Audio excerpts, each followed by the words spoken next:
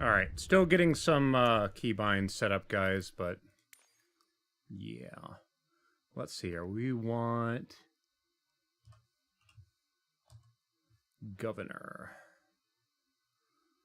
Toggle.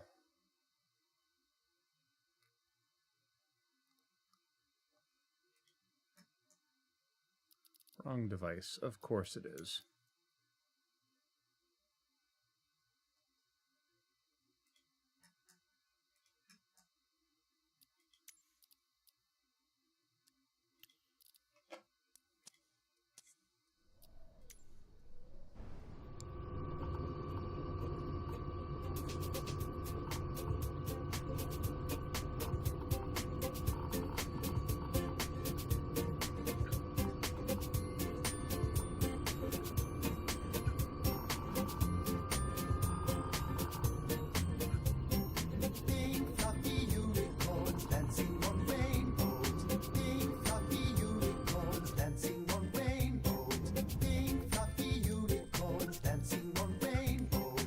Hope you all are doing well today.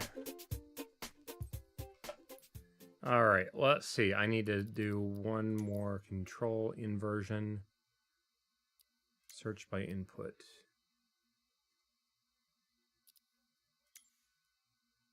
There we go. Take you, set inverted.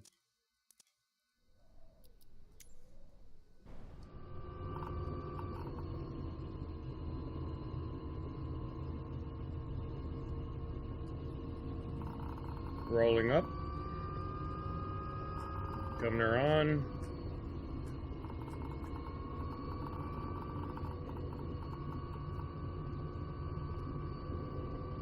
And of course, immediately after starting the stream, Twitch is going to force ads on us. So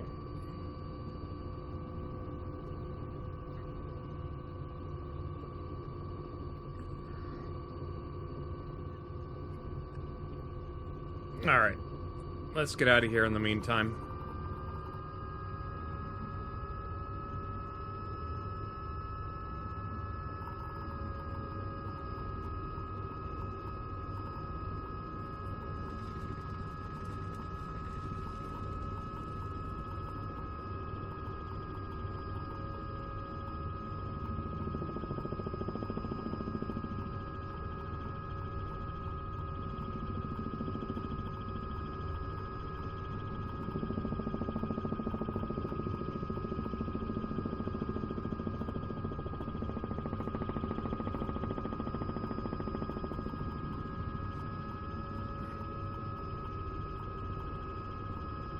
Alright, and we are going to be heading south. In fact, let's actually go up next to the mountains and follow the mountains.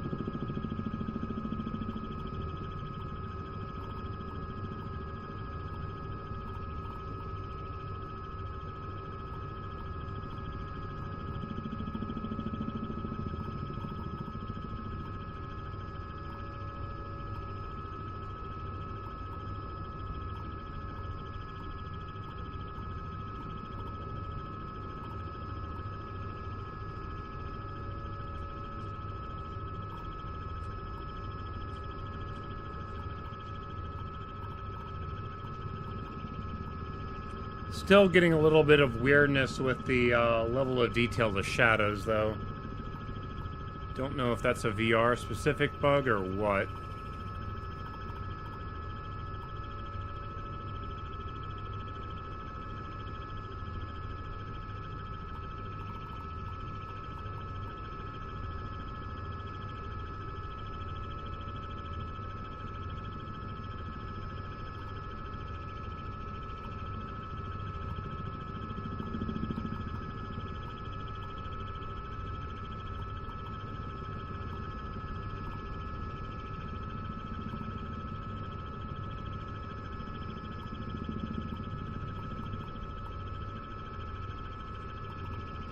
I might need to stop and restart the game simply because I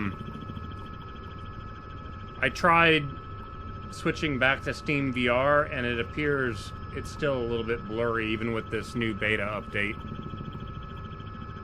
They did fix some of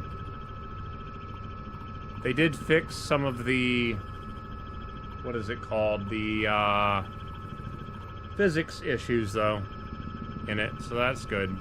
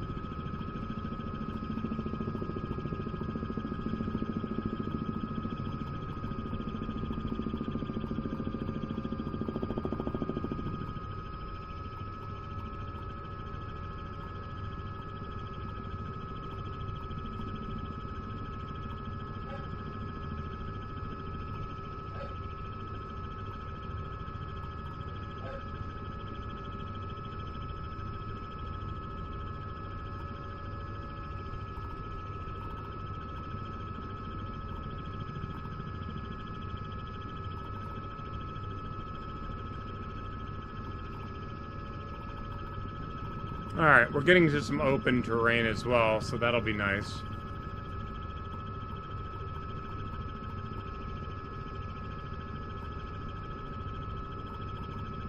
See if we can find some animals here.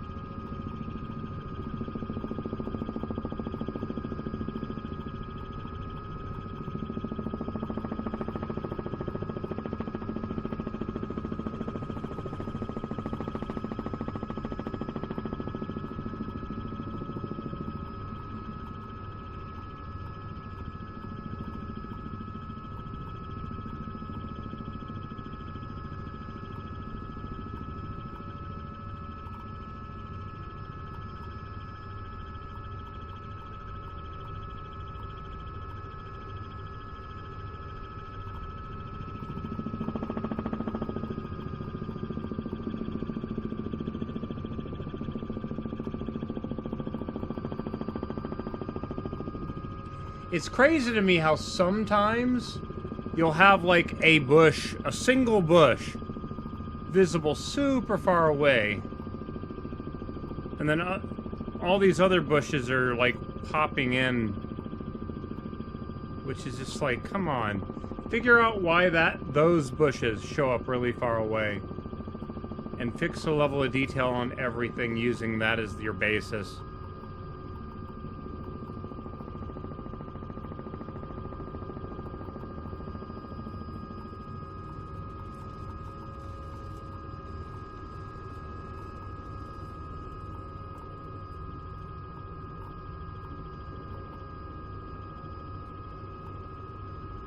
I haven't seen a single animal yet today.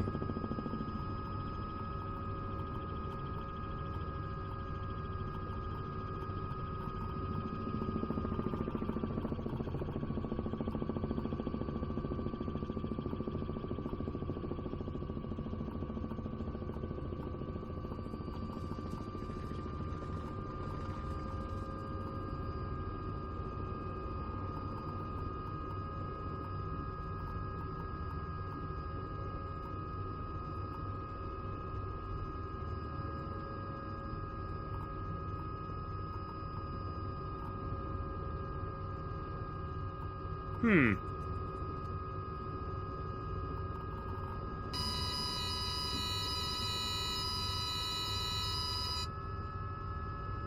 like, stop screaming at me thing.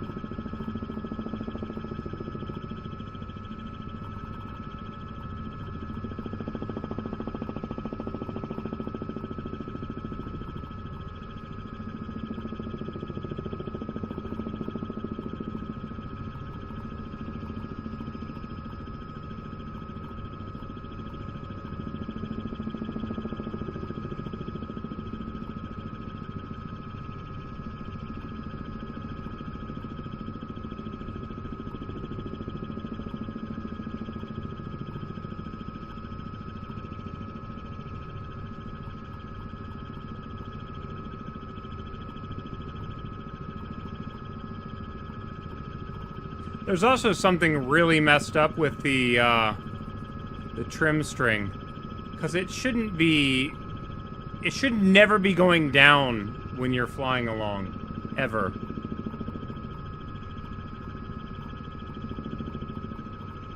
Wondering if, because it only goes down on the one side, I'm wondering if it's got a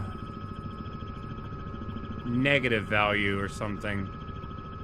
Negative value would make sense. Something's reversed. Right there. That's the only thing that makes sense to me with that.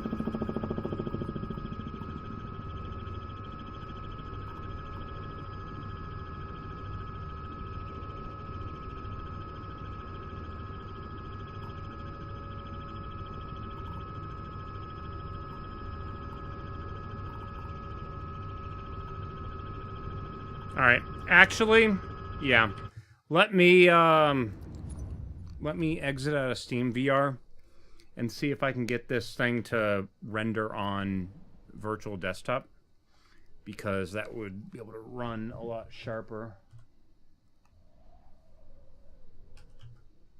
Virtual desktop streamer. Start that up. Quit Steam VR.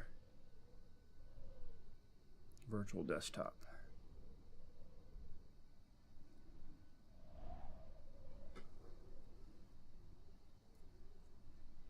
Okay.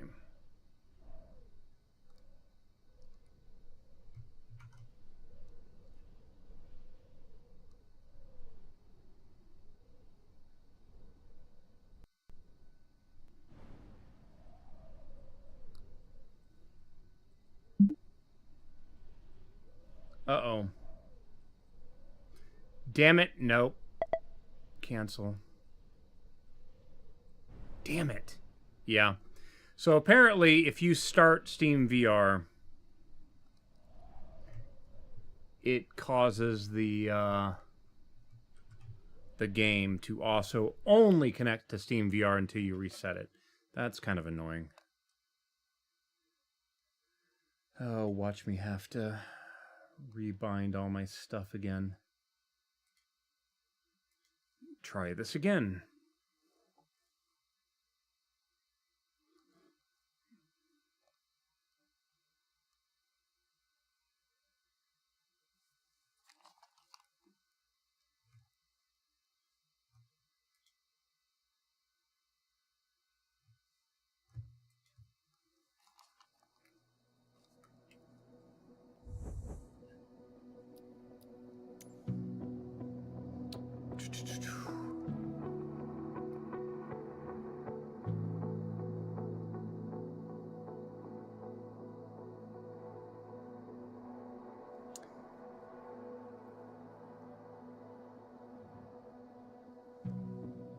Oh, shoot.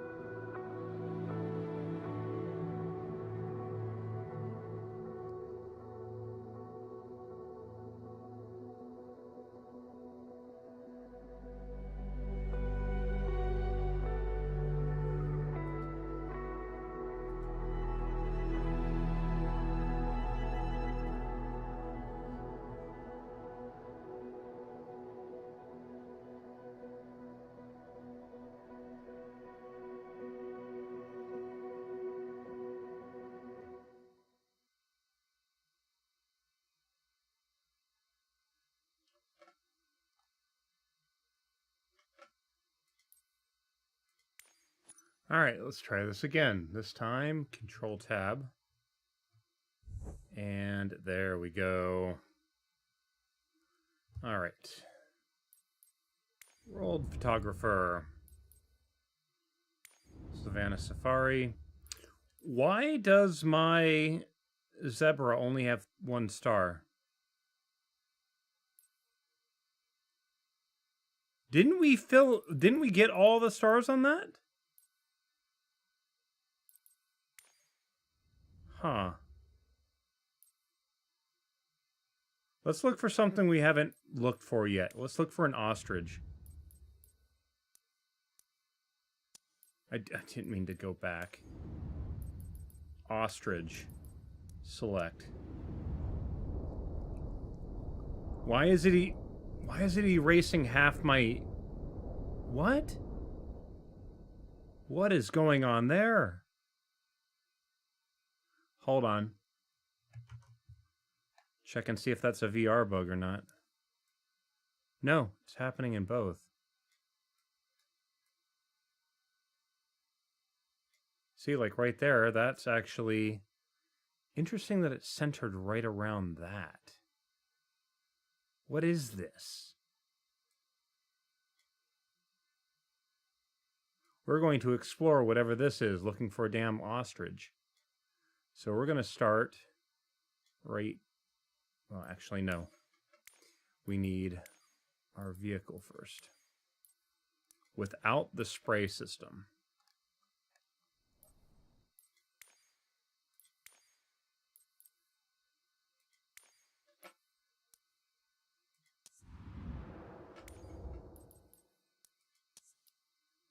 Okay. So right here, departure. Make sure it's daytime. Flight conditions. Okay. Live traffic. All players. Okay, let's see if it works. Let's look for an ostrich this time. Let's hope that my controls are still bound.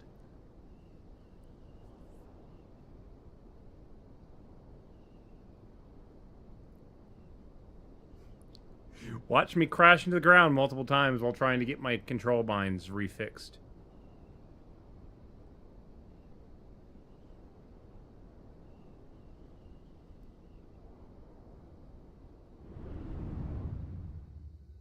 Oh, I'm not in VR yet. There we go.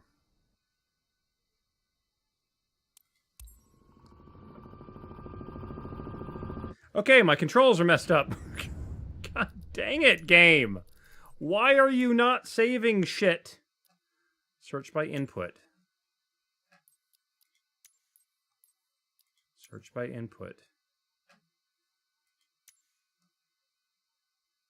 No, what am I doing? Damn it. Flight control surfaces, primary.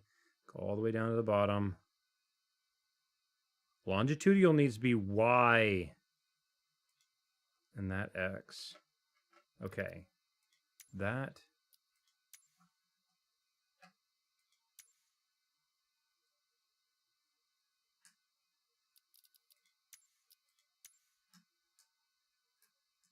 It didn't save it.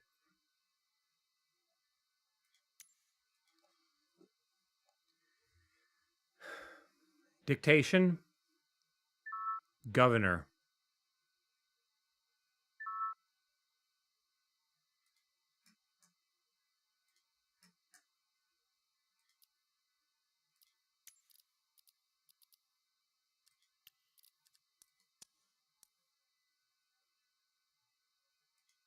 Now we gotta hope that everything's not inverted.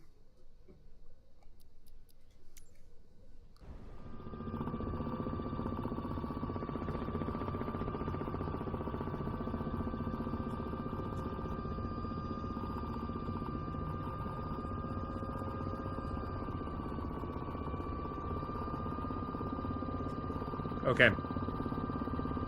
Photograph an ostrich in close-up and running.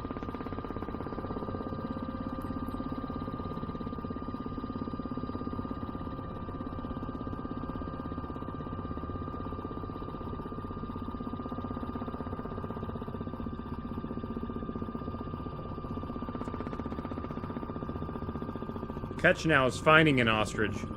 Whoa! What was that?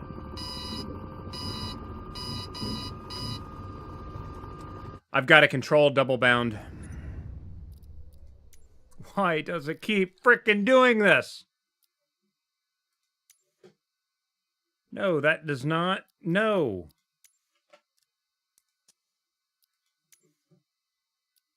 Holy shit. Why does that keep setting that?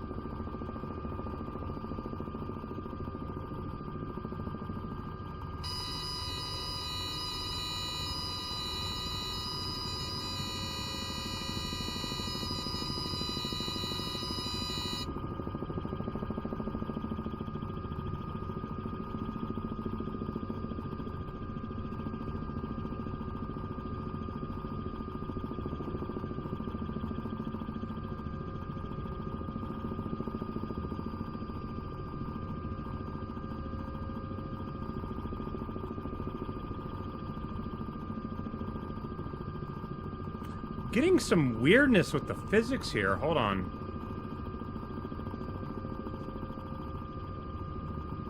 Oh, yep. Something else is double bound. Holy crap. That's going to frickin' wreck the helicopter. Like, you notice that I'm getting, like, little twitches everywhere? It's because it's reading the noise. How not precise the control is. Why? Why are these being bound to anything?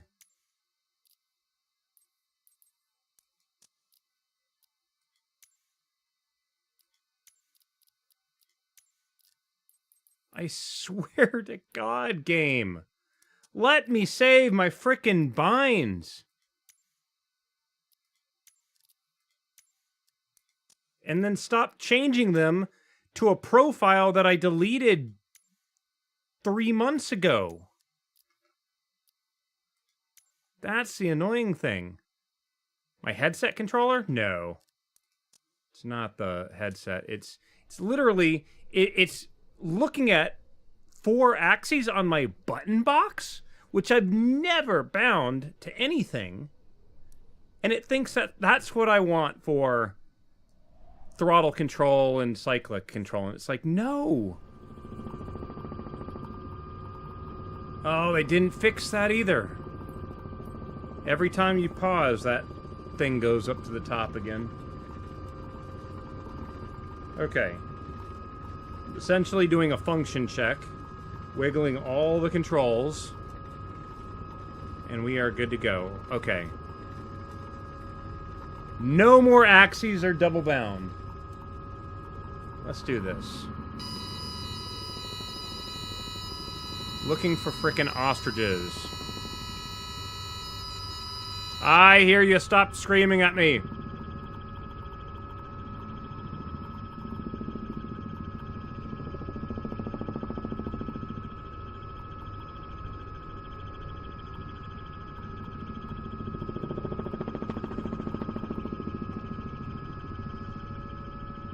Yeah, US East. I have no idea what I'm near. I am in Africa. I don't know if there is anything near.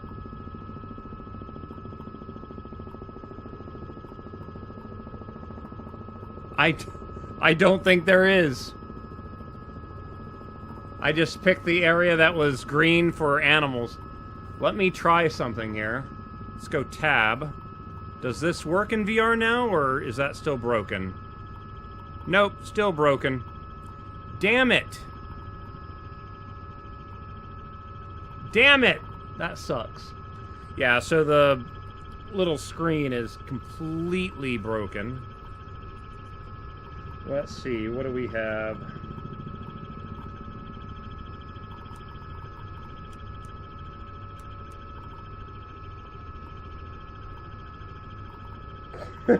Closest airport to me is 103 miles away. Delta Romeo Tango Uniform. DRTU. 100 miles away, though. I am not near anything.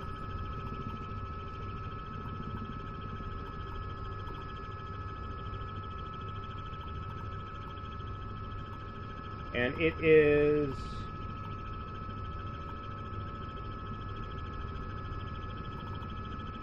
This one's not exactly even giving me direction.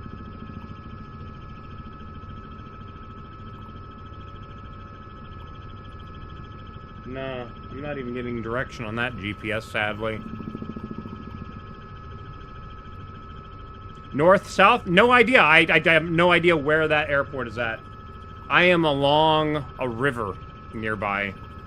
A big river heading east right now. Along the river.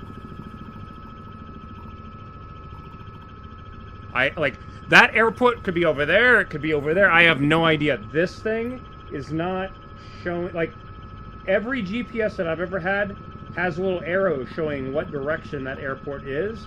This isn't showing that. So, fucking useless GPS. I swear, the GPS in the game is incredibly wrong. It doesn't work the way it should.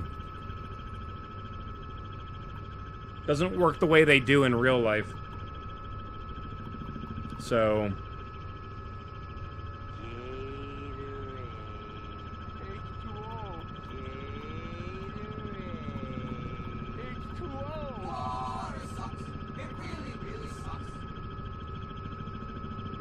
And hey, Ditcher, hope you're doing well.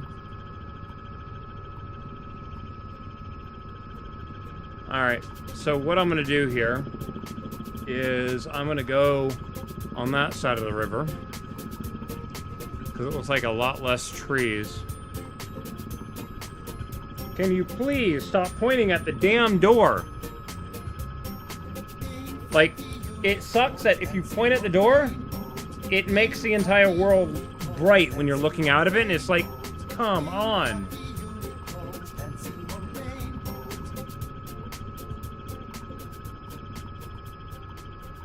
Oh. For some bullshit reason.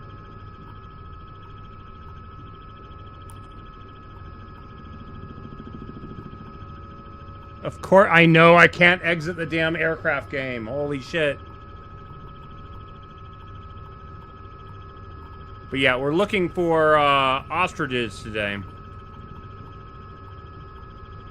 I don't even know what to look for. I say that, and there's some animals right there.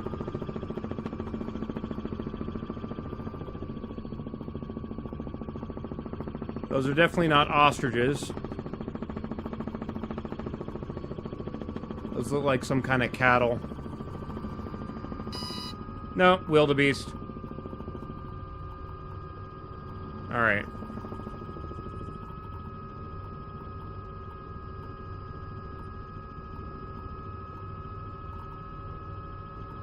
So animals are in the game.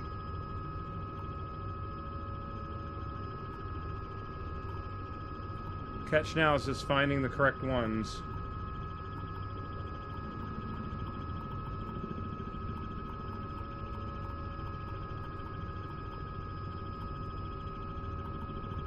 So, oh, let me show you guys something else here, too. Have more wildebeest over here as well.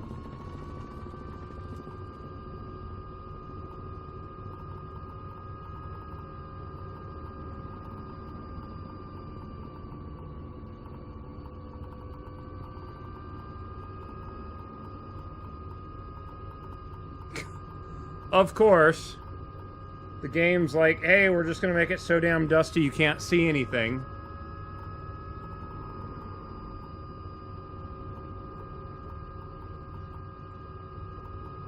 So, again, I am on Sim Update 1 Beta on Steam. Which the big thing that I'm really glad about is this.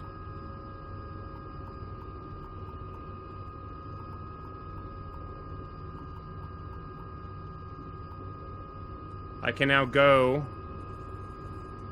onto a,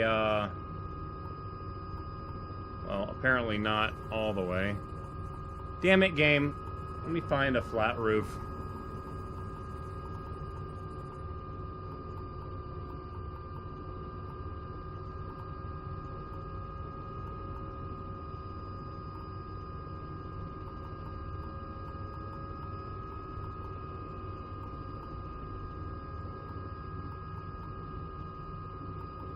See that little bump there?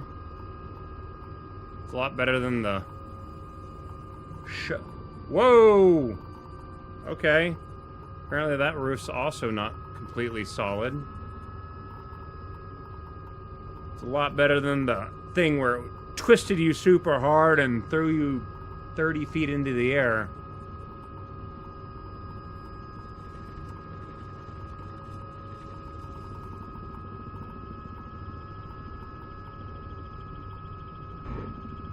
I don't think the encoder is liking that grass at all.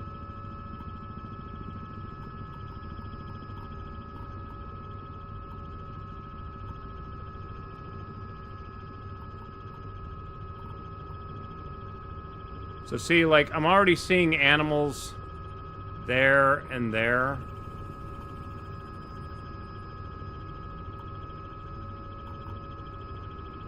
But again, those are larger, like wildebeest. It looks like there's something right there. Something caught my eye for a moment there.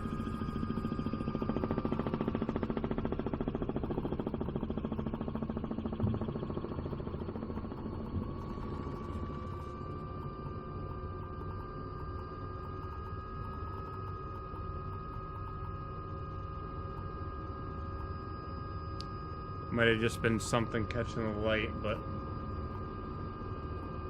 Why am I getting dust this high up?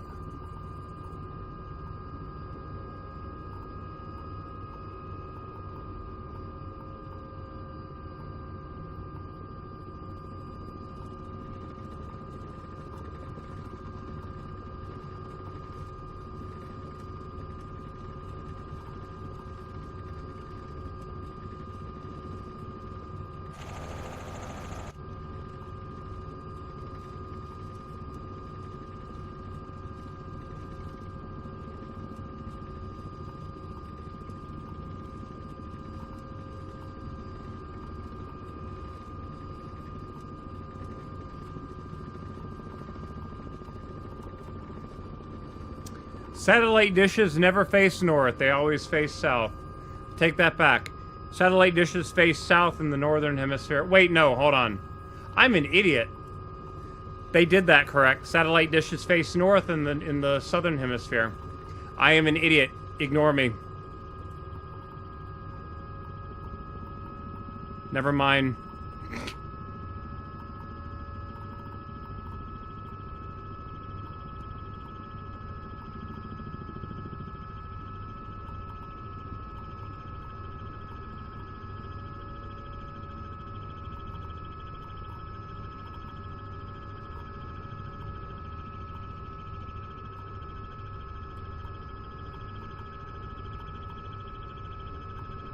Hey, I did find a hospital nearby. Hospital de Reference. 10 nautical miles away, so you can use that as a reference, maybe. I do not have an airport code, however, for that. But it's spelled HPITAL space DE space REFRENCE.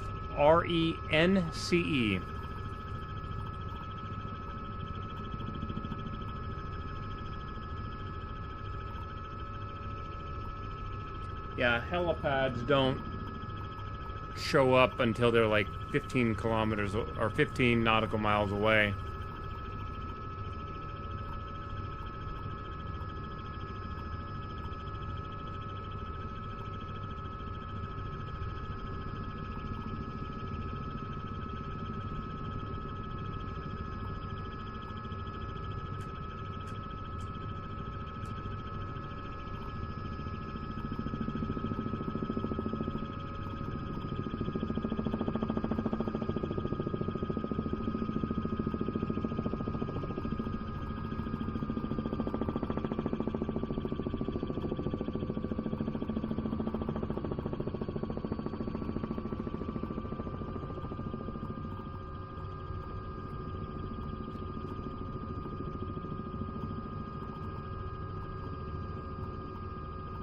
I mean, ostriches are decently large animals, right?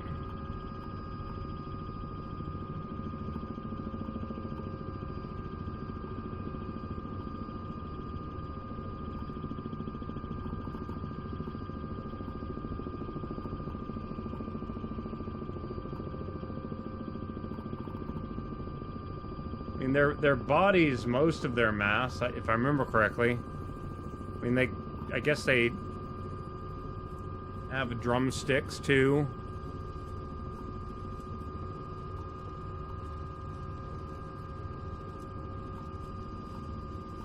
They're the shitty version of a chocobo, correct?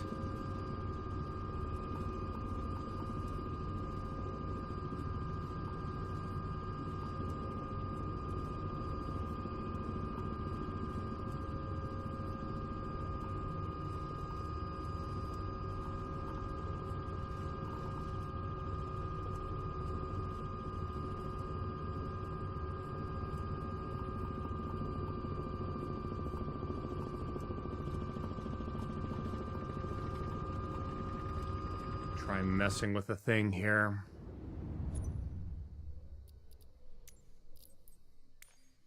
I don't know if it's just me, but it feels like the colors are more vibrant in the menus now. I'm not entirely sure with that. Yeah, I hear you. I'm gonna go to medium. Try this.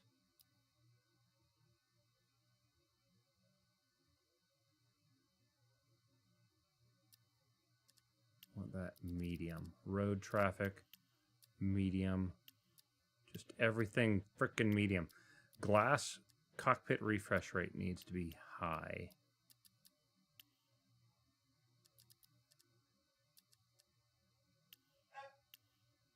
That's reflections. I'm not super worried about that. Ambient occlusion. We're going to turn that off.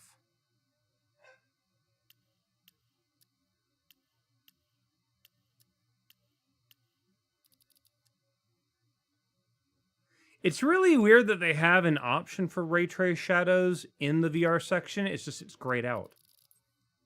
That's really odd.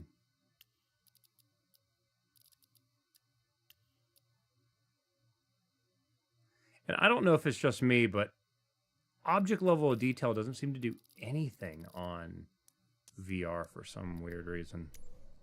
Let's see if that makes the frame rates better. Oh, that definitely made the frame rate better.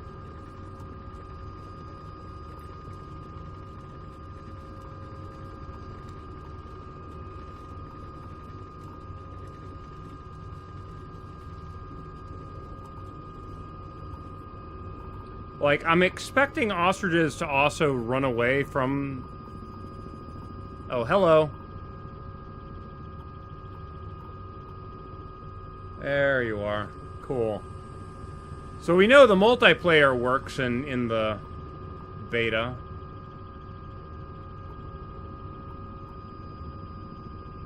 So that's good.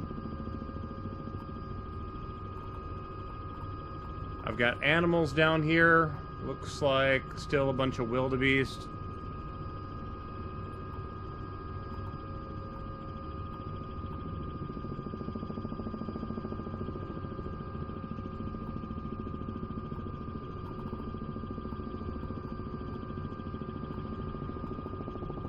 What is all this stuff over here? Oh, it's just trees. Okay.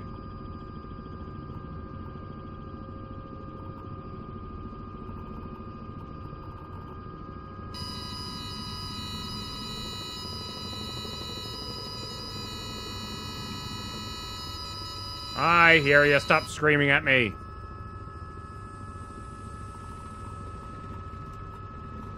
Wait, what is this? Those are rocks. Gotta watch out for those dangerous rocks.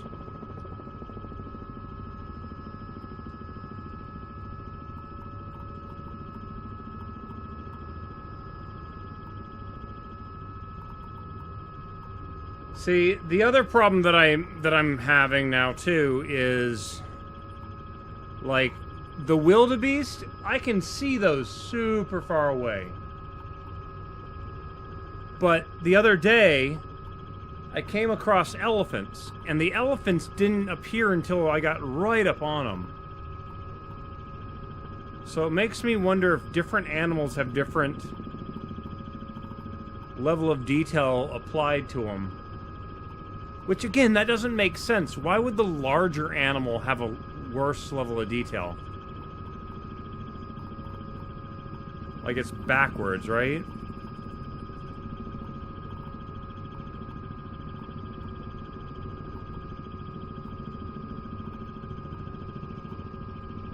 Oh, shoot. The other thing, too, is, like, I don't know if the ostriches essentially spawn on this brown color terrain. Like the wildebeest do, right there.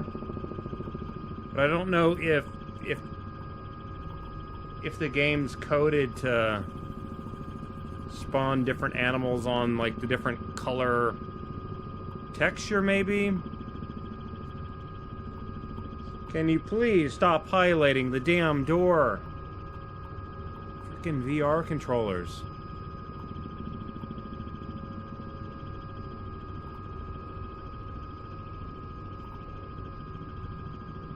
heading towards the water again to see if maybe if there's more green over here, if it causes the bird to show up more.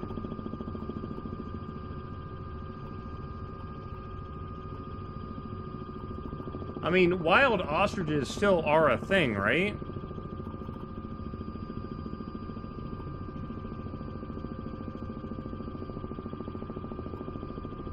Whoa, game.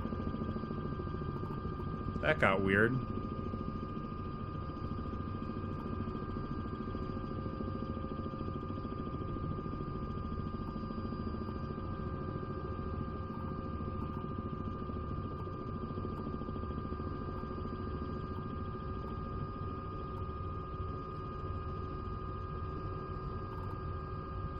I'm still super amazed that I was even able to get that snow leopard the other month. Because I had been looking for that thing off stream. And I was like, oh, why don't we do it today? And then I immediately came across it like after like 3 minutes worth of flying.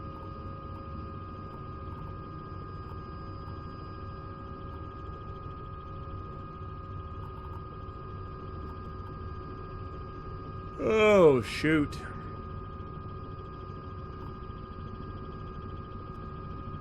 Alright, so here's more like farmland.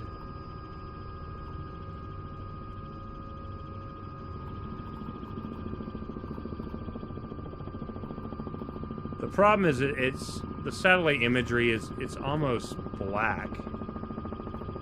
Like that's extremely dark.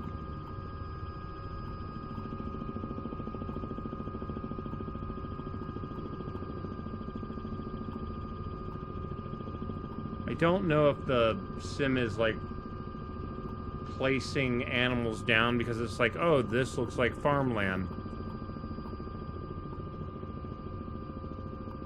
I'm still kind of trying to, like, every single cheetah that I found, the only reason why I noticed a cheetah was because it was moving. And I'm wondering if that's going to be the same case with the, what is that?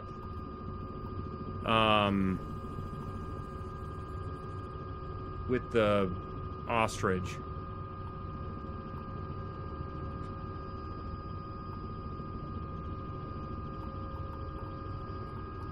Did my chat program die, or is just nobody talking right now?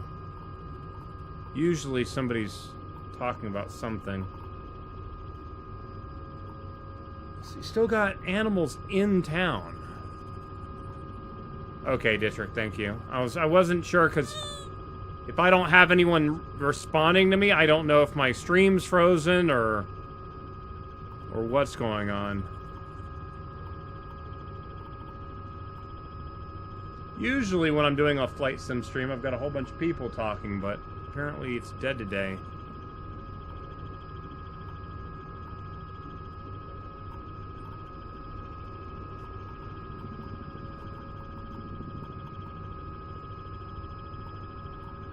Yeah, see, like, I'm in town.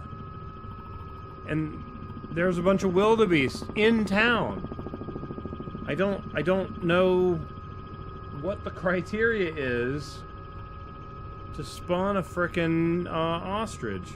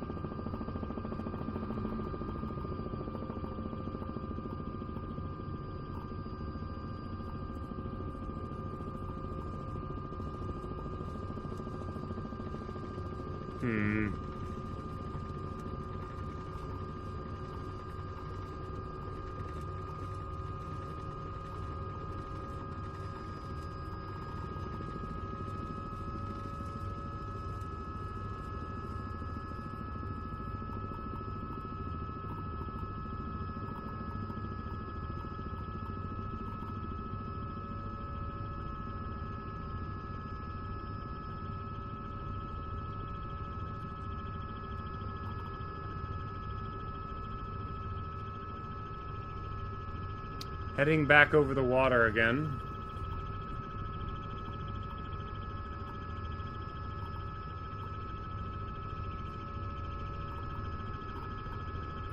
I'm gonna go over here where it looks like it's like a wide open plain. And see if the maybe they spawn on whatever this is.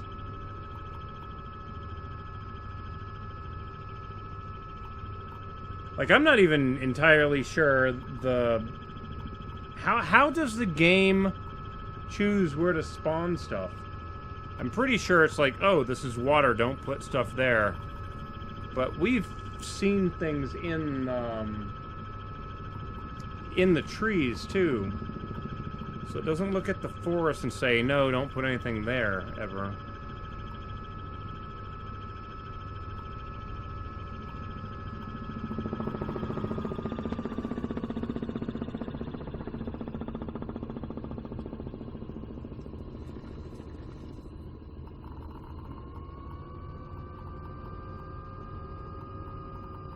Sorry, I saw movement and I was like, what's down here?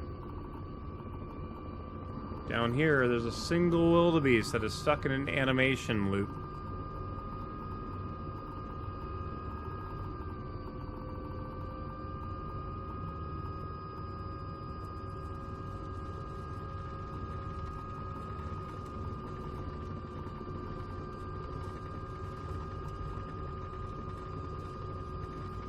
Yeah, this grass popping in like this is annoying. I hope they get that kind of stuff fixed in one of the updates. Okay, so if that's the case, please stop beeping. If that's the case, I'm gonna keep heading south. On the map, this entire area was just like the darkest shade of green possible, which was the what do you call it? The visual indicator of more than 10 per square mile or something. But again, not seeing any.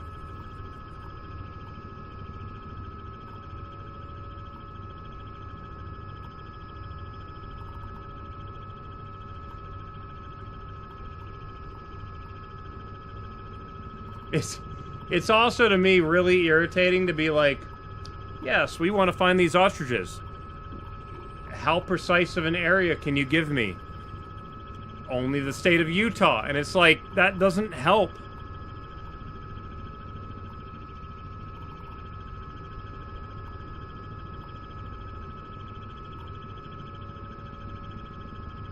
See, like, terrain like this is what I imagine a ostrich is running around on.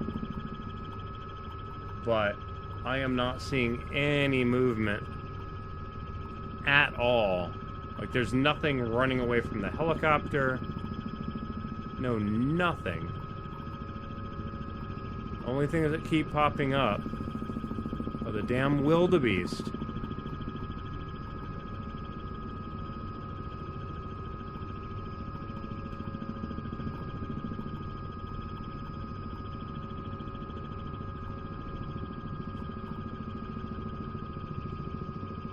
And again, I'm worried that it's bugged like the elephants kind of are.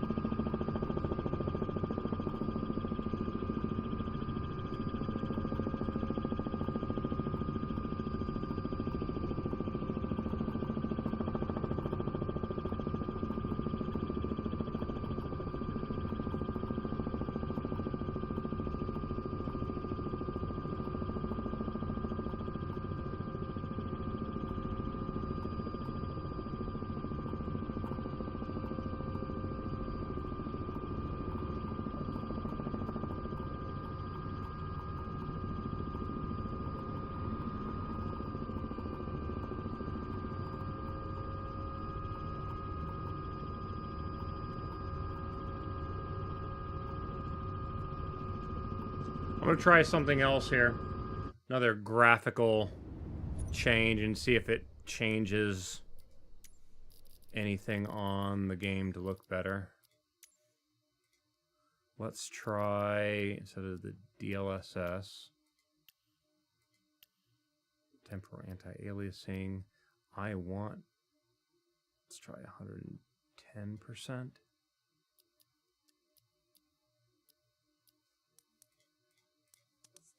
See if that is beneficial.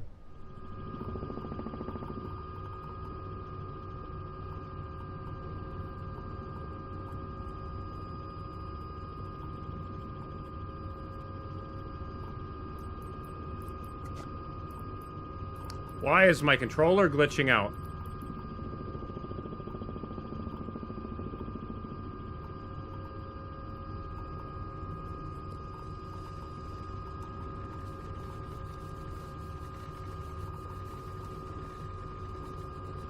Quickly clean the cameras. Like, it shouldn't be glitching out like that. That was weird. And there. Yeah, I must have smudged one of the cameras with my hand.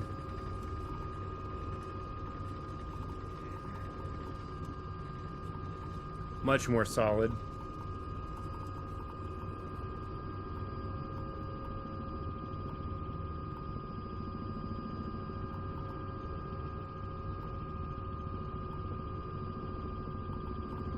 The other problem is I don't know if the animals are synced. Wait, what the hell is that?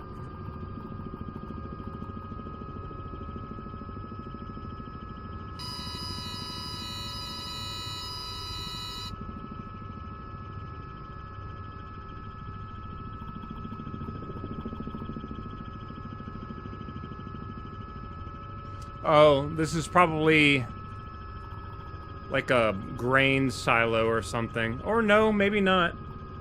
This seems... it's all paved here. What is this? Oh, it's probably some kind of power station.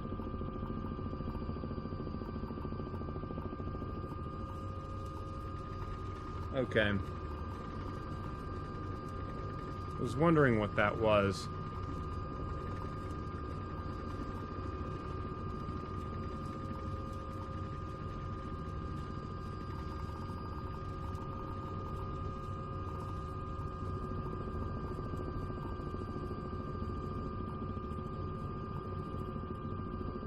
Alright, I'm gonna go to where some animals are. Let me know if you see animals there.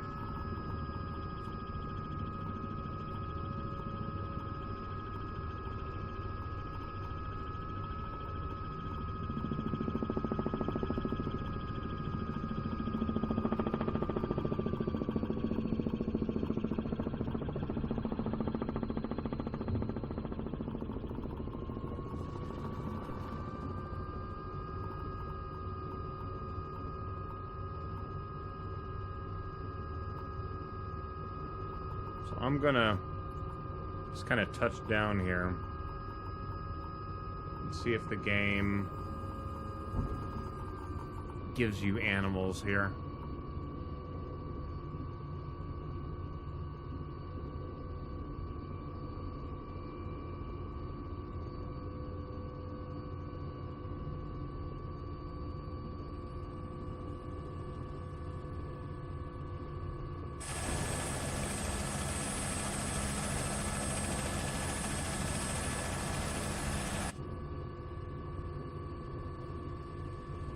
Just wondering if you even see anything around this area. And, of course, now the ads are playing. Great. Thank you, Twitch. Oh, this is the thing that drives most people away. Oh, I'm actually... wait a minute. Whoa, hold on a minute. Hold on a minute.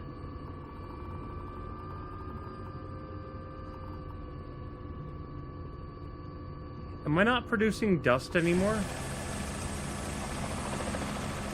Oh, that might be one of the graphical options to produce less dust.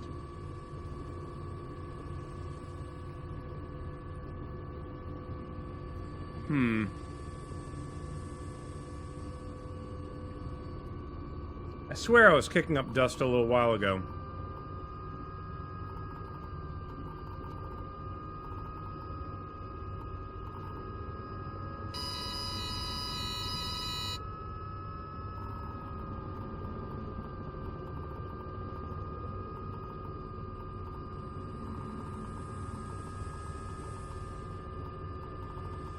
Oh no, it's kicking up dust.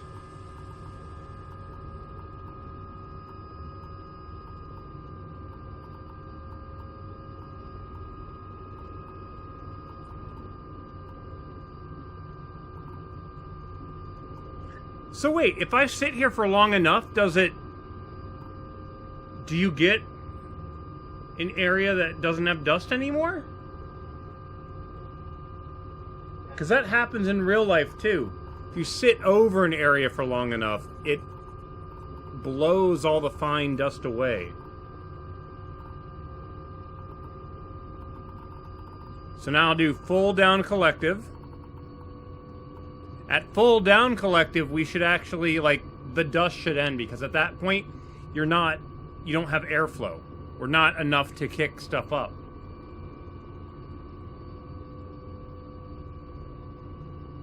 I'm just now a little bit curious why earlier I landed... Hold on, see, now I gotta do a test.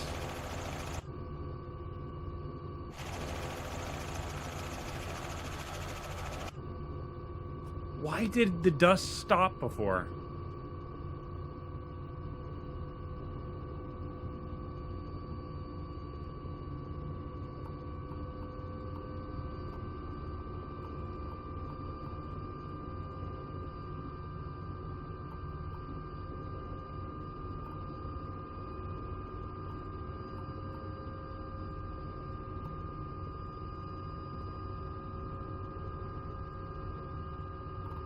I have so many dead bugs on my windscreen right now.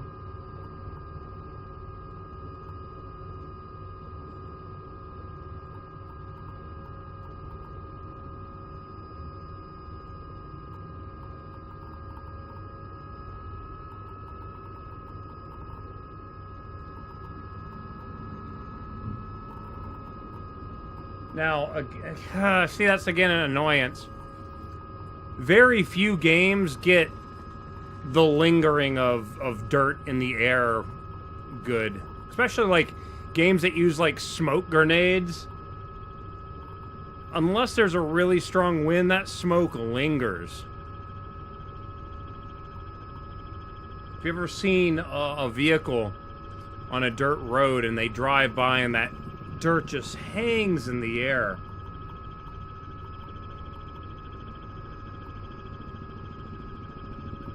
I mean, I know why they make it go away quickly in video games. Particle effects are pretty intensive. So I understand why they're doing it, but one day when it's not as a big deal, that kind of stuff's gonna be cool to have it hang in the air for longer.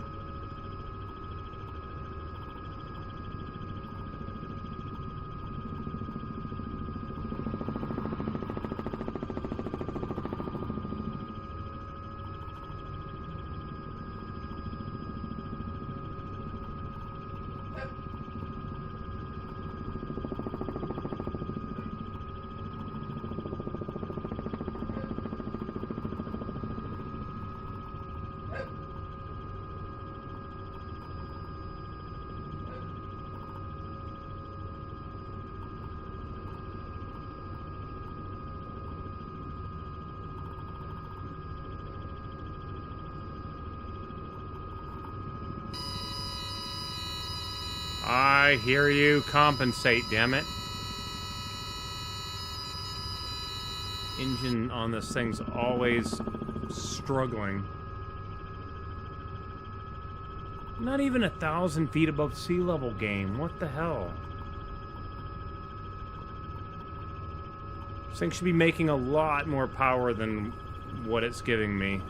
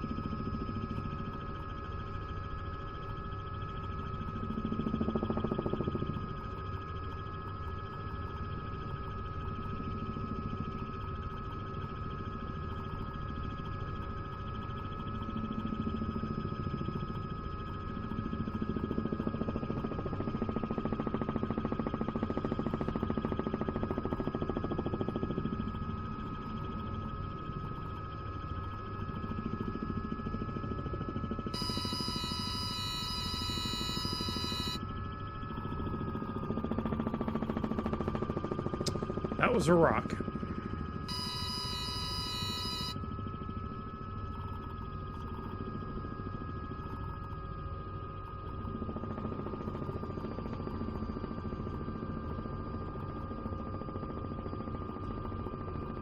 What am I seeing here?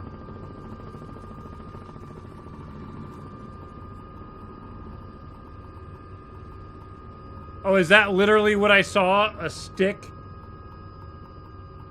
Oh my god. Frickin' sticks.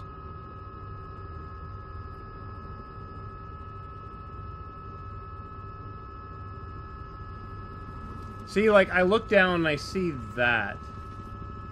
That little tiny dot right there. And then when I go down to actually look at it, it ends up being like a log.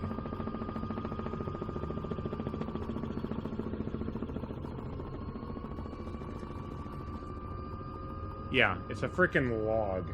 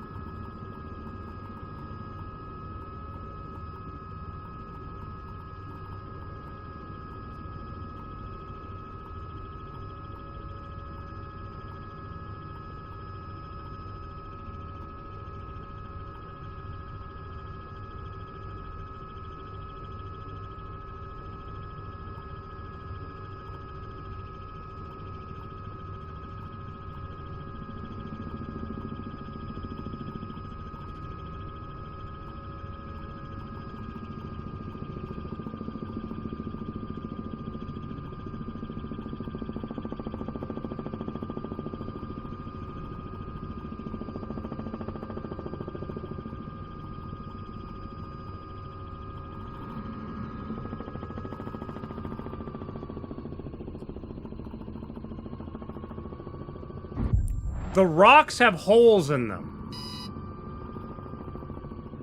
Why do the rocks have holes in them?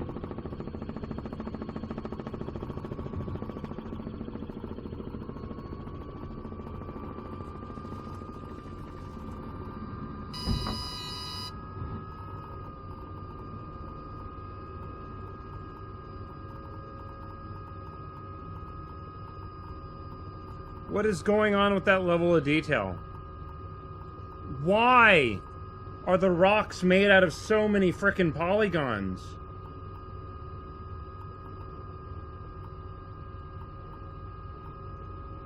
They don't need that many frickin' polygons.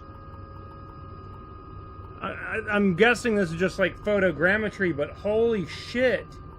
You don't use photogrammetry assets in a video game where you're trying to maintain frame rate.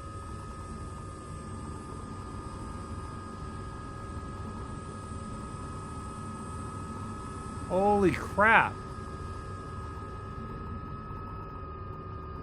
The shape-shifting zebra, yes. Zebra, whatever. The rocks didn't used to do that. They used to be solid. Like, see, like, that's why I keep thinking they're animals, is because it looks like it's a head over something and you can see the light underneath the animal. But no, the rocks are just... the level of detail is loading in odd.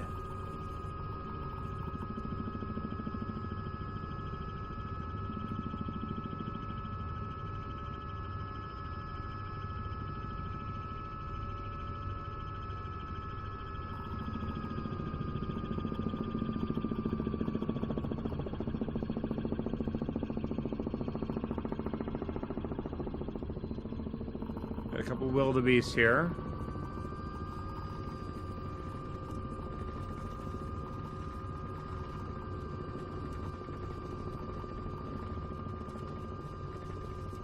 Actually, you know what? No, we're gonna be moving.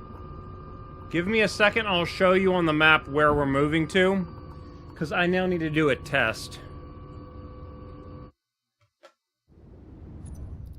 Okay, we're gonna go to... Change objective. Okay, we're now going back to Lion. And this is where it's going to get weird. Because I'm choosing Lion, we're not going to go see lions. I chose the lion so we can go see elephants.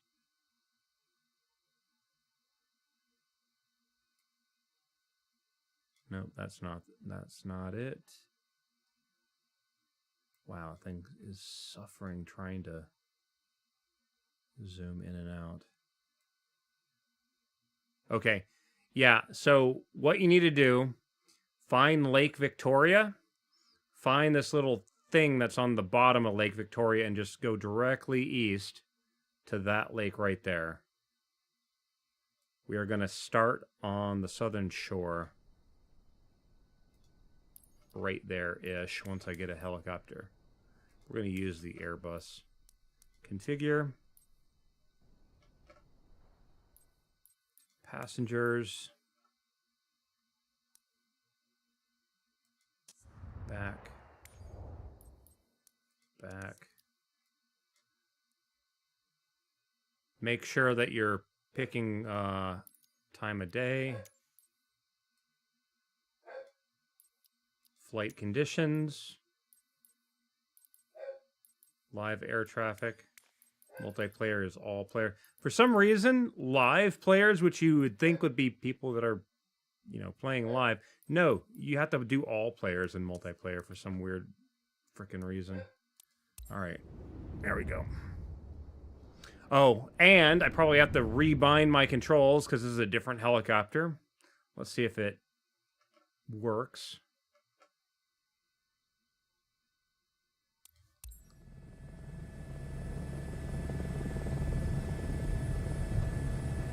Yep, look at that. My controls are all screwed up again. Why, game? Why? Do you always keep doing this shit?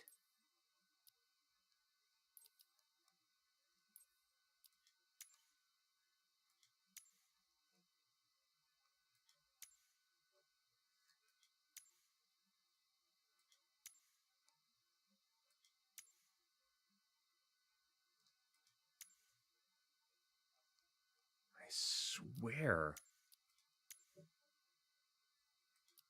My toe brake should never adjust the collective, ever. But it unbound my... I don't understand this. Longitudinal. Lateral. Tail rotor. Thank you.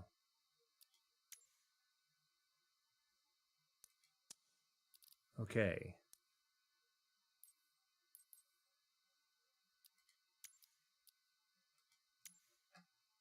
Collective. And whatever.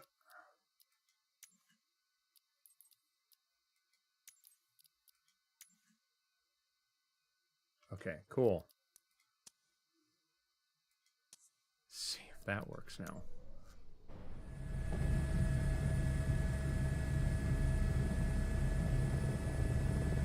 All right.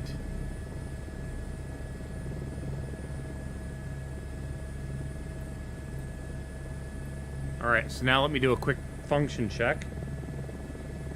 Nope, that doesn't work either. That doesn't work either.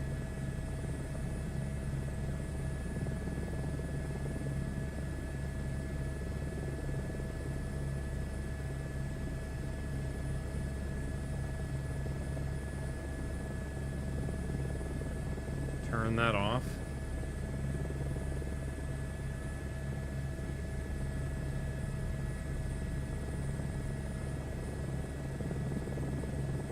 See, that trim string seems to work properly.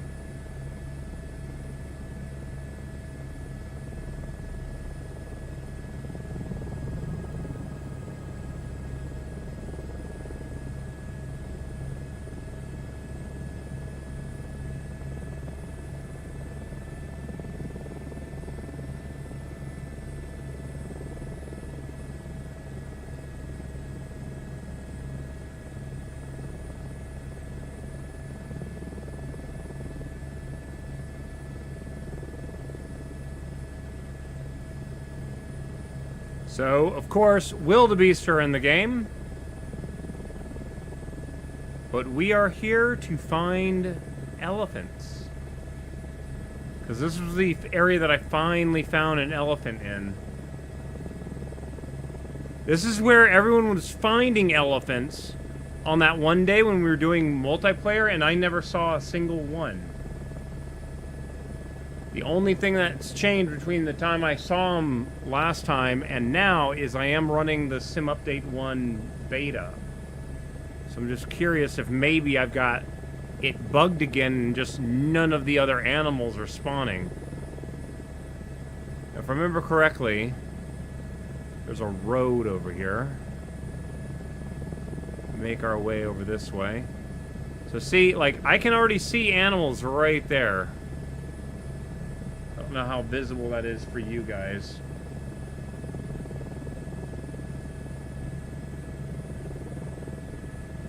Like, I can see the animals really far away. Some of them.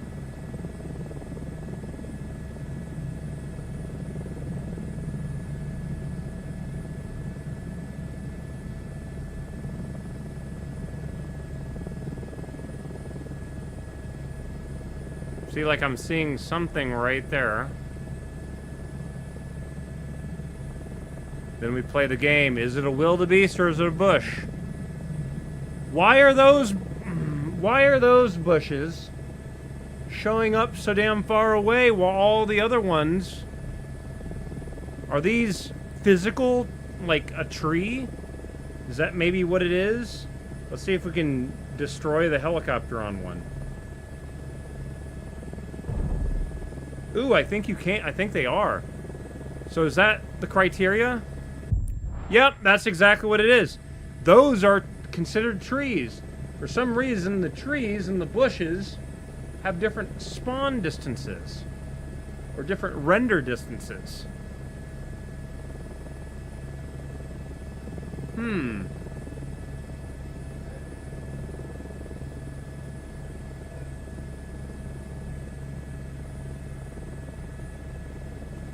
I see a bunch of animals over there.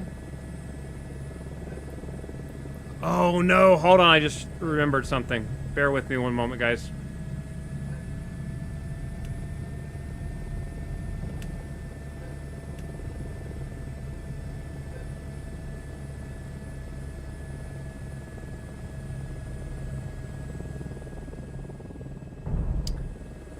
That bug is still in. Alright, so let's do this now. Aircraft. Flight performance. Mass and balance. Yeah, the aircraft by default has almost 1,000 pounds of extra weight in it.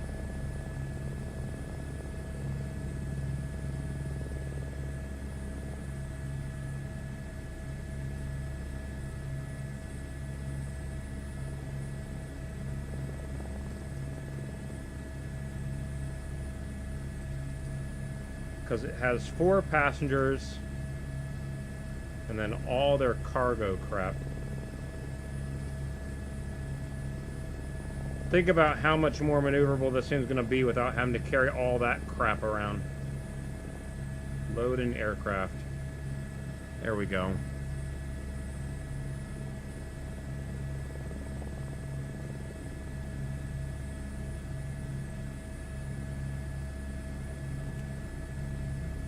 Wait, what is this? Oh no, that's that baby wildebeest. I was like, I completely forgot that there was a baby one there. Of course, you're stuck in an animation loop.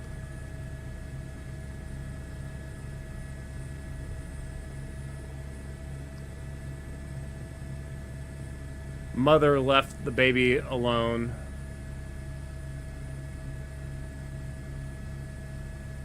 They're just running away.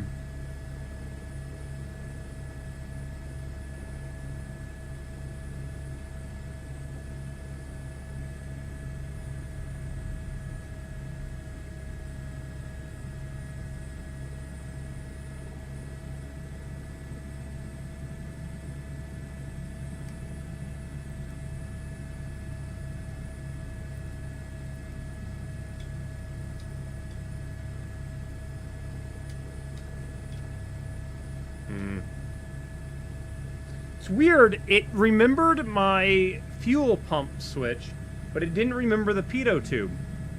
Even though they're technically the same controller. Like, I don't understand what the hell is going on with the controls. The crazy thing, too, is that the controls saved perfectly during the alpha testing. Why are they all screwed up in the live game?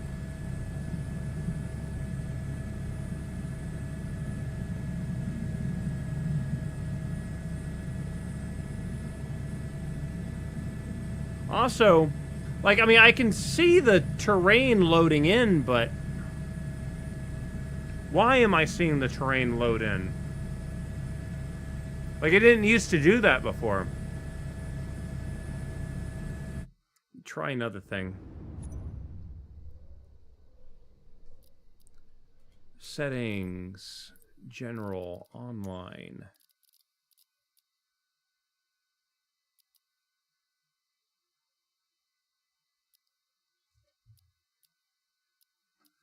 My rolling cache is set to 0. What?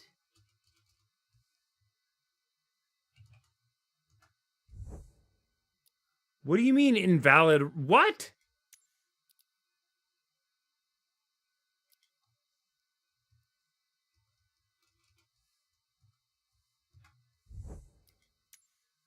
Oh my god, game.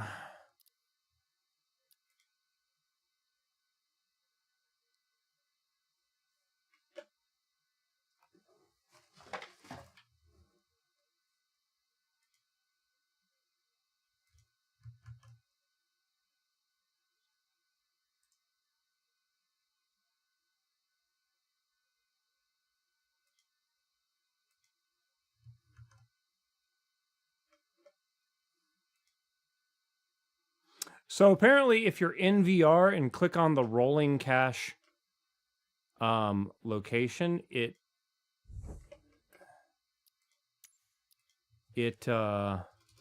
freaks out.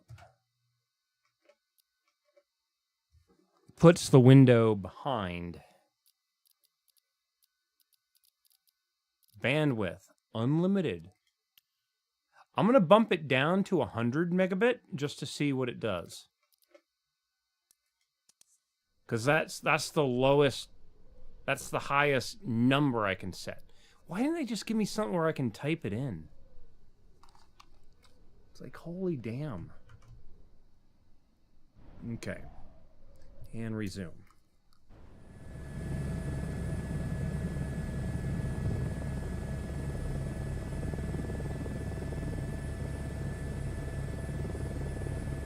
Okay, so like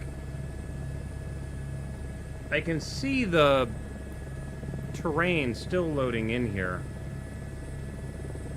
But it's no longer popping into view, it's fading into view. Let me try something else here. Hold on. I just realized I did another option. No. Cancel. Settings. VR. Graphics. Because I did do... Oh, where is it now?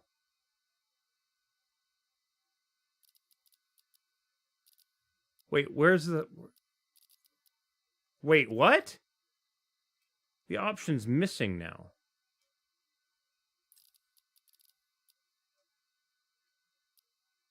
Was there not an option? I am so confused. Was there not an option? Oh no, there it is. Off-screen terrain pre-caching. So right now we're at low. Let's change it to ultra and see if that changes it. Because what off-screen is supposed to do is it loads far out, and as you get close to it, it fades in. I'm wondering if that's what that was.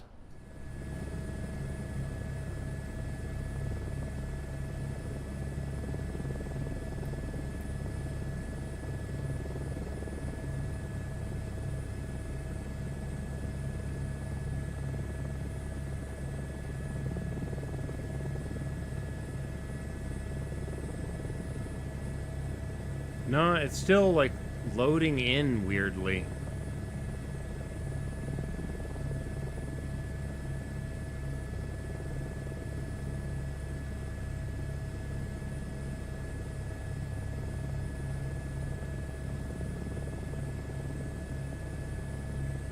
Yeah, that feels like a downgrade. See, look at that. You see these squares? Right here? See how they're fading into view? Watch this.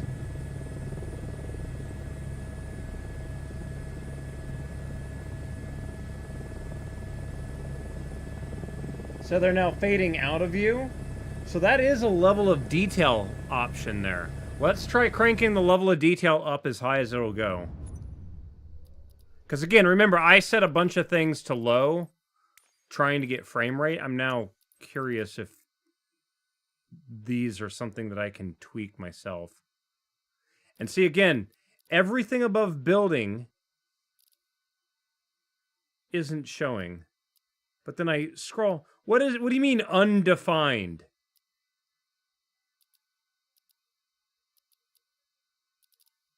What is undefined?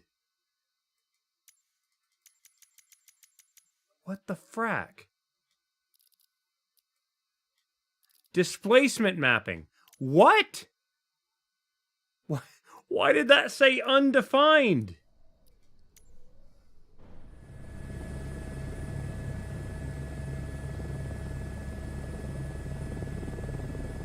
Oh, and then I load in and there's frickin' giraffe below us. That wasn't there before.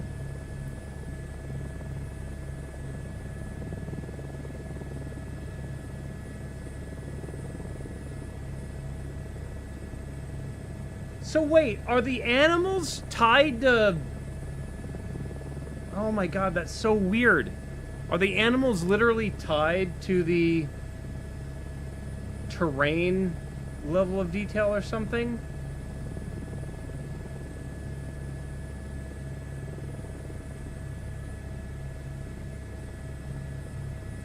Yeah, see, so cranking the terrain up to 400% did absolutely nothing for this thing. Now, what also might be happening here is I am on temporal anti-aliasing. Let's try something else here. So, temporal anti-aliasing is possibly doing that. Let me go back to DLSS. I'm going to use auto. I'm going to sharpen it a little bit. Let's see if that goes away with DLSS.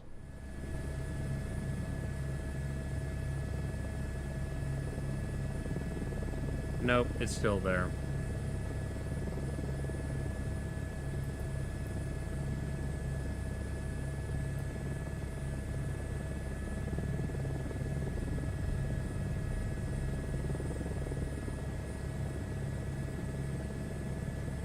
It's just, this right now is a beta. It's a little bit annoying, but people keep forgetting that 2020 didn't, like, the game didn't, like, turn on, like, the first 3 months of its existence. People forget that. There were so many issues with 2020.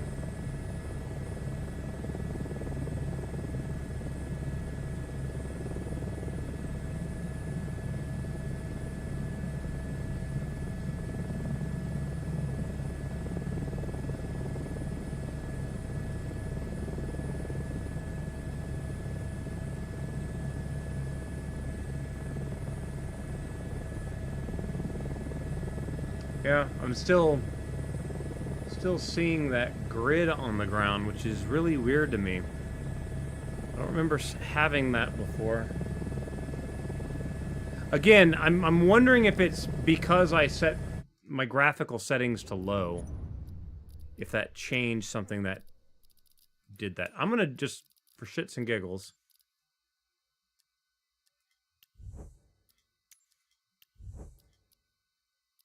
we're going to go to high and see if that drastically changes anything with that.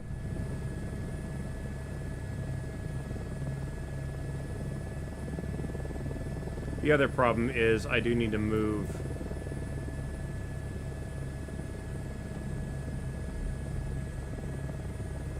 to a new area to let it load in a new area.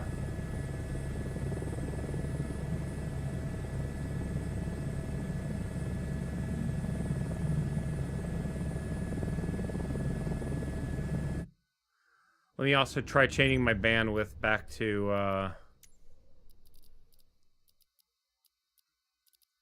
online. Go back to unlimited.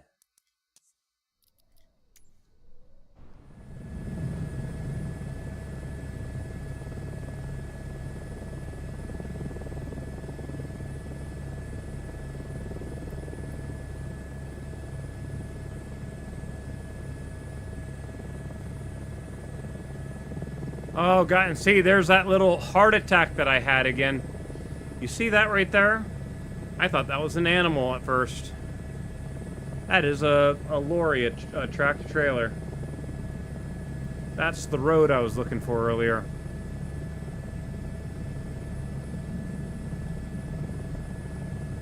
Now that I found the road, I want to say right around here was where I had those elephants.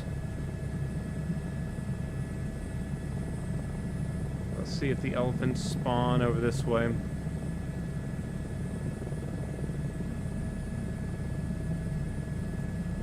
Oh, it was the south side of the road, I should clarify.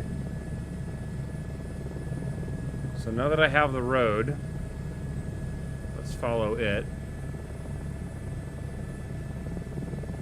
Because it was like on the inside of a turn.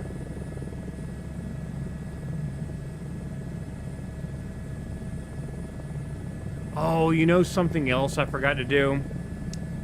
I did not use DLSS swapper to swap to the newest version. Damn it, I forgot to do that. That might be another reason why I'm having weird issues with this.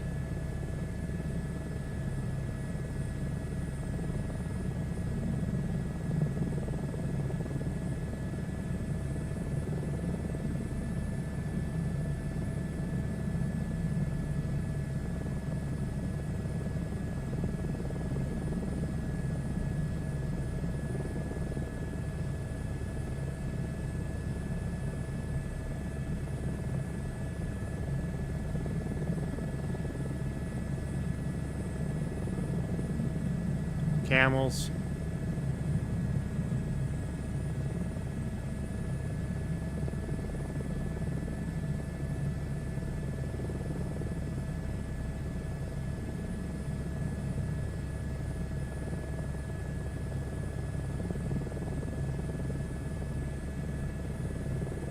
Yeah, so what I previously had to do to get the elephants to show up was I went into my game folder, deleted it from Steam, then I had to go through the entire computer and delete every single reference to the game. And then have it reinstall again. And then I got animals I hadn't seen before. I'm wondering if this Sim Update beta has some bad files in it, maybe. Because it did a direct update instead of a fresh install. So that might have been a me issue instead of letting the game update properly. Why does this area frickin' look like teal green?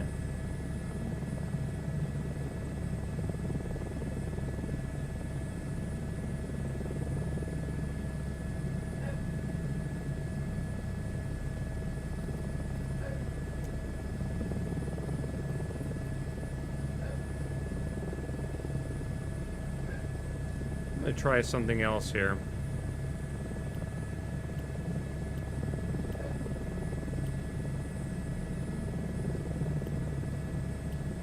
Nah, this place doesn't really get seasons, does it?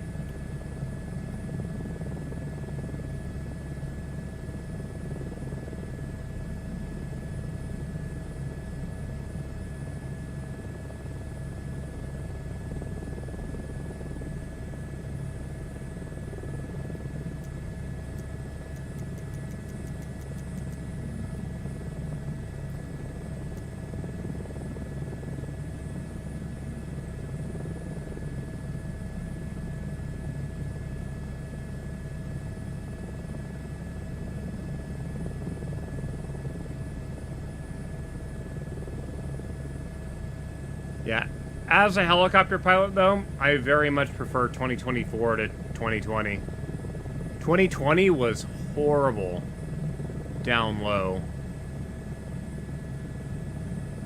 And the trees were instant death because there were no trees in 2020. There were invisible panes of glass with a tree painted onto them. So you would just hit this invisible pane of glass randomly from time to time. While in 2024, they're actually 3D trees.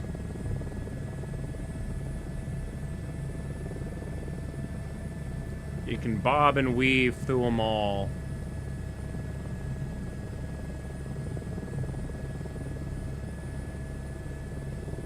If there's a tree branch and you stick that rotor disc between the branches, you technically won't hit the tree.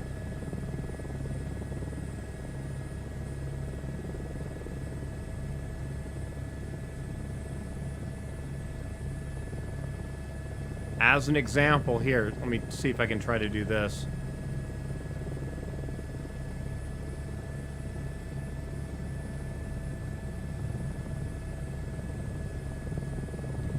Ah, damn it. A little bit too close to that one. Still don't know why it cuts out my audio like that.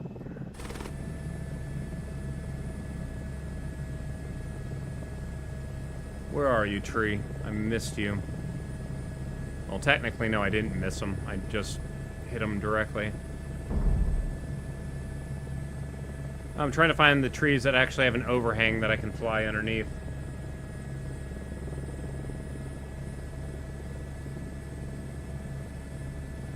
The part I'm looking forward to the most is the fact that because now the Asobo developers are actually back to work after the whole holiday vacation, they can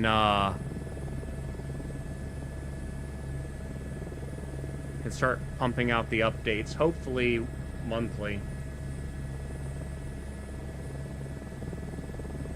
I don't know. Personally, as a PC player, especially since the game only recently came out a few months ago, I would definitely be okay with Tuesday beta updates. You fix a little thing, push that update out. Let us try it out.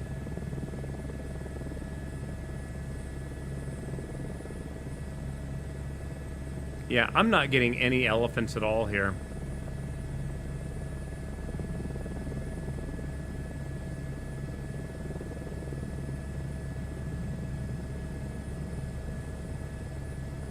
I'm wondering if that is what happened.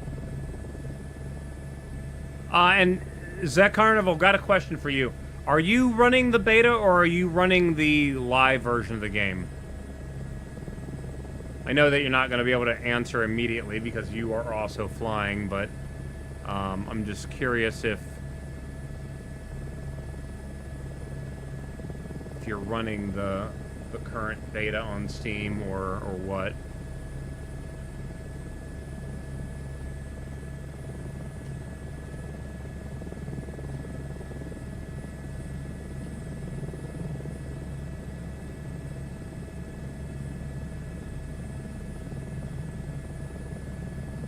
Oh, that was a weird effect. Hold on a minute.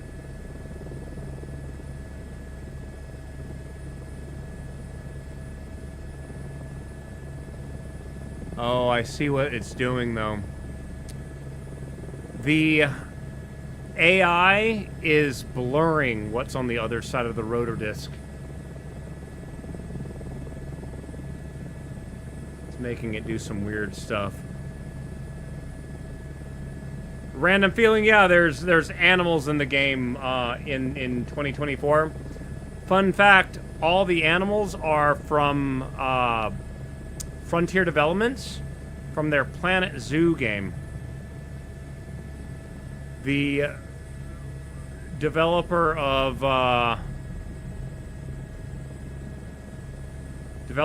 at Asobo used to work at Frontier and was able to call in favors and get some higher quality animal models.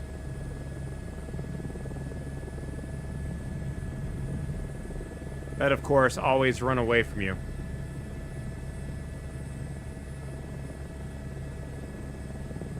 Found camels? Yeah, I came across a couple camels earlier, too.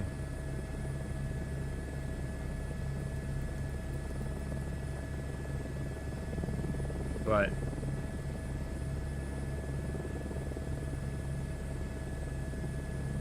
let's see where you are. Let me head that way.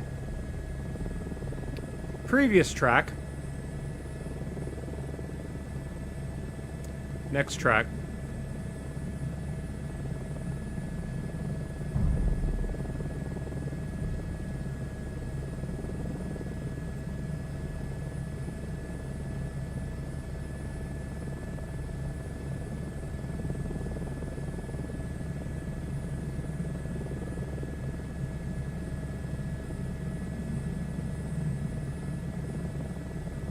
Yeah, the bushes rendering in so close is annoying.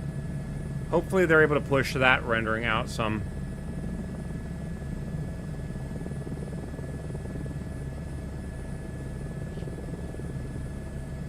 Oh, wrong button.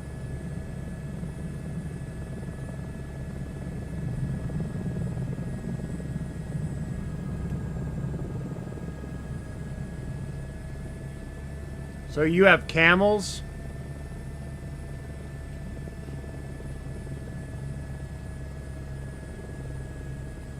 Sadly, I do not see camels here.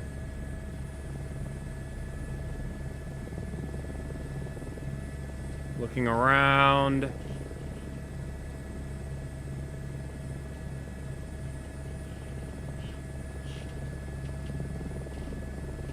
I am not seeing any animals. So that's kind of annoying. The animals aren't synced up for people in multiplayer.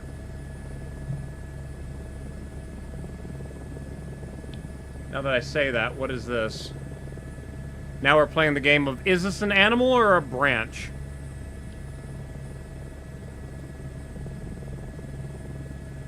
That is a branch. Yeah, got ourselves a log.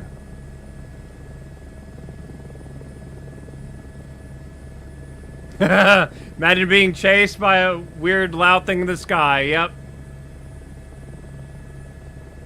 I mean, that's essentially how they... Antelope Island in Utah.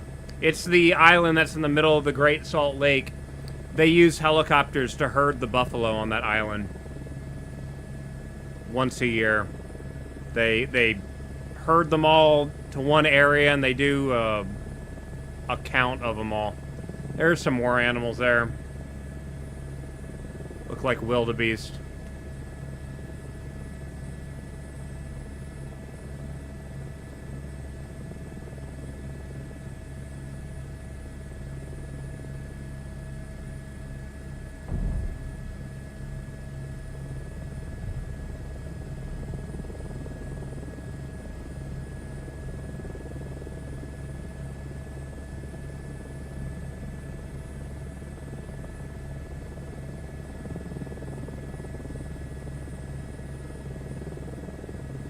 Alright, time to do some stupid shit.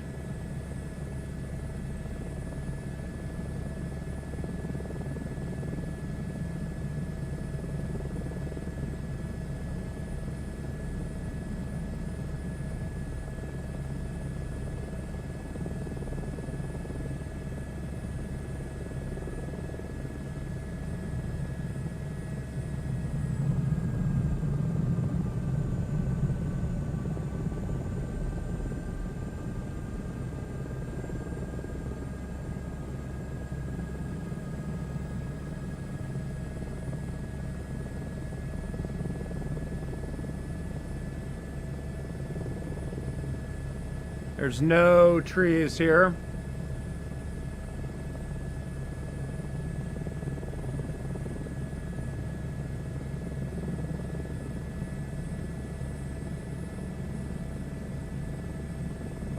Yeah, I think... Okay, I'm going to change... I'm going to do a test here. I think the temporal anti-aliasing might be a little bit better when it comes to shadows.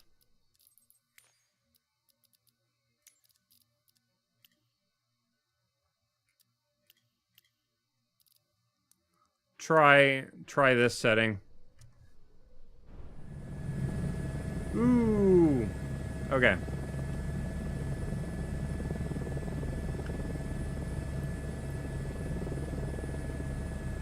Alright. Oh, that got a lot sharper, though.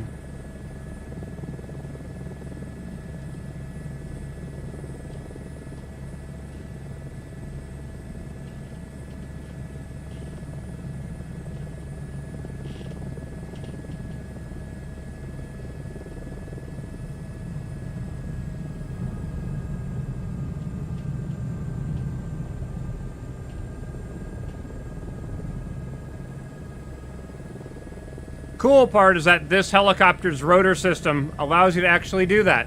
Oh, there's some camels.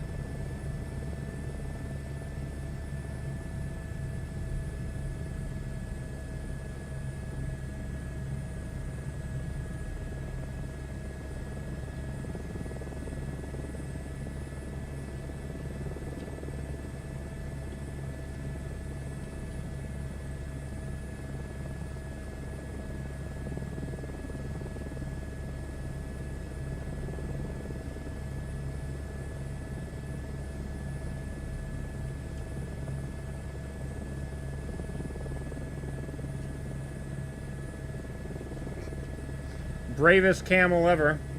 Yeah, sometimes the animals are bugged where it doesn't react to the helicopter. These are just some of them. In fact, here, watch this.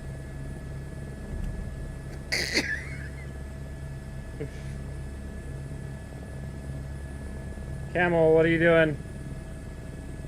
Get out of my aircraft!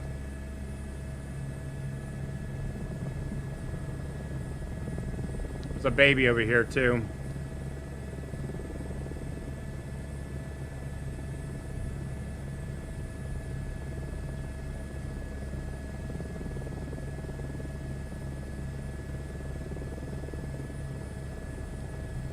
Yeah, sometimes the AI for the animals doesn't really work. Kind of annoying. See some more animals over here. Oh, wait, no, what are these?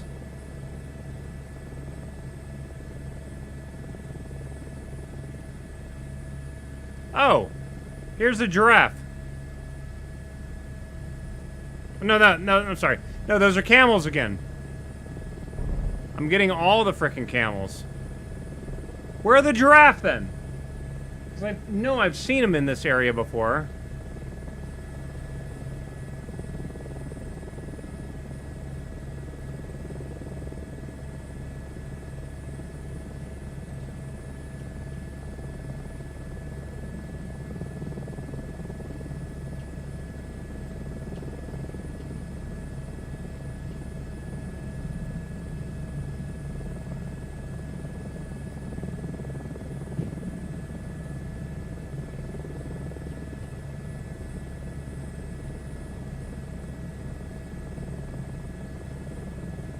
Yeah, the shadow looks a lot better with this mode. It's not blurring like crazy.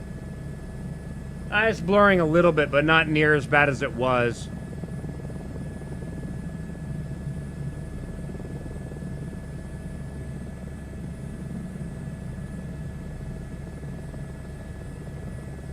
Where is this place?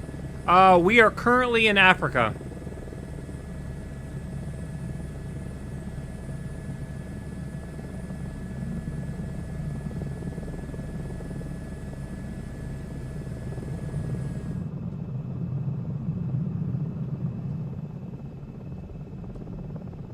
Game, give me my audio back.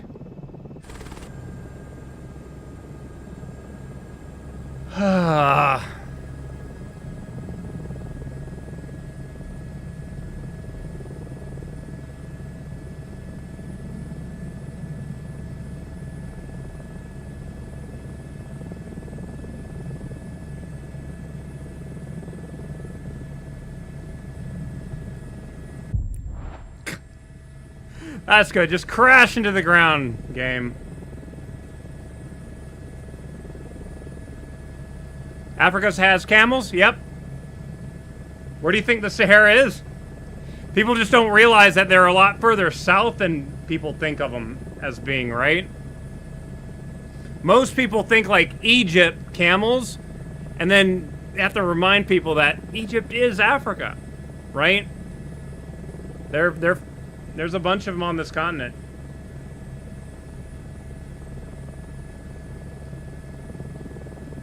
I didn't either. Like, when I first came across one, I was like, wait, what? I had to do like a check, and I was like, well, today I learned.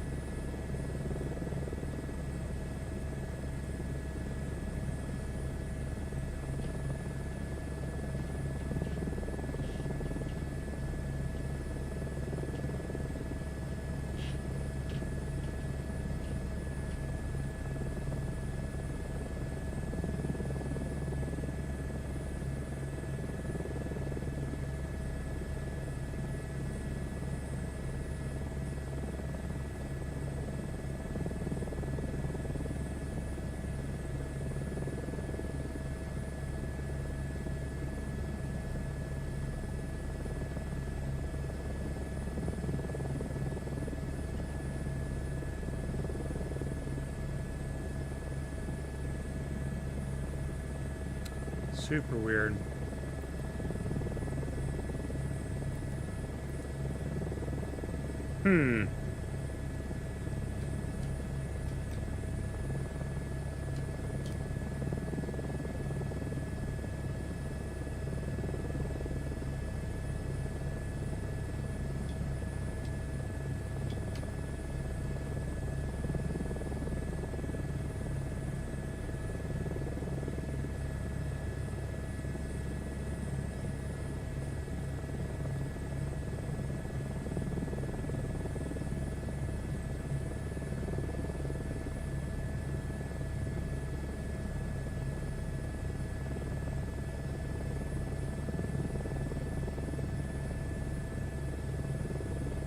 Now, if I remember correctly, several of these mountains here are dormant volcanoes. You can kind of see it on the...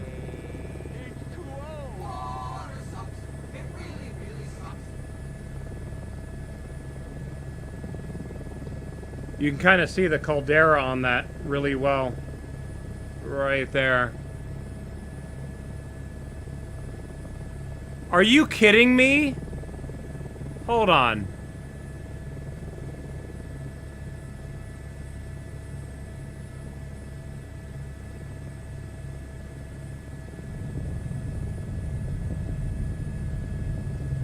Why are there camels on top of the mountain? These ones aren't running either.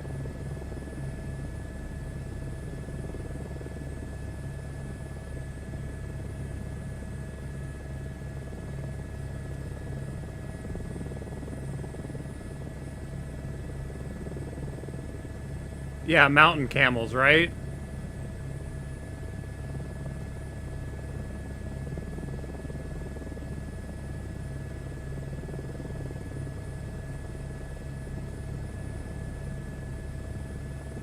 So, pause music. So here's something else to think about too. A lot of the terrain is... The terrain in the game is dependent on the data that Asobo and Microsoft even have. A lot of the terrain here in Africa is essentially LiDAR data from satellites, okay? When you start getting into the US, the EU, that kind of thing, those tend to be a lot higher resolution scans because they are literally done by aircraft that are flying over, putting out a kind of like a laser grid underneath them as they fly along. So that's why the caldera is not caldera shaped. It's still dealing with the weirdness of like trying to get the terrain data from orbit, right? Oh, you have the camels here too? Very nice. All right, now I've got to fix a thing here.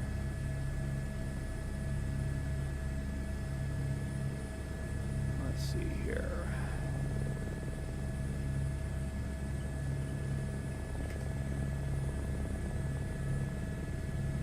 Right click. Add to queue. All right.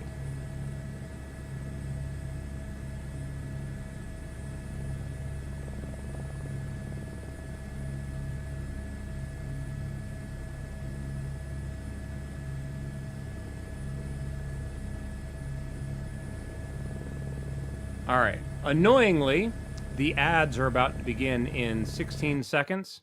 What I'm going to do real quick is I'm going to take advantage of this and go and use the bathroom. I will be back in a moment, and then we will go down the mountain. Heard there was a tall tower or something for the scanning thing. No, it's usually satellite imagery and or aircraft flying over an area. I have to pause because the cyclic being between my legs, getting out of a running helicopter and bumping that will instantly wreck it because it'll just tip over. Be right back.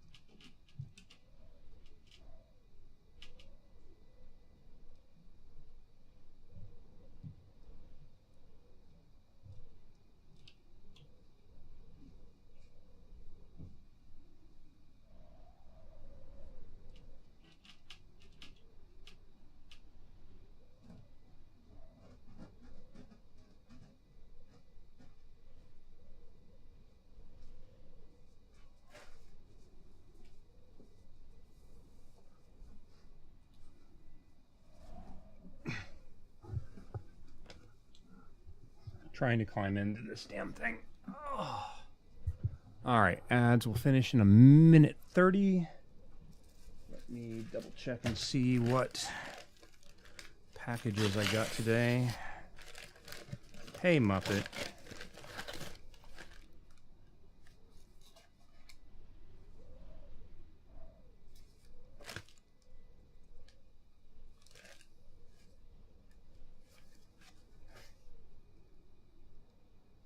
What the hell? Oh, okay. God. It's always weird to sit there and get a package and like, I don't remember ordering it until you open it up and take a look at it and they're like, oh, wait, yeah, that. Okay, sweet. I've got new nozzles for my 3D printer. And that other thing is a board that goes into my car. Aminal. Yes. Aminals. We're searching for aminals today. It's kind of a running joke on the channel. Oh, wait. Shit. I didn't realize those all came in too. Okay. I got a whole bunch of foot-long USB cables. But yeah, the game has a challenge mode to essentially fly around the world, and certain areas of the world you have a bunch of animals you have to photograph. And that's what we've been trying to do. I have been for several weeks trying to locate a lion. And I am still struggling to find lions.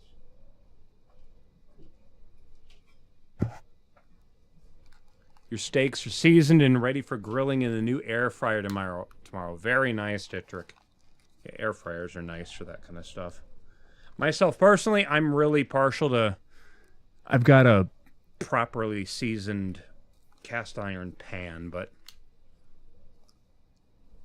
the air fryer can also work really well.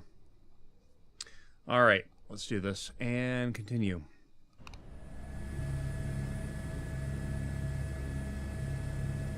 I absolutely hate that every time I pause, it moves my objective front and center. Keep it down there. Well, and this is the crazy thing, right? Any other screens, they stay where you leave them except for the objective. It's the only one.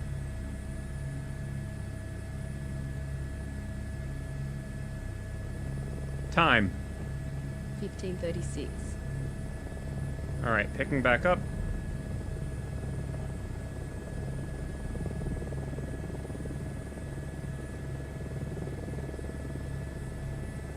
Let's go to the top of the mountain.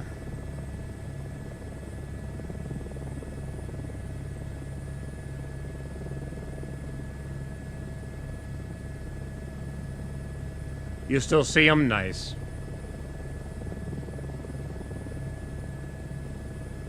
Still have the camels down there. We're just gonna sit here and ground effect. I mean, we have more than enough power. We can fly here if we wanted to. Next track.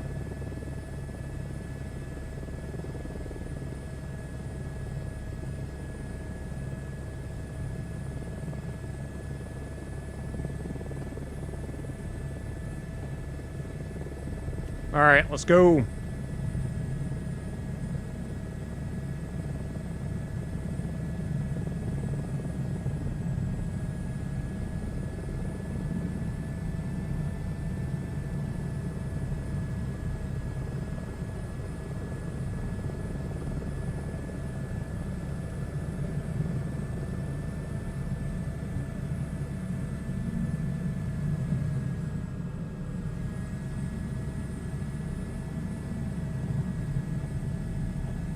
Ooh, did not like that.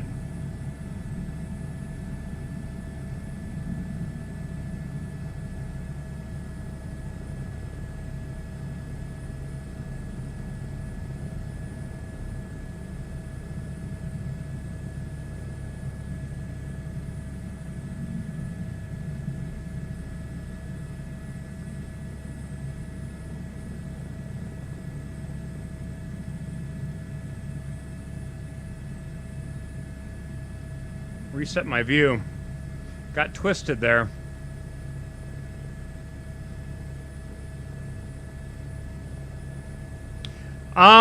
Sometimes Twitch might just not have any ads for a specific area sometimes.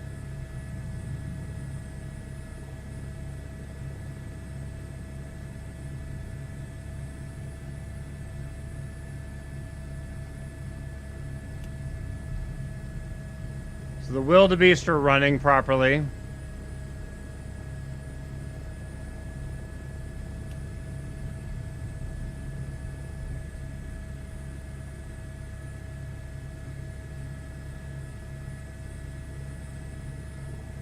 How close are we with the ground?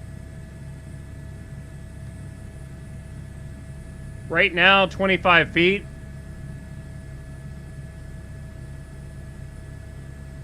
Right there, about 5. I mean, if I want to, I can touch the ground. So, I mean, close enough.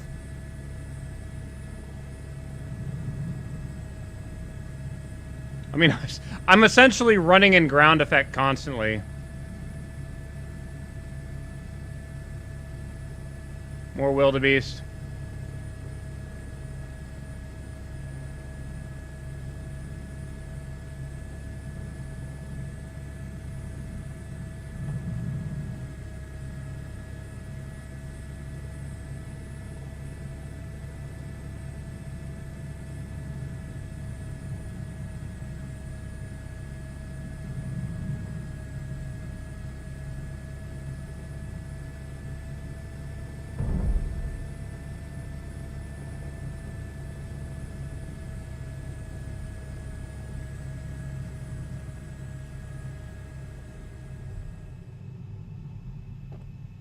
Game, stop doing that! For some weird reason, when I do certain maneuvers, my audio for the helicopter just stops. It just fades away. And Luca, how are you doing today? I have both Twitch and YouTube chats up, so if you see me referring to somebody that you can't see, it's probably on the other channel.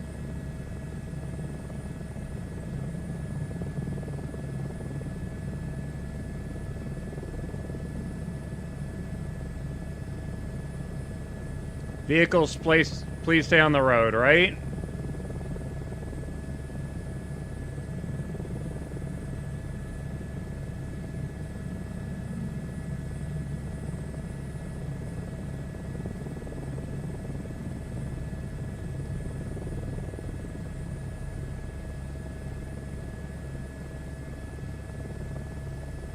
Yeah, people don't realize this, but this area of Africa has tons of craters everywhere.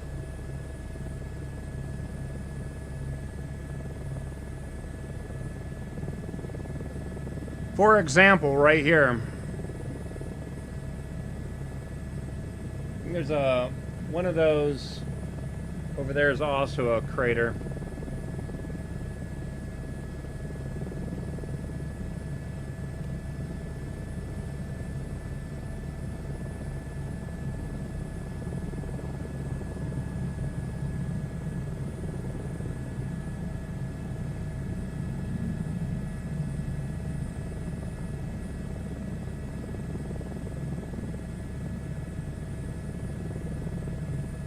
Are there any animals down in here? No, sadly no animals.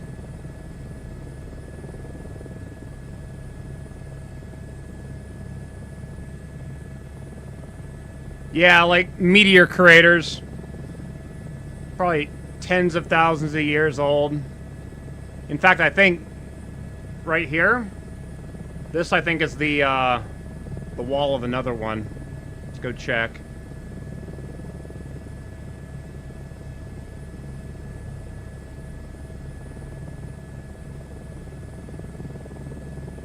Yeah, kind of looks like it.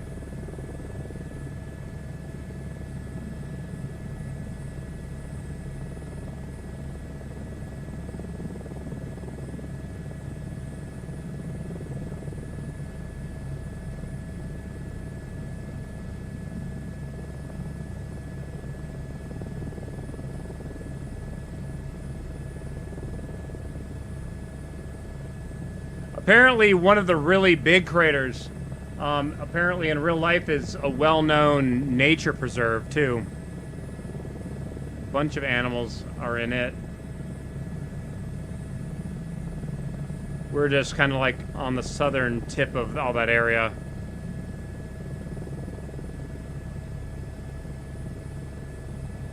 Let me try changing time of day so I can, you know, see over there.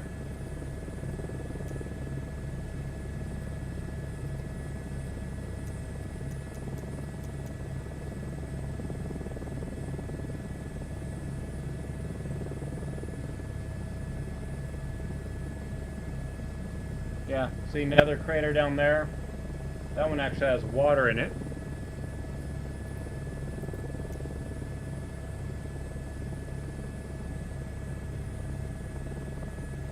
Oh wait, is that the one we were just at? No, it was not. That's a completely different crater. So like right here I'm seeing 1, 2. We flew through those two. Haven't flown through that one yet. There's another crater right over there.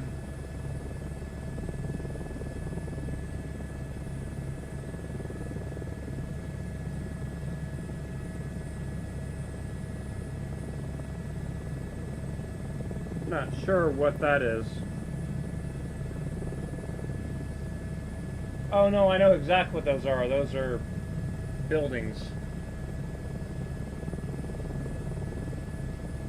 That's what that is. Can I open windows?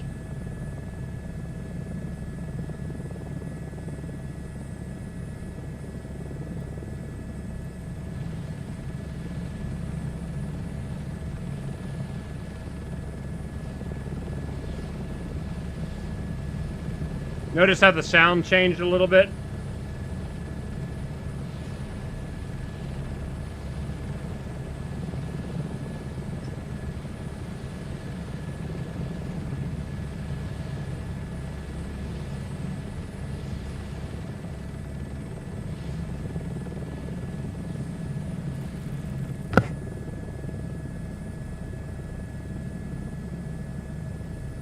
Yeah, it looks like some kind of dwelling or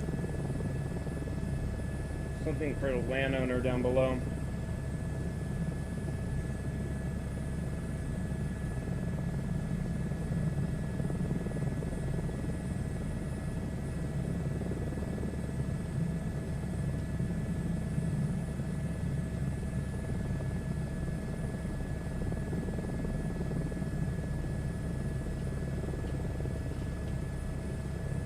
There's an airport over there.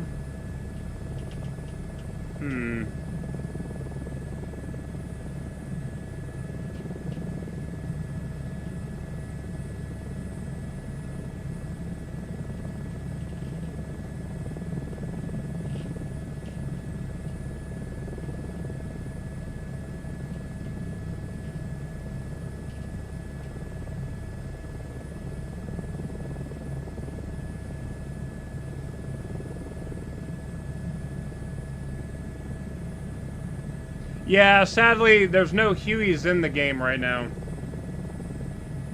And a lot of the aftermarket Hueys are completely unrealistic.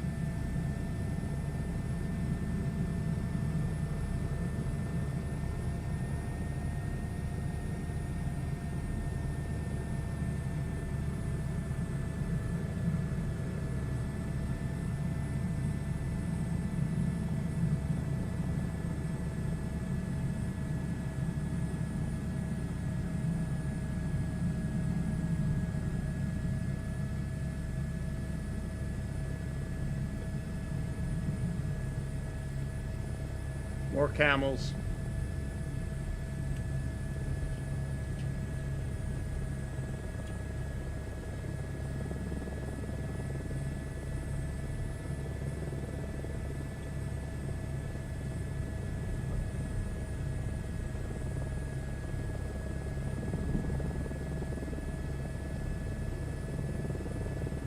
Yeah, for some reason they're not running away.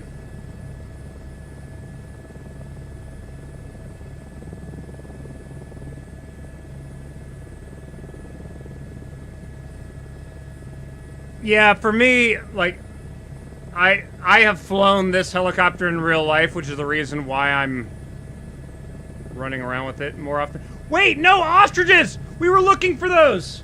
Come back here, you pieces of shit! Oh my god, ostriches do exist! Well, we just found a new animal for me. Pause music. Alright, so the criteria for the ostrich is... Let's see here.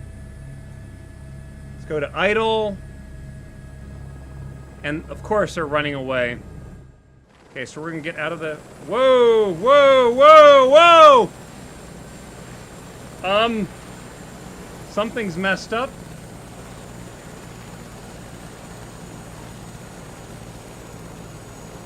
Okay.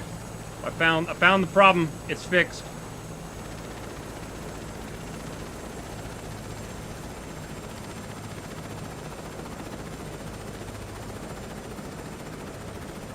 That spinning I was doing, that is because something was double bound. Alright, so what I'm supposed to do is for the ostrich picture, it has to be from a low angle. That was like the only criteria. Now, I don't know if they're gonna run from me. So let's see if we can actually get close to them. I'm noticing that there's two different colors as well. Wait, no. Ostriches will attack you in real life, right? Like, these things will mess you up, won't they? That is a big damn bird!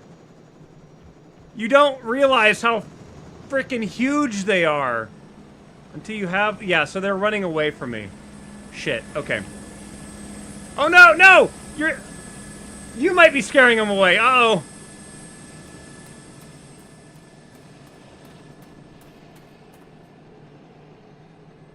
Okay.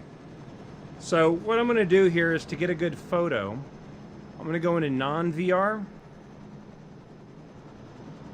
Oh shit, no, I can't. I have to enter photo mode, which I don't think I have a control bind.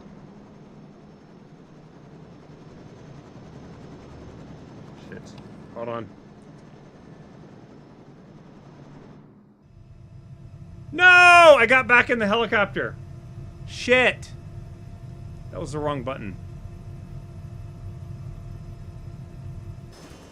Okay, there's photo mode.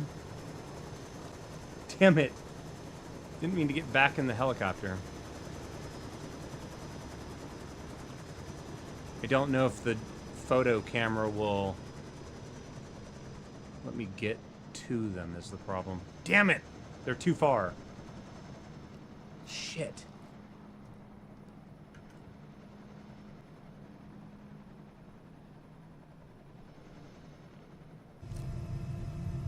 So I have to get out of the helicopter to run back over to the damn things and then switch to photo mode.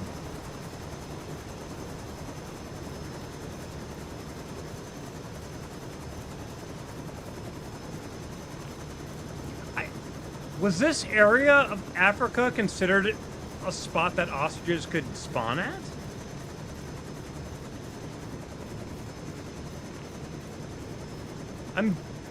I'm trying to remember. It might have been.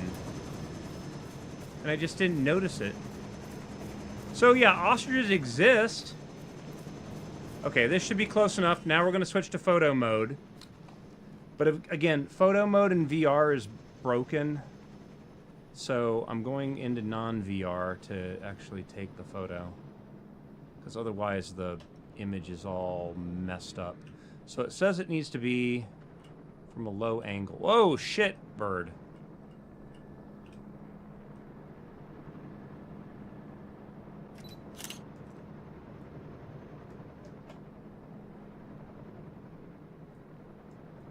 I require somebody to make a mod that replaces the ostrich model with a chocobo from Final Fantasy. I require a chocobo mod. Oh shit.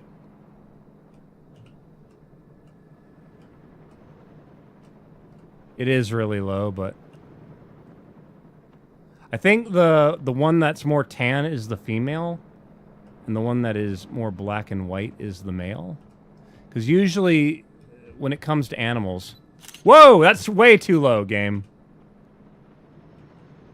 Usually when it comes to animals... Shit! When it comes to animals, usually the males tend to be the colorful ones. Shit! Why'd you have to run away, you... Damn it.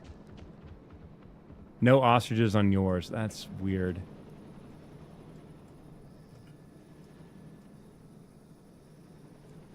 Yes, walk over here. Walk over here. Can I do... RF, RF. So RF does focus. Do I... TNG... Oh, shit. Damn it, bird. Yeah, so you have the same issue as you do in real life of trying to get the damn bird in frame. Oh, crap. Okay, so let's do that. How do I zoom? Oh, there it is. Okay. Focus.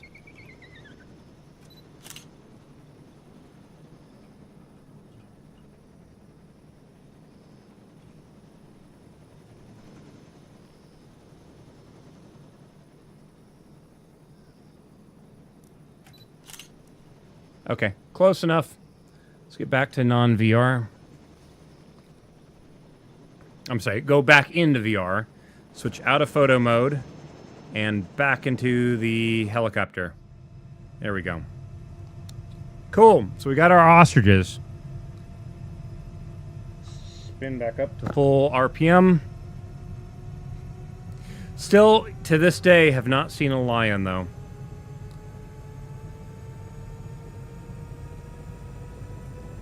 Alright, so I just went into flight mode. We're waiting on rotor RPM to get into the green. So that's the gauge I'm watching.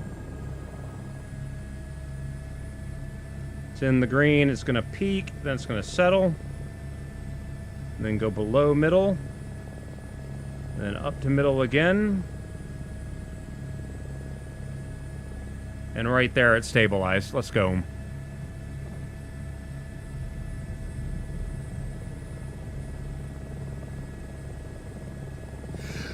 Oh, shoot. Damn, that just came out of nowhere. Wait, is this you? Hold on, hold on, hold on. I just saw a person on the ground.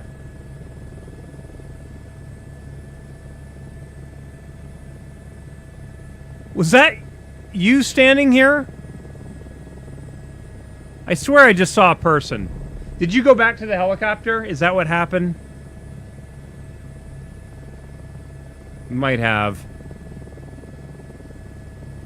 Okay, you stepped outside. Okay. I'm like, I was like, wait a minute. Is that a bird? No. And then I realized it's a person wearing a t-shirt. And I was like, okay. There's some animals over there, too.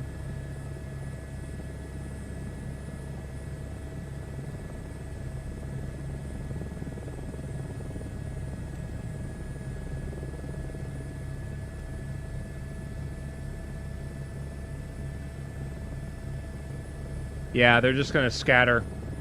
Okay, cool. Let's keep heading,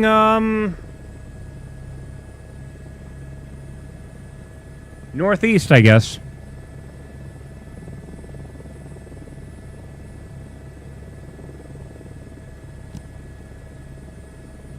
Well, that's cool, though. When I was looking for ostriches, couldn't find them. I'm just screwing around, they just randomly found them. You're searching with drone? Nice.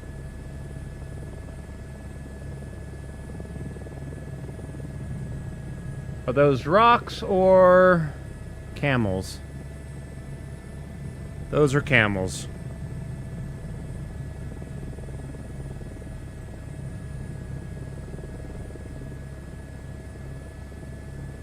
And it's crazy because, like, I've flown in this area so much. How is that the first time I've ever seen an ostrich? But again, now we're not seeing elephants either. Super weird.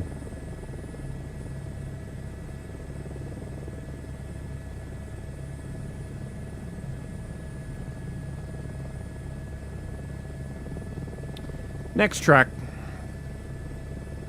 Got some wildebeest, nice.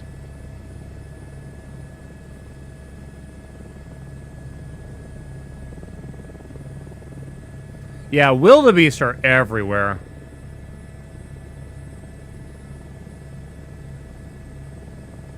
That is a bush.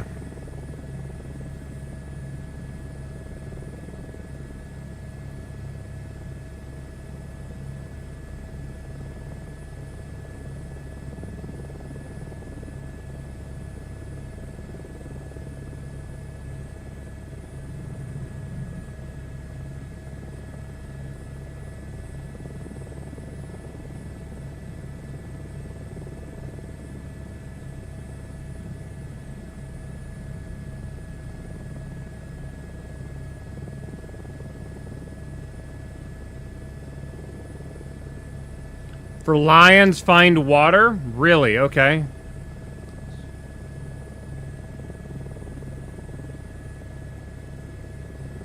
Zooming is still not working on that with the VR controller.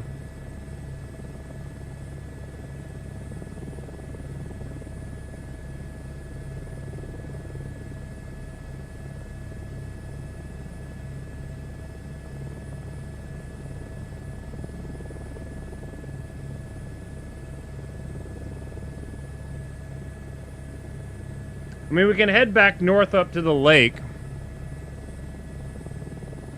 But that's a little bit of trip.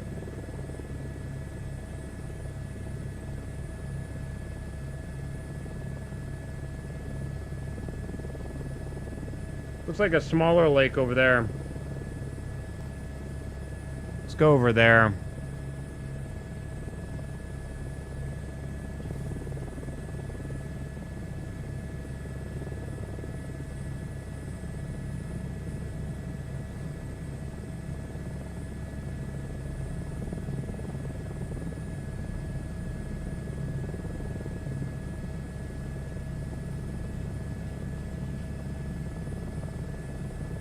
See, a bunch of wildebeest right there.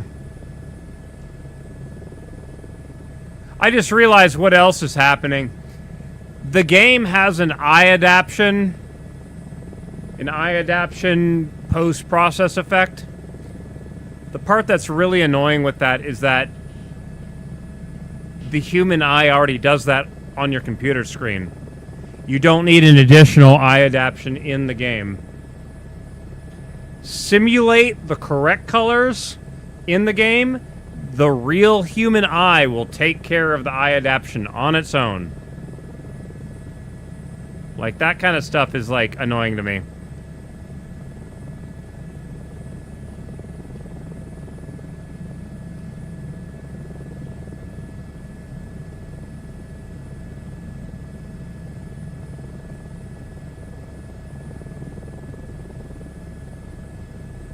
I think this is a body of water. It's that, or if it's a dry lake bed, maybe.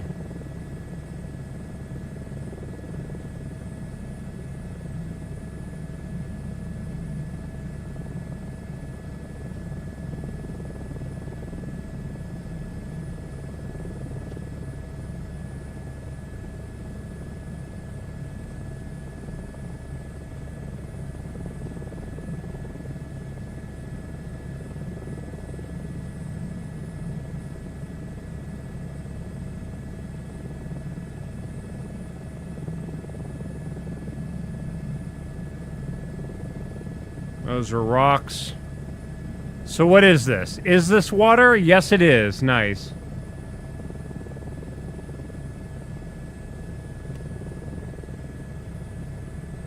So there's wildebeest right there.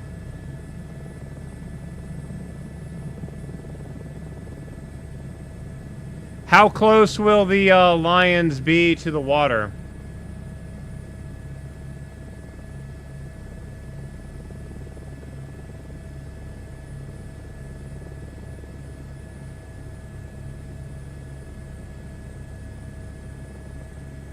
Hey, we have elephants! So elephants do exist.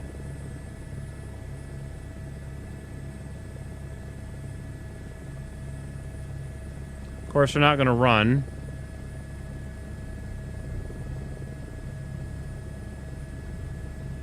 And I don't remember the criteria needed for their pictures either. Damn it.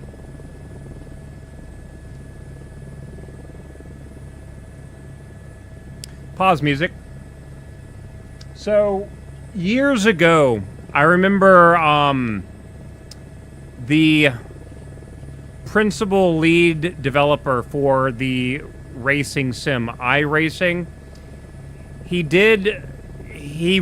wrote these things that he called herding cats, where he essentially discussed the challenges of what they did in the previous game update and things to fix, right? And early on in the iRacing beta, he wrote a post where he explained to people, he said, the human eye does not do lens flares. Lens flares are a product of a lens in a camera, right? The human eye also does eye adaptation on its own. And they said that when you're doing the racing in their game, you will never have lens flares and you will never have eye adaptation. The cameras in the viewing the racetrack will, but when you're racing in the game, you never will have those things. Because the human eye already does that, there's no reason to try to simulate that. And that's always stuck with me. So, I know people that have astigmatism at nighttime, that's why you sometimes get, if you have the crosses in your vision, it's usually due to some type of astigmatism. Myself personally, I had laser eye surgery in 2006. My eyes have healed up enough since, but about the first couple years after having that surgery, at nighttime, lights would have a halo around it because that was an after effect of that surgery. The game doesn't need to simulate that. My eyes will do that on its own, right? Everything about 100 millimeters, you have to slow down a lot. The other problem is that you saw those elephants. Those elephants were essentially frozen. So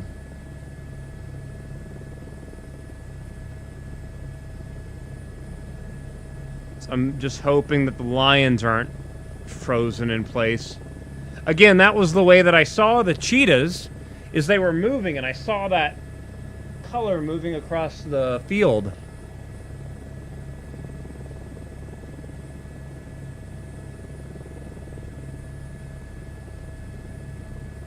Now, in real life, I would open the door and just look outside the door. But this version of the aircraft doesn't let me open the damn door, annoyingly.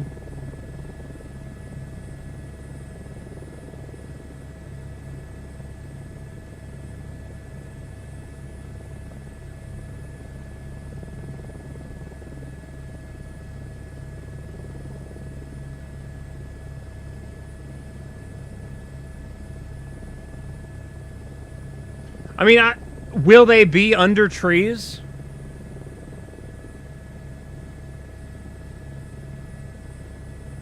You said they will be under trees. Okay.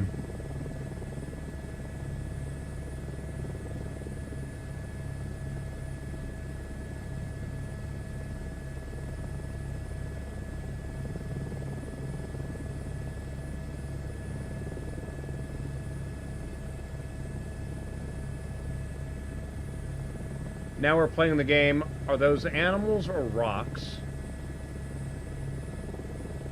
Looks like rocks.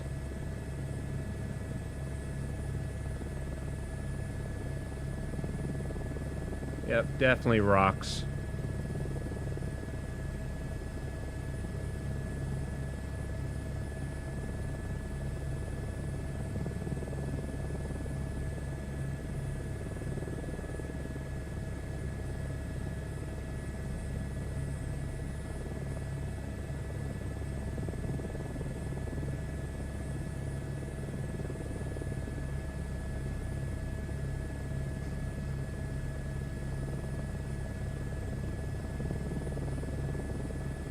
Took 7 water holes for you to find some? Okay. Yeah, they might just not be at this location.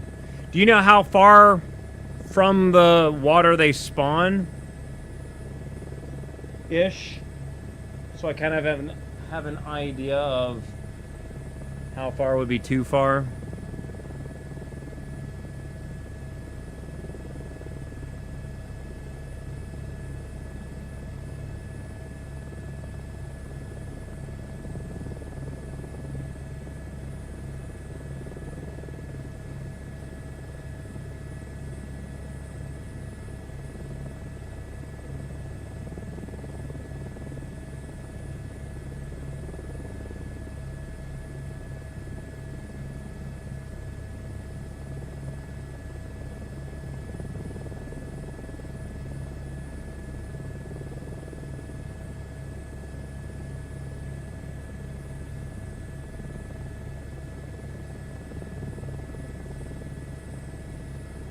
The other thing, too, is, like, I mean, I think this area, the water holes are kind of scattered out pretty far, too.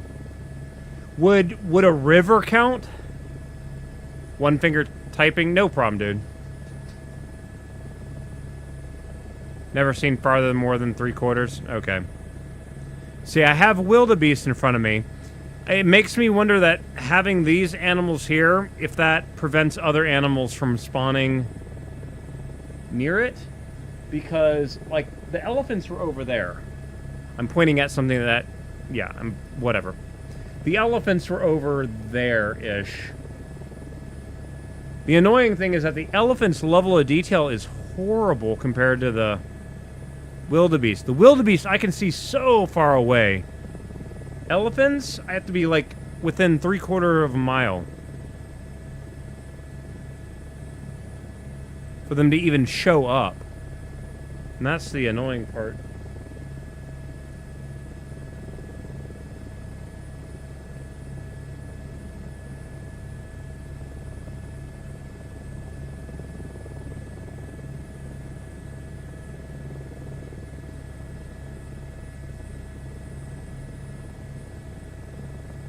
Found giraffes, nice.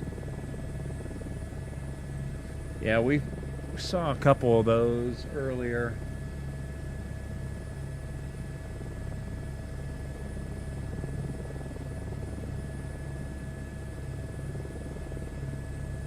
I swear, these lions have been my unicorn. They're just, they don't want to show up ever.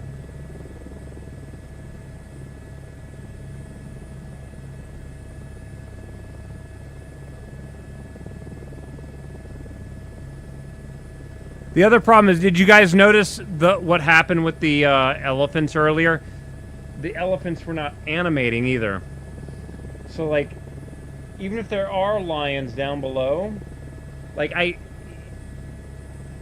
I'm looking for movement, and I'm not seeing any. So, like, I might have flown over one, just not ever realized it because they're not moving.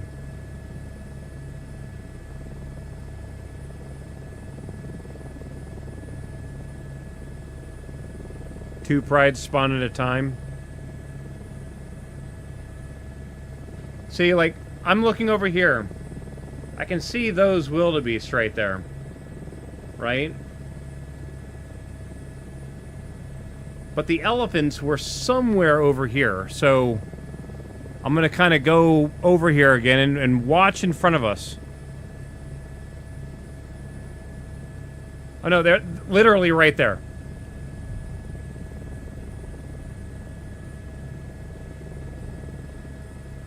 See the elephants? Now watch the furthest elephant away.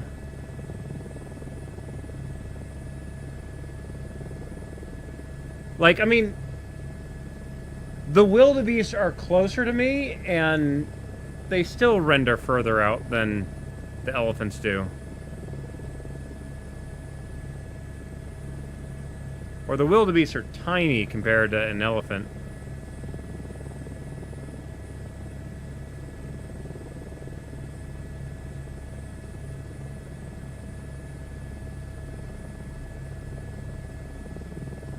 Interesting. Last time I did this, they faded away really quickly. There they go. See, like, elephants, they should be a lot more visible, don't you think? Like, you should be able to see them from here. But no, the game's like, we're not going to render them until you get right up on them. So start moving forward again.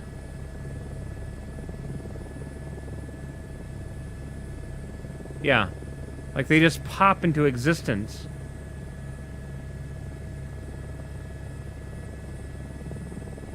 Yet over here, I think I see giraffe.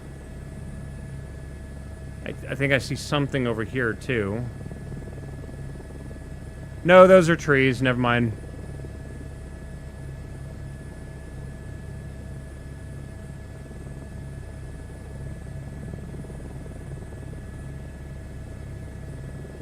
Alright, let's see if we can find more water holes or something.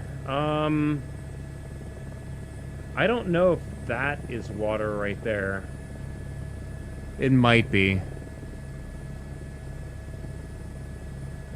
Let's go. Next track.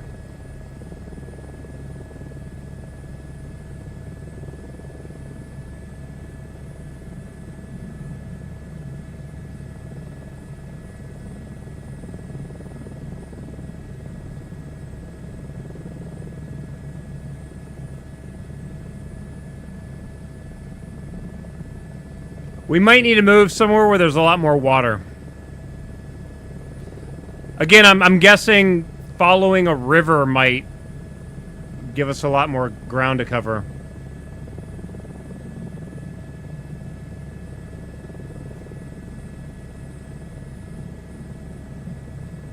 Went right over what? A lion?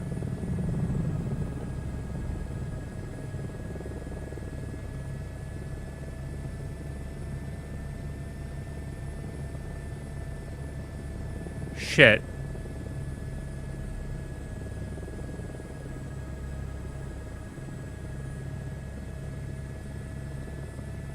I'm gonna backtrack the way I came.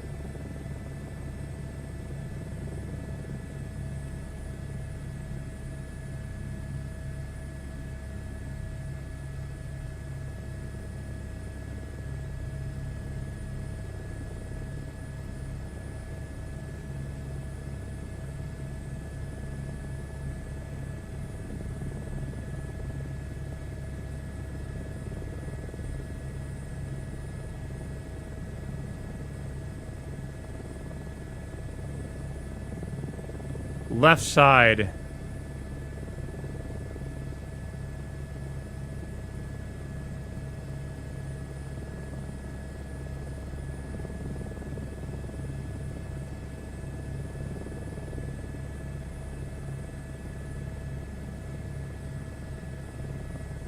Okay, here.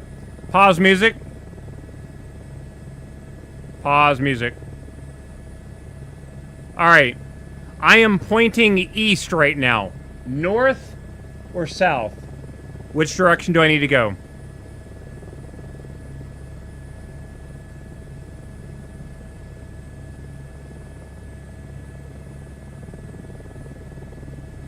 Southeast. Okay.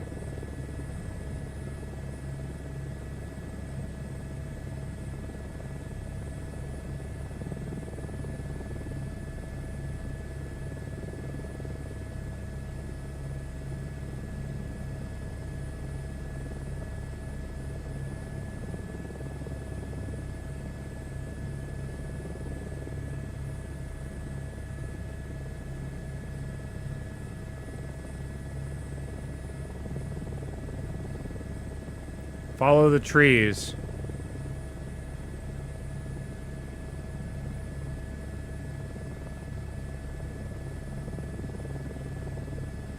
Like, just follow the tree line, or...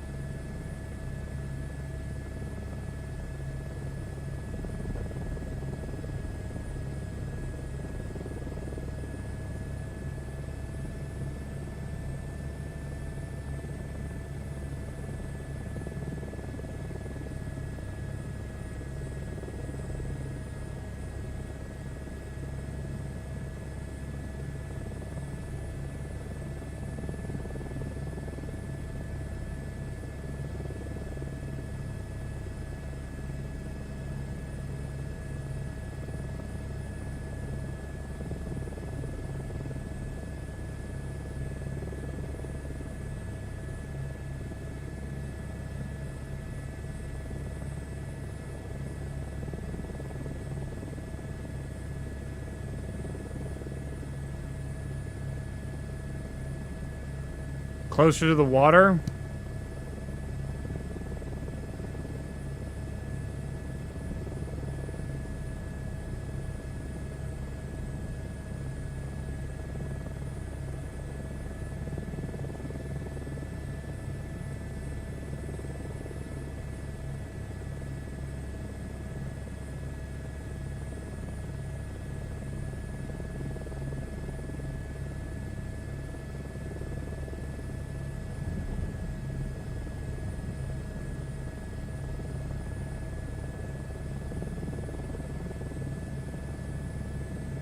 See, those are camels.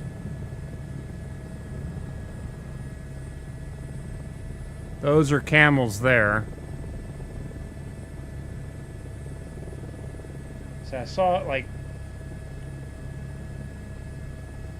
And of course the camels are frozen.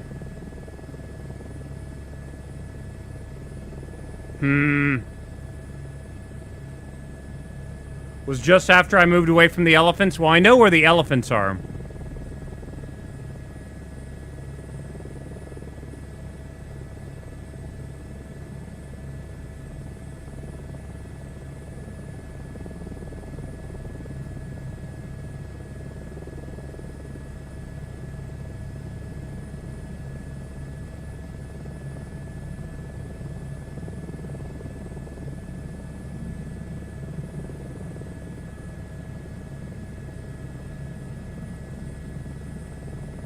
Alright, here's the elephants.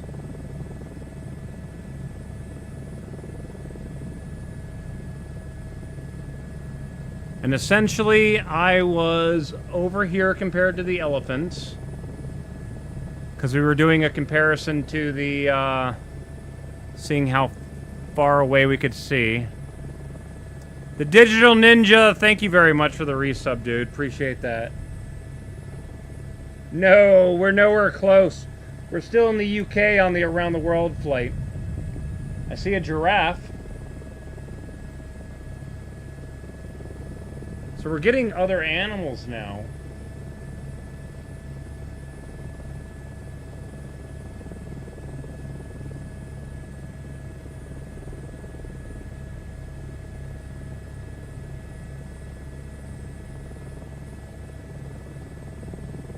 Alright, so the elephants are right there. We were dealing with the thing to see where we could see them. And then I took off that way to find another water hole. Where are you, elephant? There you are. Okay. So from there, we went this way. Wait, is that it right there? Oh my god, are you shitting me?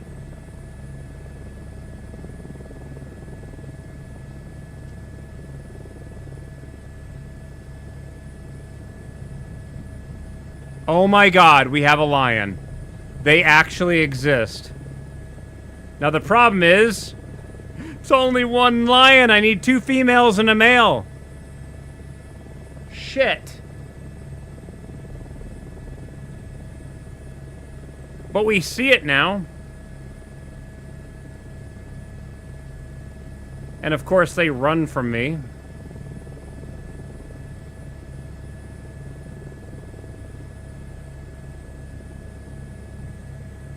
Have there ever been reported lion attacks against helicopters by chance?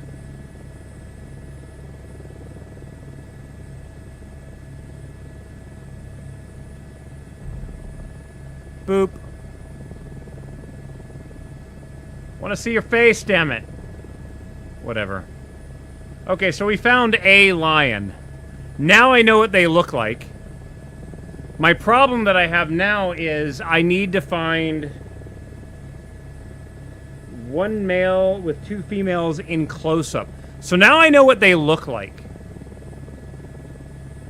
Now we just gotta find more. So they exist. They actually do exist. Great.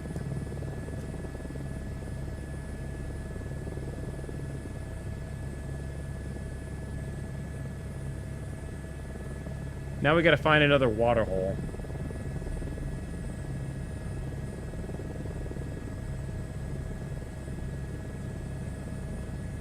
Next track.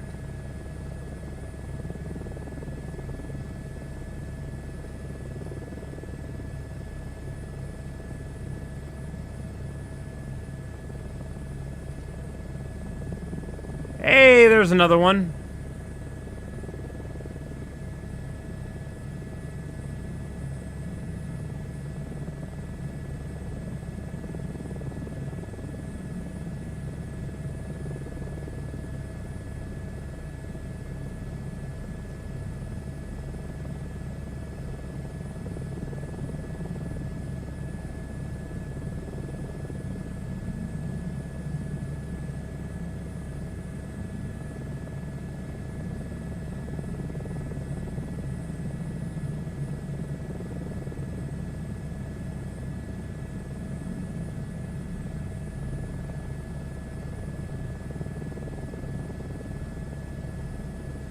See, like, I'm up here, and I see little flickers of light, of like a black dots, right there and right there.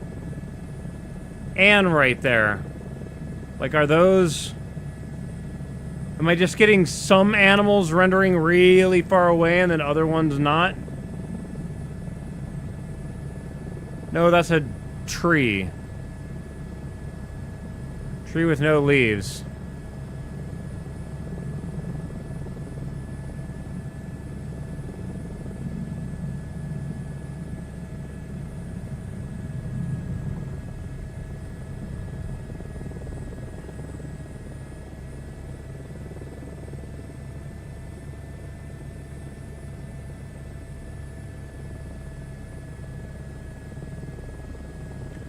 Volume 40. Volume 50. Volume 50.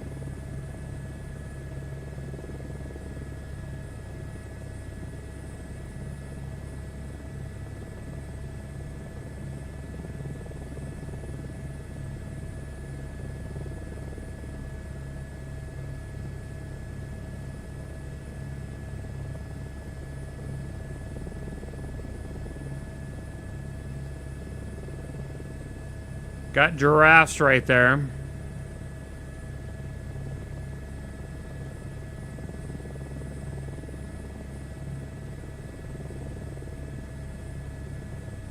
Looks like another set of giraffes over there, too.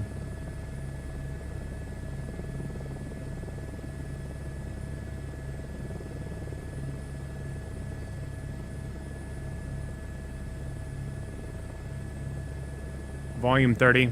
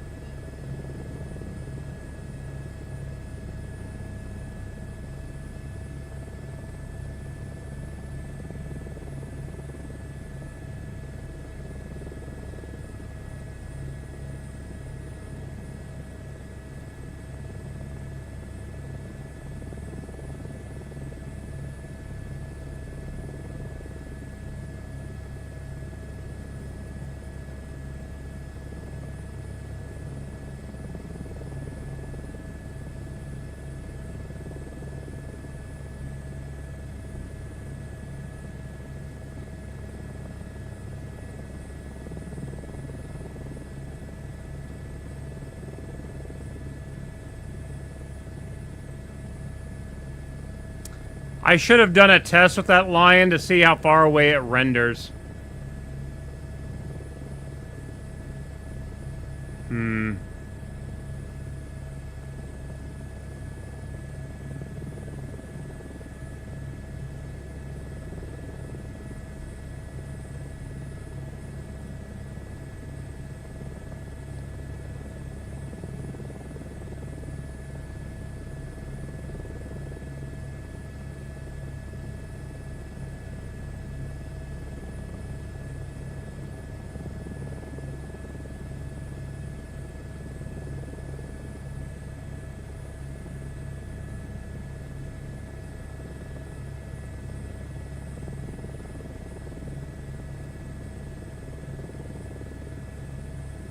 Yeah, that one was a decent ways away from the water, too.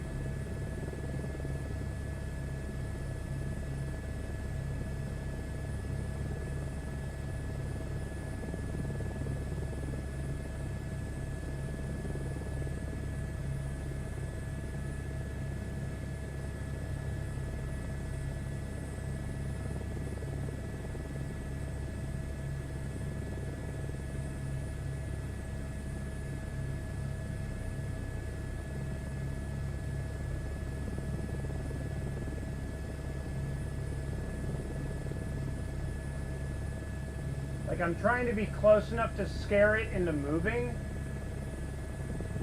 but also high enough where I can see it when it's moving, right?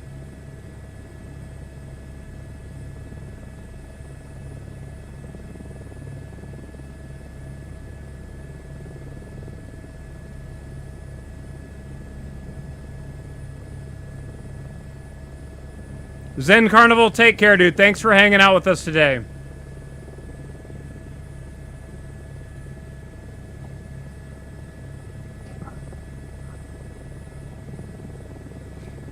Does anyone happen to know, is there a clean windshield button by chance? Simulate going to the outside with freaking water and cleaning the windscreen off.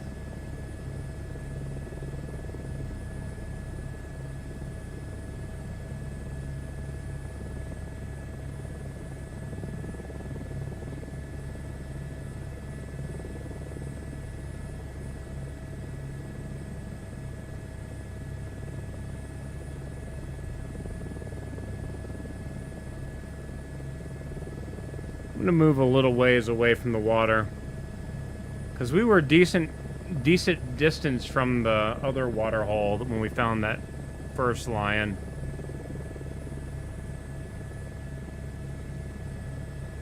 About here might be good.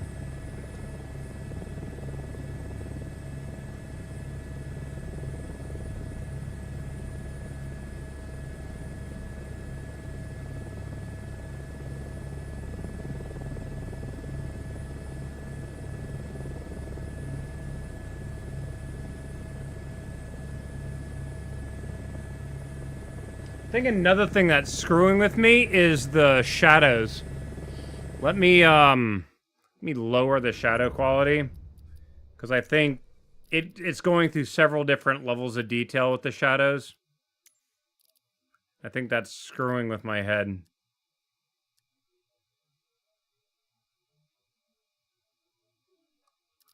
Can also go to about 200 on this.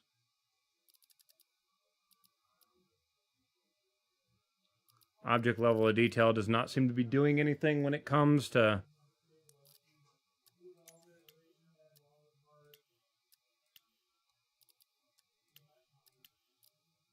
any of that. Here we go.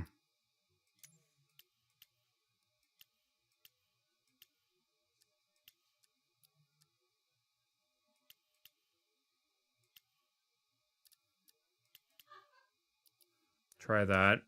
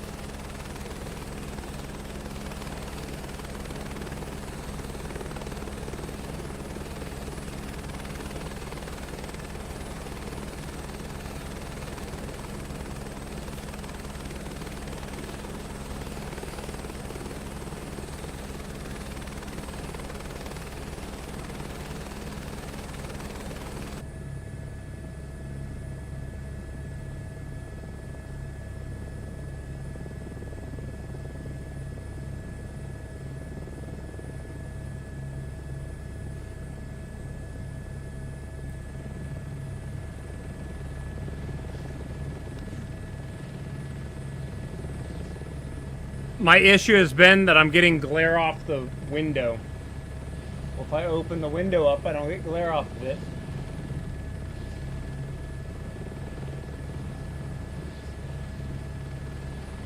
Again, in real life, you unlatch this, the door opens up. The door is on gas strut, so it would just stay wide open. And I would just be flying like this, looking sideways, but this game doesn't allow you to open and close the doors like that, sadly.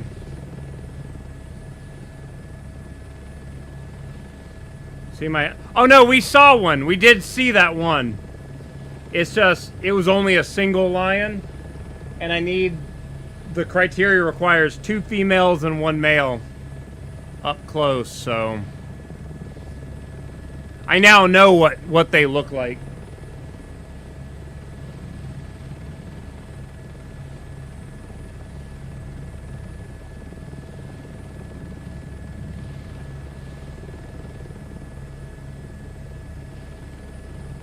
I'm wondering if having the larger body of waters might be hurting me too, because it's giving me a huge area to search. See, we have wildebeest over here again.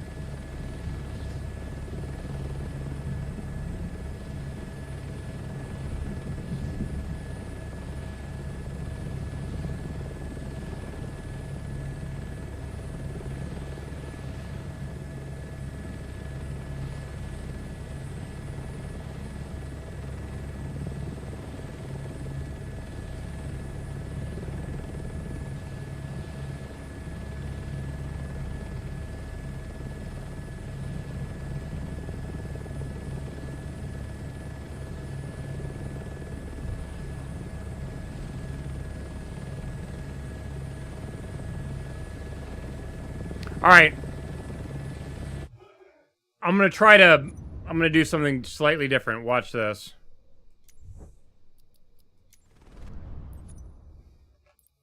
Still going for lions.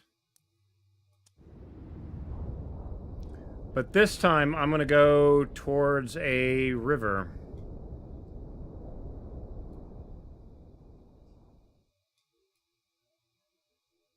Or, yeah. I don't know why it keeps vanishing on me like that. That's such a weird bug. Okay, this entire area is good. This is where we were previously.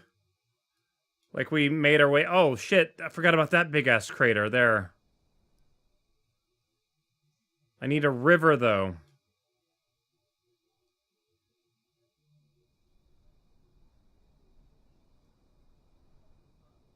Okay. This, we're gonna go here.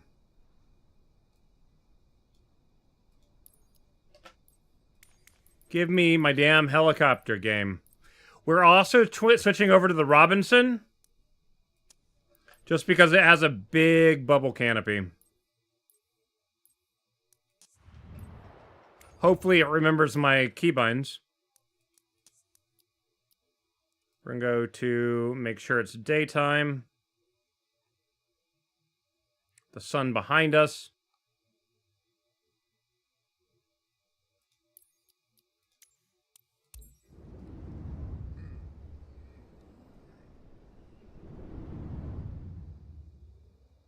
Got ourselves a nice little lake here. Not lake, river. And of course, the game forgot all my controls again. Pause music. Oh, this is so annoying. It absolutely sucks that you keep forgetting my damn control binds game.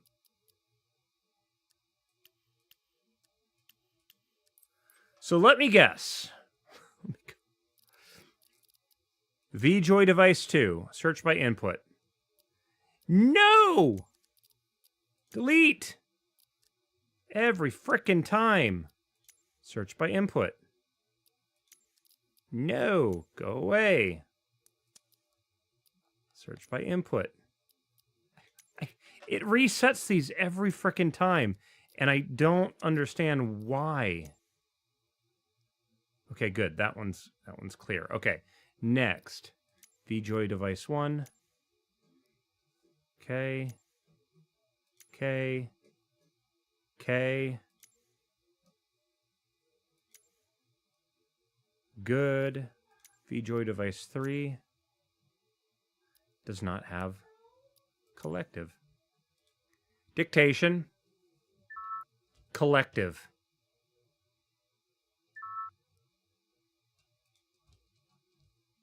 It's like, holy shit.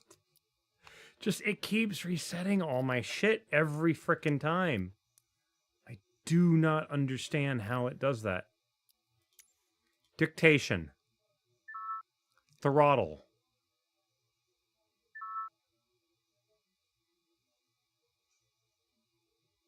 Dictation. Helicopter throttle.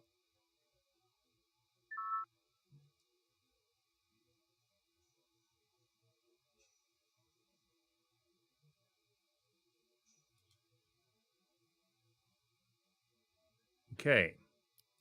Dictation. Governor.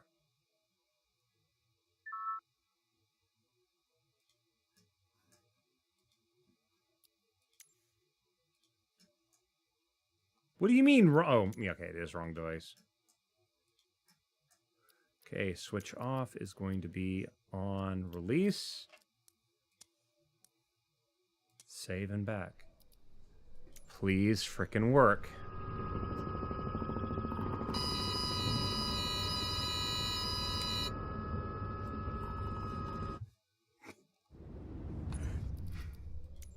The collective is reversed. Every frickin' time.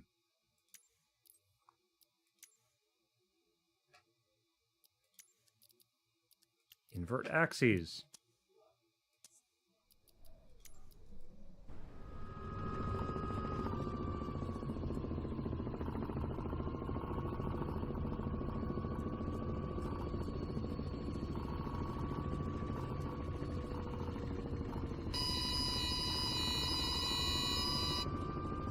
Okay.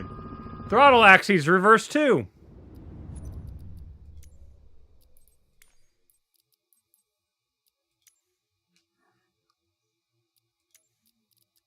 Invert. I cannot wait. The day where it remembers my keybinds will be an awesome, awesome day. All right. Now the next problem that we have is the fact that don't know if the game is seeing. Uh-oh. Okay. I was about to say. So I think this canopy will end up working better for visuals, essentially.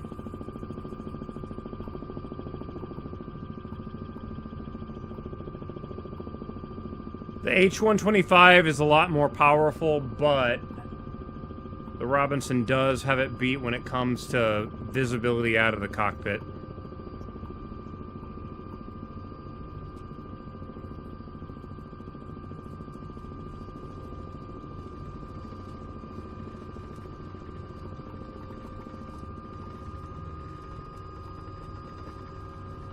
I do wish I could deactivate the horn in this, though. Because I trigger that horn all the time.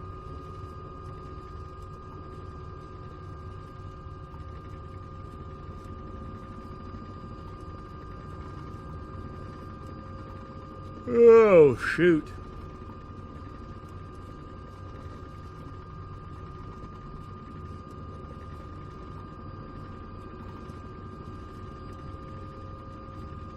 I just realized I'm heading west. I'm like, I can see into the sun. I'm seeing the sun. That means I'm going the wrong way.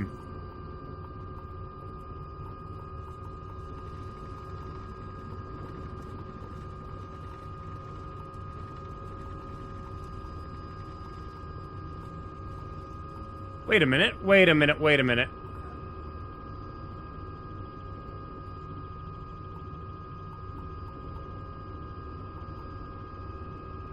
It's putting the markers on the mountains again. Oh, that's because those are point of interest. Those are special mountains. That's, oh god, I forgot the name of the mountain now. Kilimanjaro, isn't it? What is that string on the window? The string on this aircraft is broken. It's a trim string. If I fly sideways, if you're in trim, aka you're hitting the wind just right, the string will be straight up, like it'll be on the frame. But because I'm going that way, the string is kind of laid over in that way too. But there's a bug with it where if I go to the left, it reverses and goes down, so there's a bug right now with that. Somebody has a -1 somewhere that it's not supposed to be.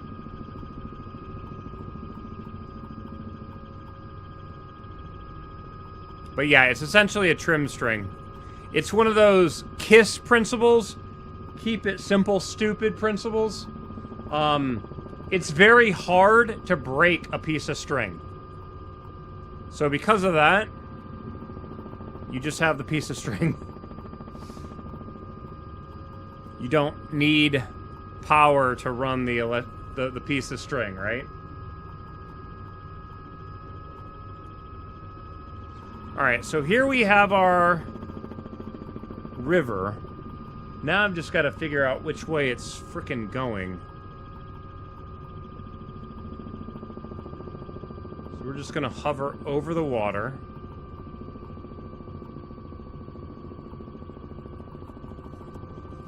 And cruise. Hopefully low enough that I can get, if there is a lion, and scare it into moving. I mean, the thing's getting enough blade slap that it should scare it.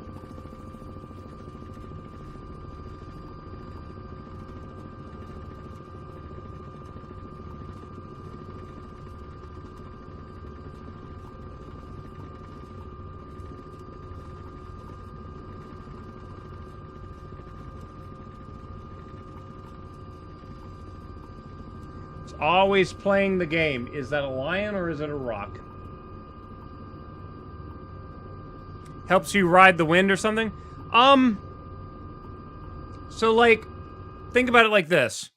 If you have... Let me see if I can get my little...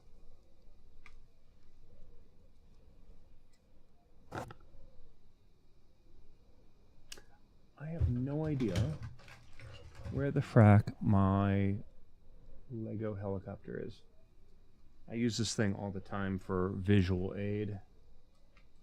Hold on. That's good. Drop my phone. That's exactly where it needs to be. Where did I put my... I had a Lego helicopter. Oh, that's right. It's on the thing over here. Hold on.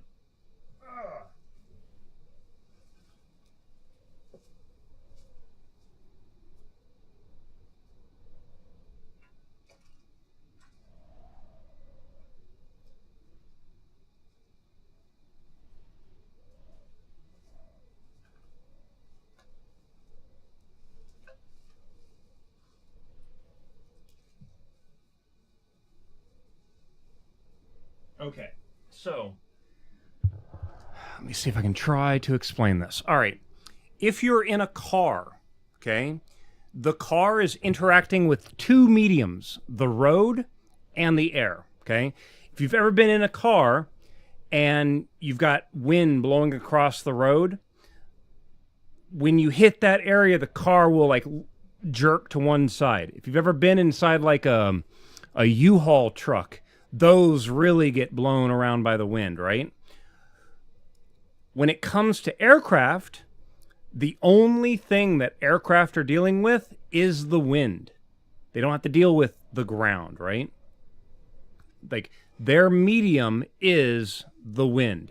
If you have a helicopter and it is technically hovering, but then you have a 10-knot wind coming this way, well, to the helicopter, its point of view, it's not moving, but to the ground, you're moving with the wind 10 knots, right? When you're flying forward, okay, and you have a crosswind, it will... It's kind of blowing you off, blowing you off course as you're flying forward. So what you can do in an aircraft is actually slightly tip into the wind, and now you've got a little bit of velocity this way and a lot of velocity that way. You're still pointing this way, but you're going that direction, right? The fact that the string in the game is a little bit busted kind of sucks, because I would love to show you a better example in the game.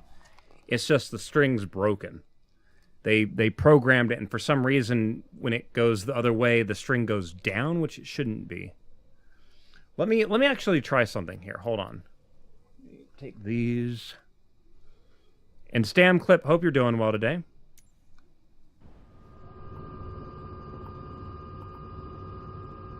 Okay. So let's do some artificial things with wind real fast. Let me just hover here while I try to get some stuff up. Okay, so where's my weather? Give me weather. Okay. So let's take some weather settings.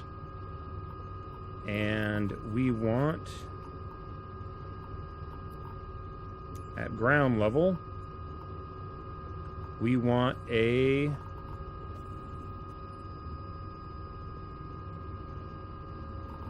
30-knot wind from the west, okay? So I'm just gonna sit here and hover, okay?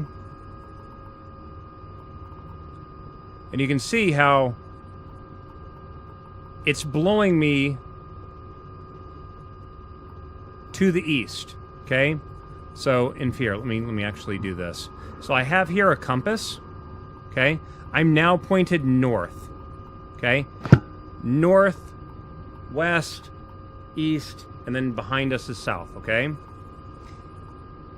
The helicopter is floating in the air, but because the wind's blowing from left to right, that's why it appears like I'm flying to my right side. Okay? You can kind of see how the piece of string is being blown around by the wind of the rotor because we're in a hover. Now, we turn directly into west. Okay? In fact, here, let me go more advanced. Watch this. This is a 60 knot wind. Okay? So we now have 60 knots, 59 knots of wind blowing directly at us. Okay? And this is where it gets weird. If we look outside,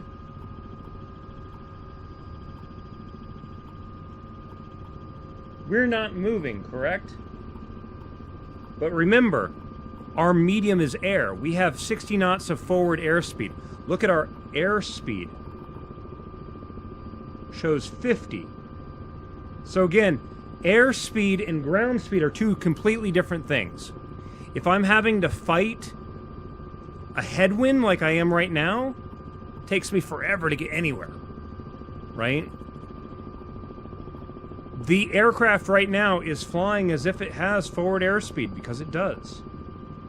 It's showing 55 right now. This is gusting a little bit, right? Now, if I am going sideways, let me now get some speed and actually do this.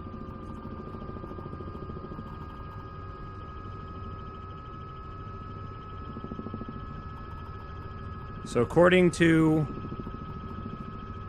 my airspeed indicator, we are flying forward at 90 knots, which means we have a 40 knot ground speed. Okay? If I'm wanting to go over there, okay? So let's say I want to go to Kilimanjaro, okay? In fact, we're going to go to, let me see if I can find a point here. I'm trying to find a good example of this. Okay.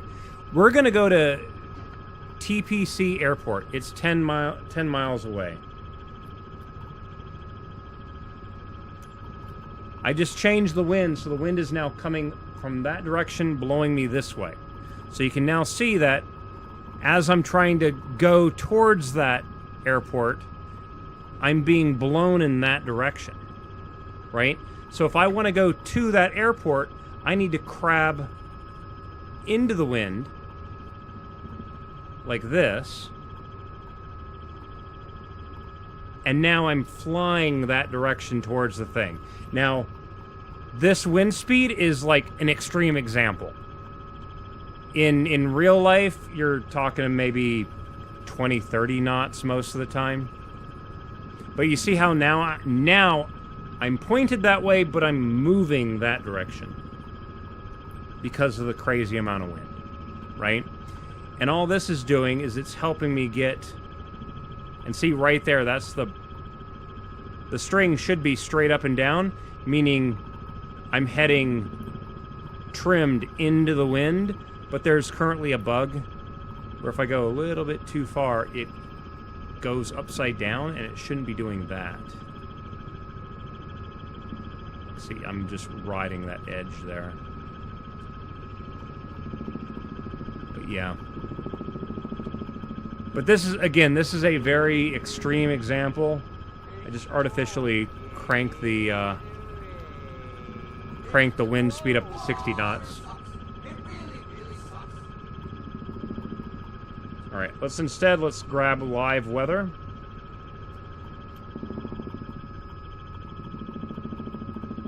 Which is, I don't even know what live weather it is right now.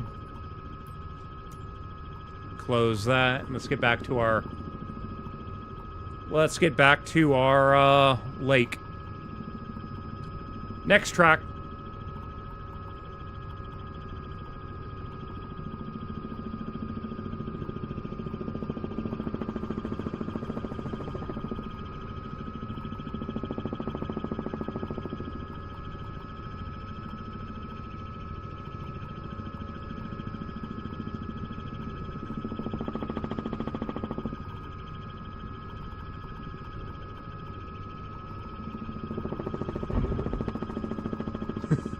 drug this skid on the ground.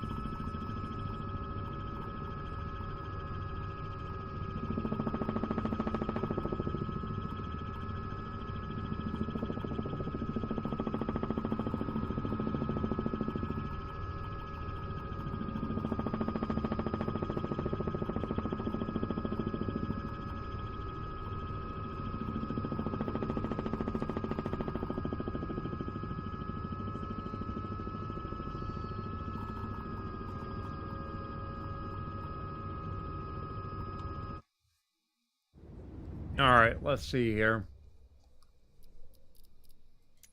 I'm still messing with graphical settings here too, guys, so just bear with me.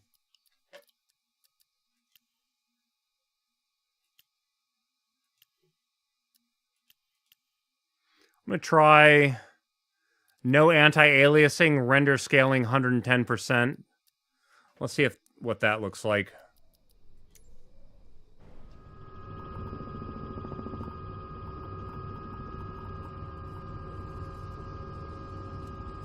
Looks nice and sharp. I'm getting a little bit of...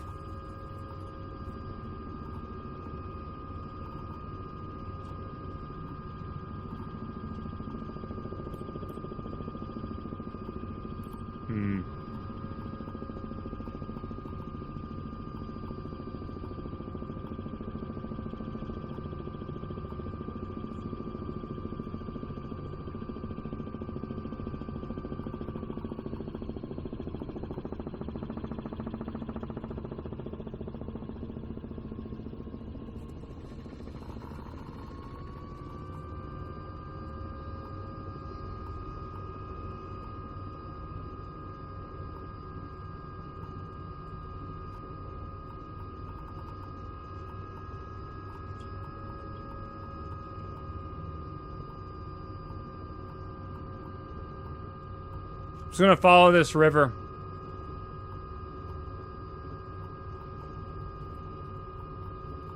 Can you see the pixels on cheap VR? If you know what to look for, maybe. I'm currently using a Quest 3. Its pixel density is 25 pixels per 1 degree field of view. I believe the Apple Vision Pro is 35?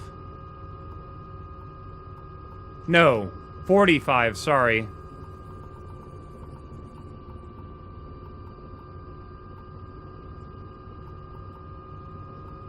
$45. I think, oh, the Vijaro is the 35 pixel per degree.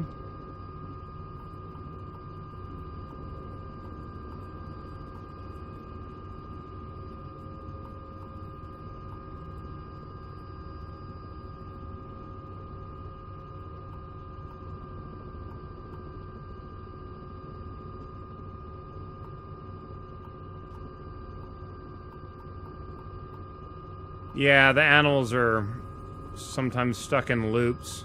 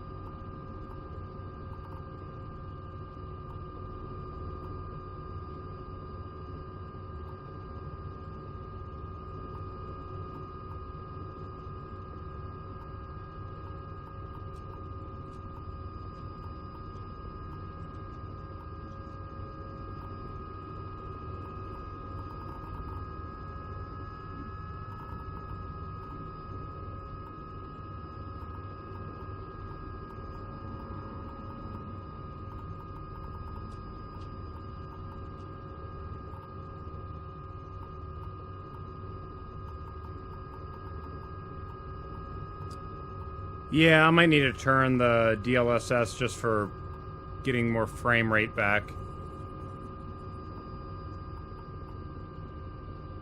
It's sharp when the frames are rendered, but the low frame rate kind of sucks on that.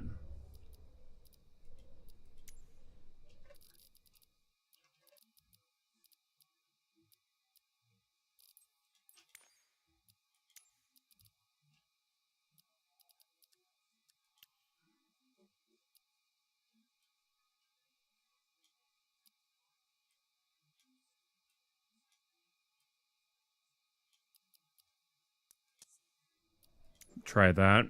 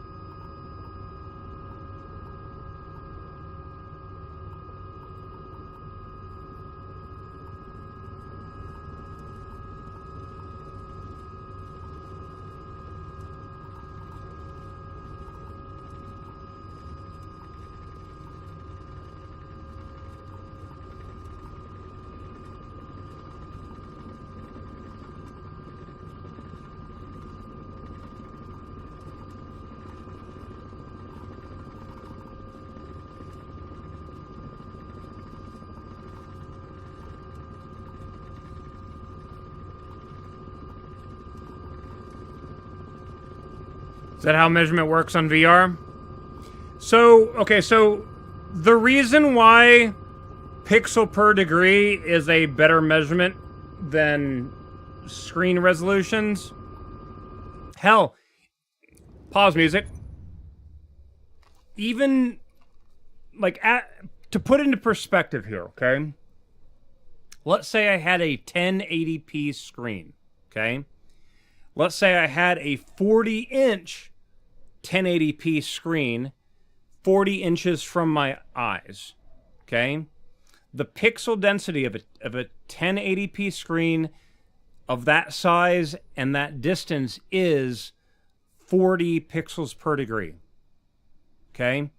Now, the thing is with that is that if you bring that screen physically closer to your face, okay? If you take that screen and now move it 20 inches in front of your face, you just halved the pixel per degree because you just have the distance. You're still maintaining that 1 degree field of view. You've now are able to cram 20 pixels per degree in your field of view, right? If you bring that screen physically closer to you, it's easier to see the pixels, right? When it comes to VR headsets, is that you can have two different VR headsets and one can actually have a higher resolution, but because your eyes are not seeing the screens directly, there's always an optic in between your eye and the screen. And that optic is what greatly changes. It's one of those things, like you can have wide field of view, or you can have very small pixel density, right? So some headsets, like most headsets, are around the 100 to 110 degree field of view. Okay, about like this much field of view. And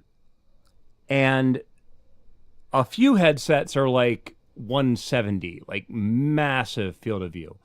But there is that kind of balancing act of they could have gone more narrow, and because of the optics bending light and everything like that, you can take the same screen and make it look better, right? That's kind of where we are when it comes to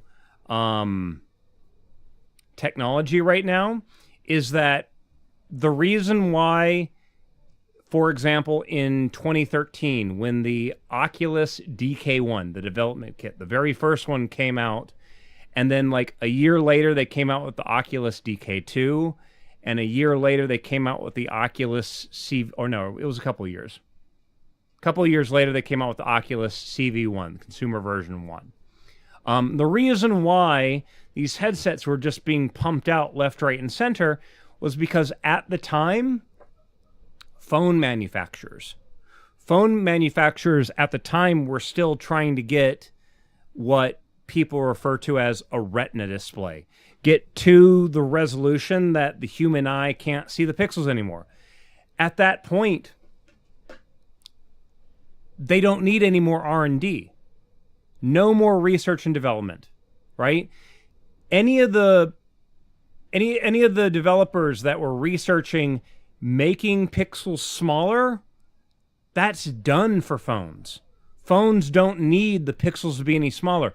They're already at the best they ever need to be, right? All the R&D for phones now is like refresh rate and making colors more vibrant. Like that's like the big things with phones nowadays. Like they can make the phone physically bigger and physically, bend it and everything like that. But the pixel density doesn't need to be any more denser on a phone because there's no need, right? And that's what kind of happened with the VR space, is that the reason why VR was advancing so quickly at the time is that they were just getting surplus phone screens. The phone companies were doing all the R&D, and then when they were done with that, they didn't need anything better and they stopped. Well, now those developers that might have worked at Samsung and Apple and all that kind of crap, they're now working for the VR companies trying to make even smaller and smaller and smaller pixels. And yeah, and that's the thing, is that you literally have a screen and a magnifying glass, which is your optic, right? So that optic will magnify the screen, and then if you have to try to cram more and more pixels into a smaller and smaller space. And that's where we kind of are right now with technology, is we're still at that. We haven't gotten to the retina display for VR headsets yet. We're still trying to get it smaller and smaller. And again, it is that have your cake and eat it too kind of thing. Again, you can have field of view or small, very, very tight pixel density.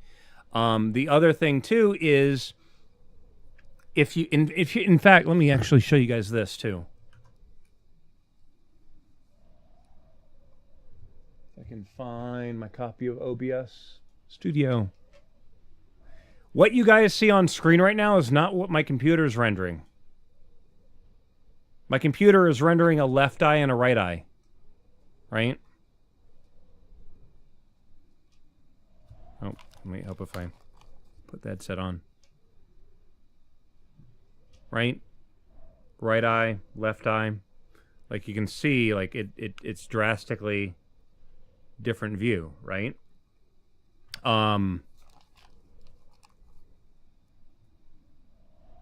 The thing is with this too is that you're not rendering the entirety of the screen. A lot of the stuff in the very edges, in your peripheral vision, you can't really see. But the game is still rendering that, right? So one of the newer technologies that they've been kind of... well, it's not exactly a new technology, but it's dependent on another kind of thing. It's called foveated rendering. Foveated rendering is the bit where, and this is where you start getting into biological stuff, right? The human eye only sees high detail in a 1 to 2 degree field of view, right? It's just the way the eye is made, the way the lens works, the way your rods and cones are arranged inside your eyeball. If I remember correctly, rods are a lot more in your peripheral vision, and they mainly see gray tones. Your cones, they're centered on the back of the eye, and that's what is usually dependent on seeing color. Now, one of the crazy things about the way your eye works is the human brain, okay?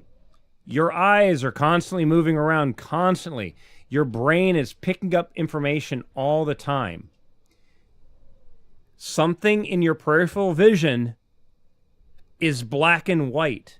There are no cones. You do not see color in your peripheral vision. But this is where it gets weird. The human brain will see something, and if it's able to kind of identify what it is, it adds the color. It's a really weird phenomenon, but the human brain is amazing in that way. Like, it sees color where there isn't because of, like, I know that there is a box of cat food snacks to my right side, right? My eyes have been darting around. My brain has been putting all those little details together. I can still see the green on the box, even though my eyes aren't picking that up because my brain knows it. Right? It's one of those weird things. That's the reason why when you see something in your peripheral, you kind of react to it and you're like, what was that, right? It's your brain kind of, let me get information on it and see what it is and then add colors. Like I'm seeing this cat in my peripheral vision, right? I'm pretty sure you guys have done those eye tricks where you like have something here and you bring your eye out, and at a certain point the other finger in your peripheral vision will vanish. Can't remember exactly. Was it this way or?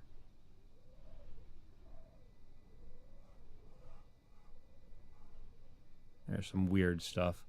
There's a lot of,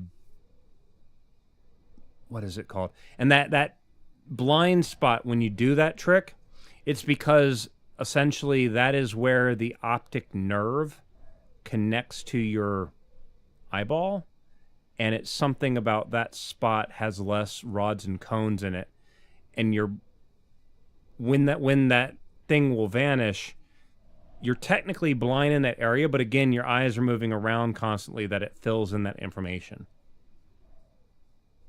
Unless you do that trick where you physically move it away and then it get into the blind spot and you can't see it. There's a lot of weird stuff like that happens. Now, the reason why I bring that up is that, again, you're getting into biological stuff. And yes, stam clip, that's what I'm getting to.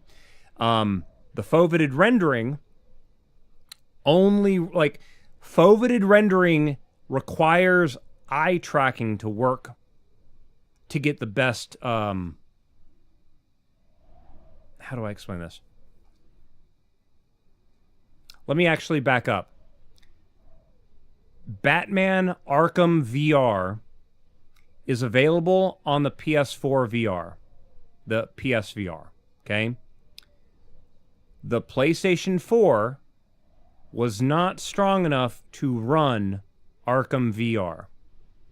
And the way they got around that is they used foveated rendering. Foveated rendering, again, is they took the center of the screen and rendered it in a higher resolution, and then as you go out to the peripheral, it rendered it in lower resolution, meaning you're not running as much performance to render the low res area. You can focus your performance on rendering the middle area. Now, with the PSVR, the way they got around that is they locked it to the middle of the screen. And if you saw something in the peripheral of your vision, you as Batman, you would turn your head. And now the thing you're looking at is rendered in high resolution, right? And by doing that game with that style of peripheral, that style of foveated rendering, that was how they were able to get Arkham VR to work on the PS4. Okay, that was the performance thing that they did to do that. With PC VR, what they're trying to do now is eye tracking, which is literally a little tiny camera that usually is designed to only see infrared, and then a series of infrared LEDs placed really, really close to the eye. And what it will do is that it looks at the reflection, and here's the crazy part, is those LEDs, each LED is flashing at a different rate. Like, and that's the crazy thing, is that because the camera then sees the reflection of each one of those LEDs flashing at a different rate, it now knows what direction your eye is pointing because of that. It's crazy technology. But now that you know what direction the eye is pointed at, if I'm looking at that part of the screen, you can render that at high res, and then as you go further and further out, lower and lower resolution. You move over here, now that's rendered in high res, and you get performance back from that. Again, the human brain doesn't even realize it's going on. That's again where we are in technology, is that getting the eye tracking to react quick enough to eye motions. There are headsets now that have eye tracking. They're okay, but you're talking about $1,000 headsets to start with, and the price goes up from there, right? I've actually got a, what do you call it? A do-it-yourself eye tracking that I want to put into my current headset, but that was one of the reasons why I was so psyched up to get my 3D printer nozzles, because I haven't had 3D printer nozzles for the last month. Require serious computing power? No. That's the crazy thing. It's not, the eye tracking does not require serious computing power. The problem that we've been having with eye tracking is getting the camera to be at such a high frame rate to react to the eye motion before the computer needs to update the frame and render the right thing. Because if you move your eye over here and the camera is lagging behind, you turn and you're looking at a blurry mess before it updates. Right? It's the cameras weren't fast enough. That's the thing. I mean, you're trying to get 90 to 120 FPS frame rate visually. Well, your eye, the camera needs to be going faster than that, right? And again, the camera is only looking for the reflection of the dots. It's essentially what is called a constellation. It's looking at the constellation reflected in the eye, and it can figure out what direction the eye is going from there. It's crazy technology, but again, by only having to render small portions of the screen in high resolution, you get so much more performance. To the point where some people have even experimented where they render the part that you're looking at using only ray tracing, and then everything else is rendered in low resolution, not using ray tracing. And it makes everything look better because your brain, when looking around, stitches everything together and you see everything with proper ray tracing, even though it's not really there. It's that mixture of technology and tricking the biological, right? It's really trippy. Like when they've been having to hire, oh yeah, there's like AI stuff that deals with that too, which is insane to me. I'm gonna play the game a little bit.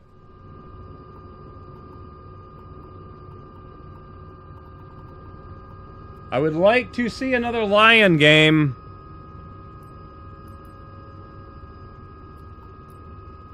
Whoa, stop pointing at the damn door.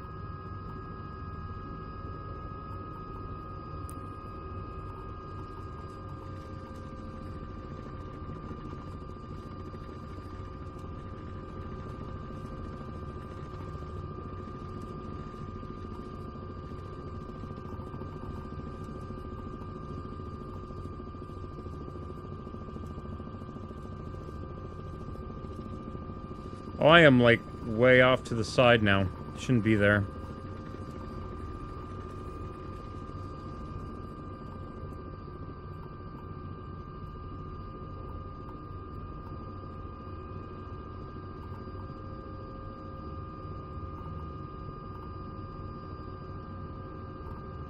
But yeah, like they have people that essentially their background is in the medical field, helping design a lot of these VR headset, kind of the newer VR headset things.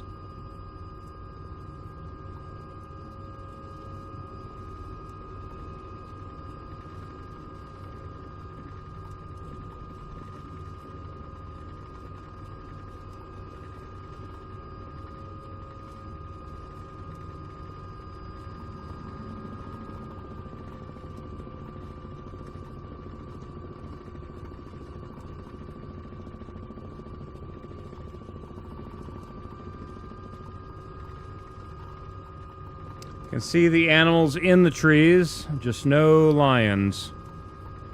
Not yet.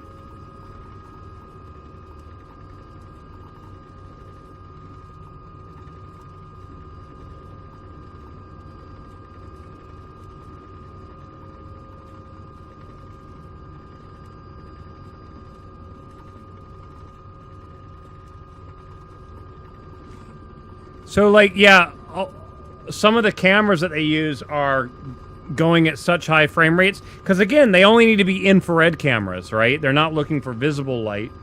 They're looking for the infrared reflection.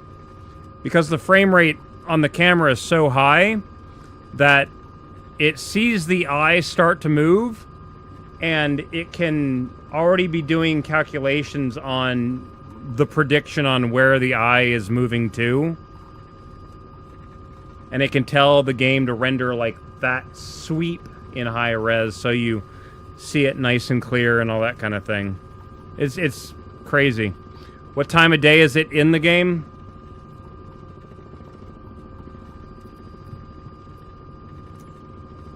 I have it set to 2:13 in the afternoon in Africa. If we did real time, hold on.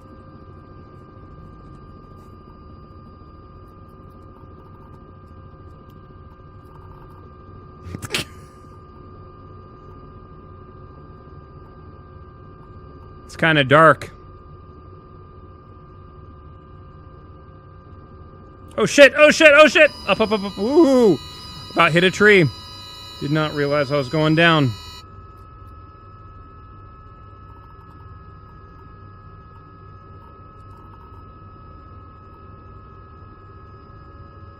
So here it's 9 in the morning.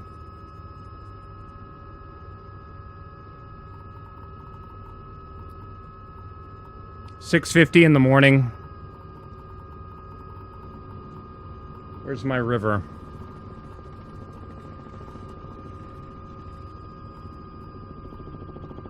Oh, night flights are fun. Actually, here, hold on.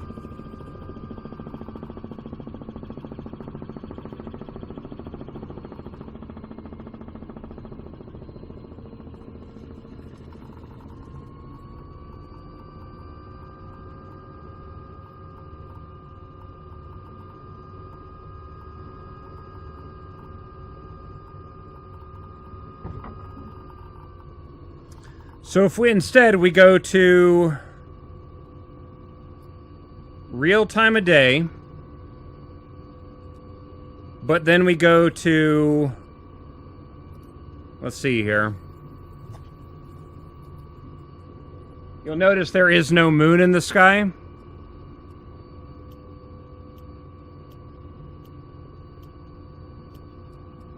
can actually see the stars move.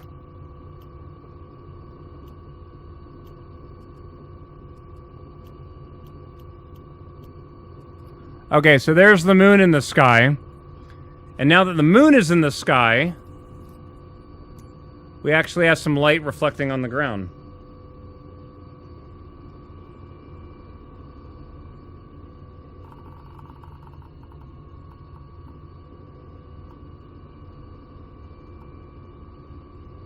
Now the problem is finding the light. There we go. I was like, I know there's a switch here.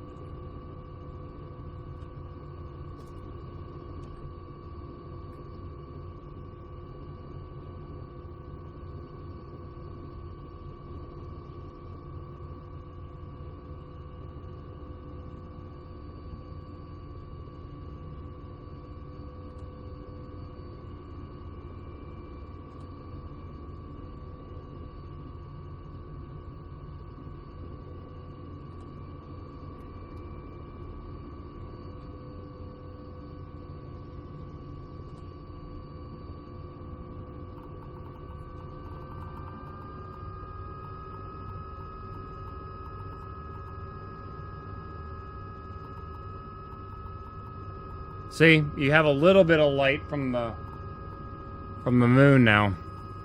So you can actually see what you're doing.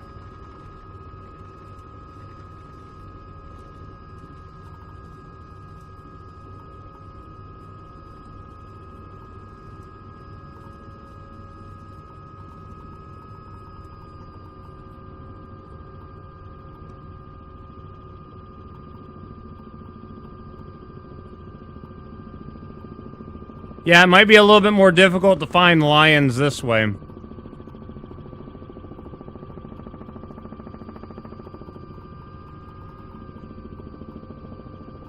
Watch me find one. I'm gonna laugh so hard.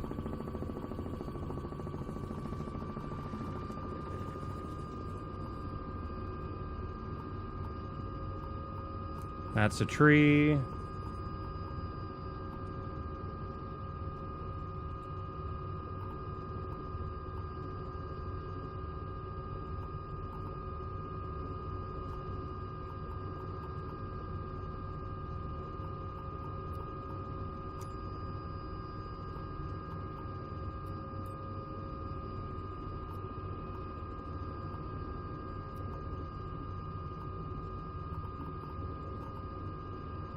Oh, that's funny. Hold on, hold on. I just noticed something. Oh, that was funny. So there's a house here. Check this out. Ignore the door flashing. Hold on. That's because my VR controller's pointed at it. So, if you look at the building, see how the building looks like a blue light is flashing? Look at this.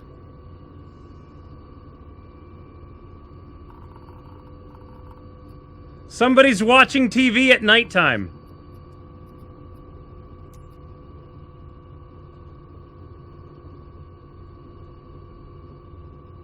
And then around 11 p.m., they turn the TV off and go to sleep. What a stupid little detail, but that's amazing. Does the game provide night vision goggles or something? 99% of the time you're not wearing night vision goggles when you're doing flight stuff. That's hilarious. And then the light in the house turns off around midnight. Oh, that's brilliant. Oh my god.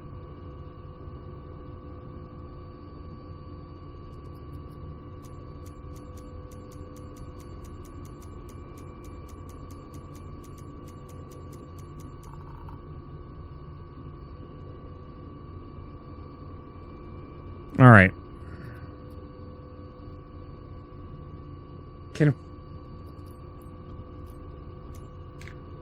There we go.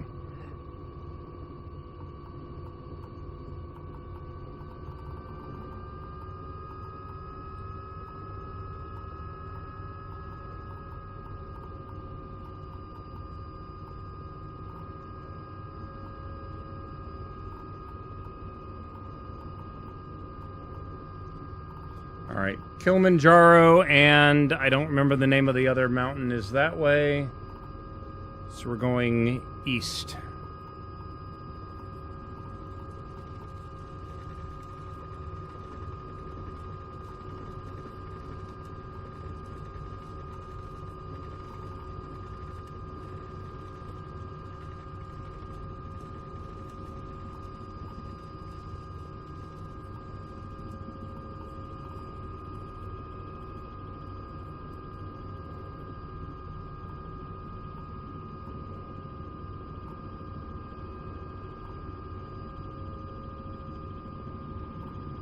All right, let's find our river again.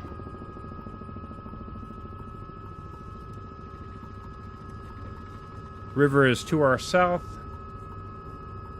to our right. Let's head back over there.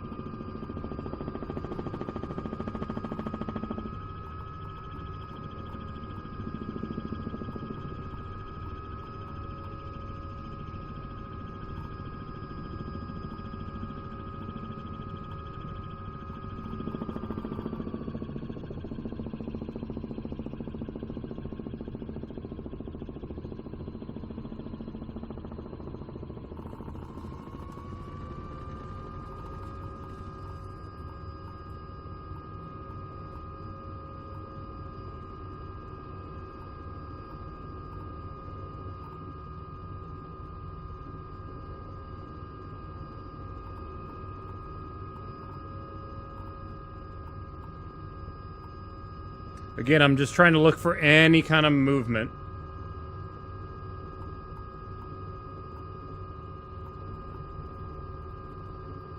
Commander Golden Samurai, I hope you're doing well today.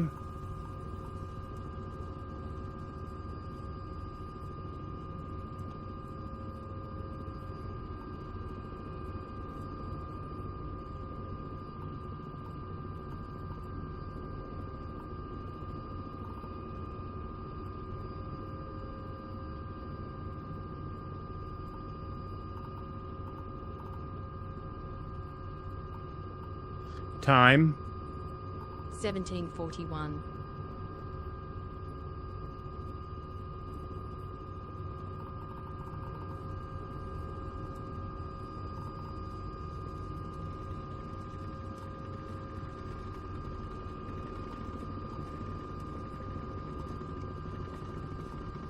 No problem, dude.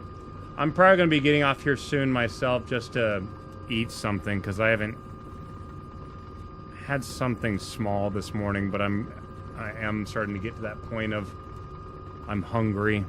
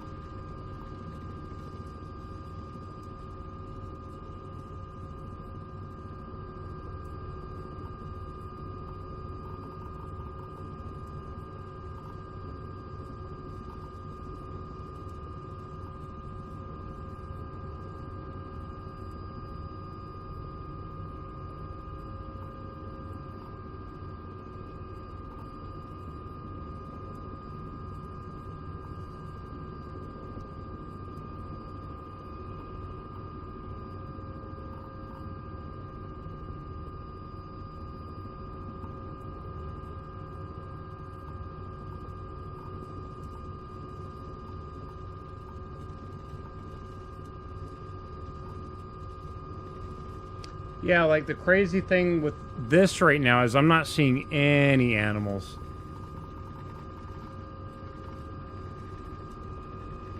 Let me do another stupid thing. Oh, you know what? Might help if I actually have the game in focus. There we go. Let's go settings, VR, graphics, global rendering quality. And just for the hell of it, medium to ultra.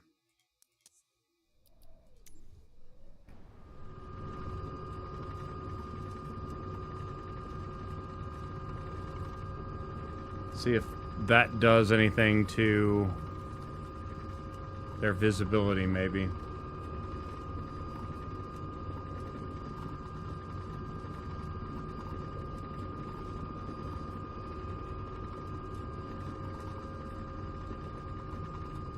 Well, we found some lions a little ways away from a body of water, which is, I'm trying to keep about that distance away from the river here. To see if...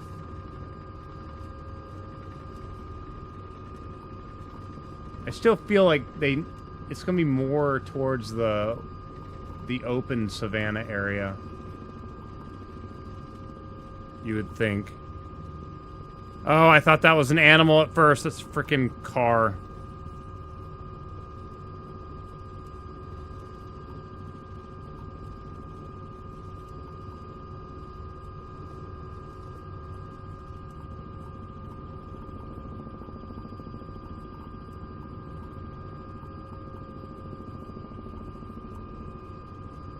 The other thing, too, is that this area is populated. I don't know if it's going to put lions in a population center.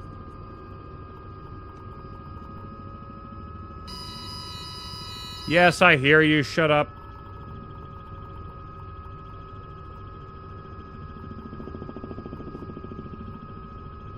Let's see what's on the other side of this ridge.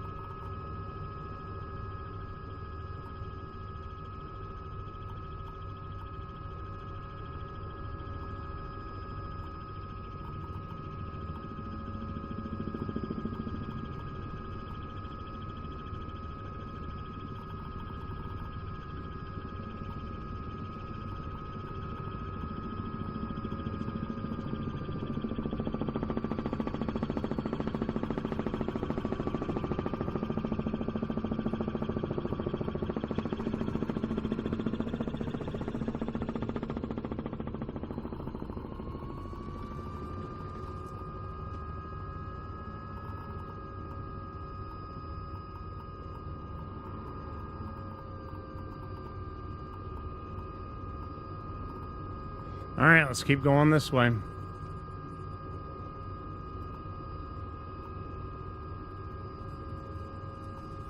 I mean, they're kind of that brownish orange color, so you would think if they were on green grass, they'd be a little bit easier to see. And they're not small. Like, half my shadow.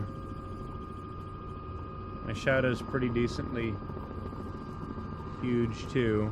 Where is my shadow? Oh, there's my shadow.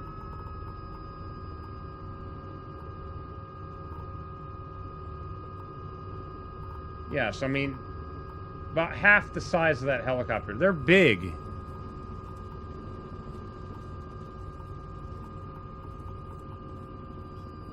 And they should be running away from the noise, too.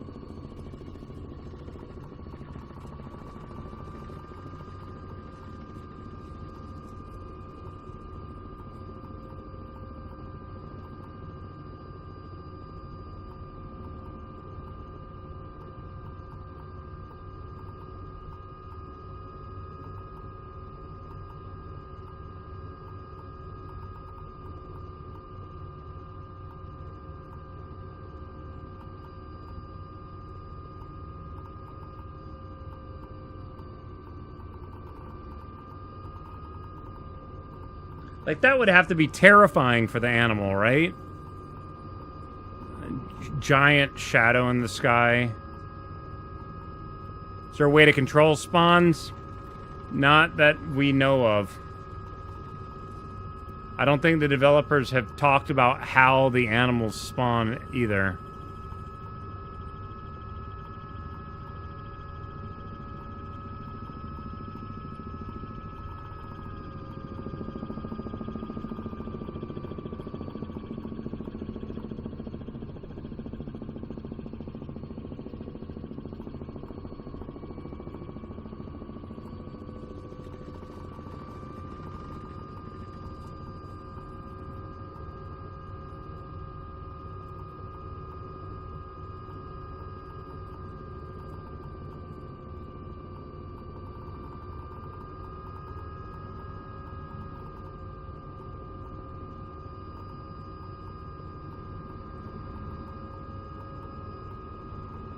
But this AI is as simple as run away from the thing that's making all the noise.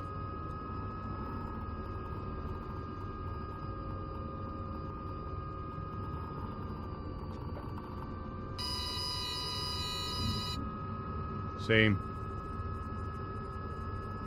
I'm hoping that the lion runs away too. The first one we found did. The problem is that to do the photography challenge, you have to find 2 females and a male. And that's been the difficult thing. Like, I have the one single lion, but yeah, I need more than that. Oh, stop highlighting the door.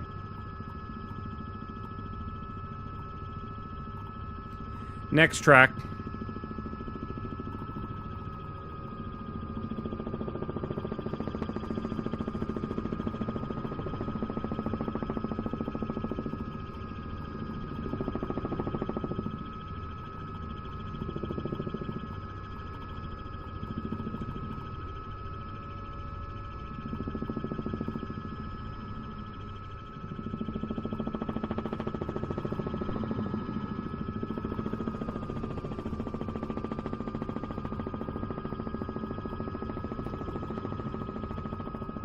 Controller, what are you doing?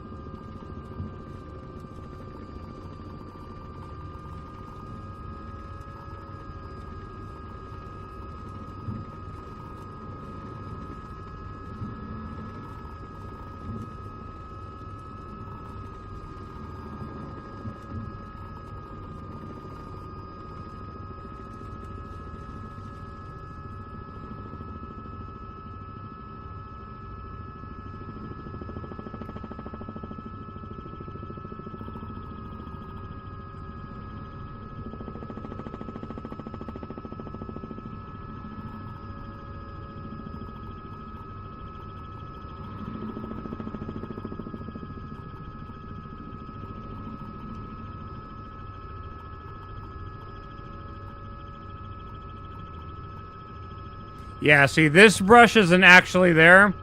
Those trees, though, are.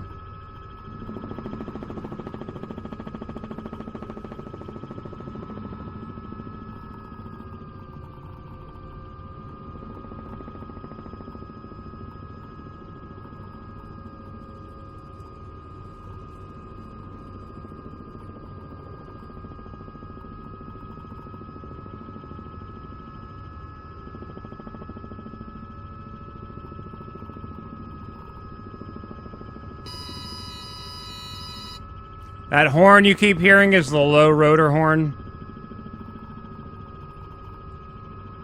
It's usually happening when I'm pulling a lot of power very quickly.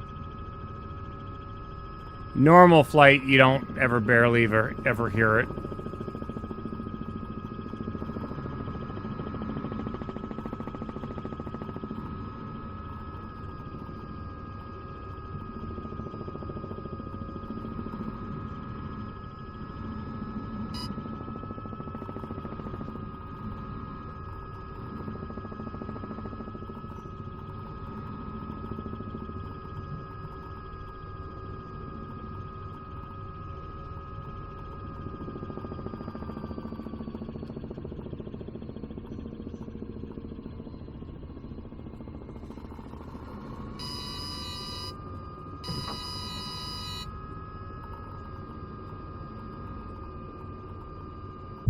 Ah, I hit the tree.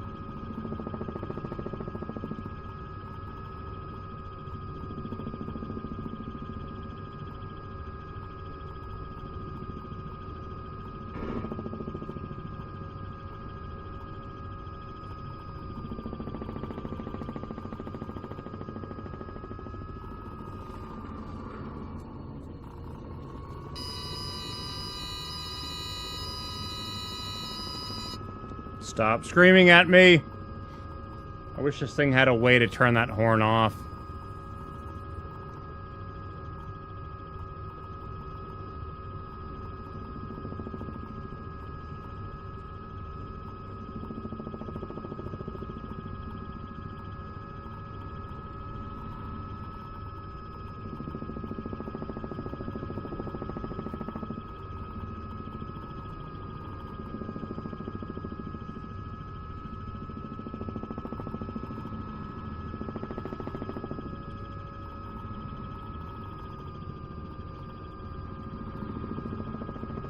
This is not the most efficient way of searching for lions, though.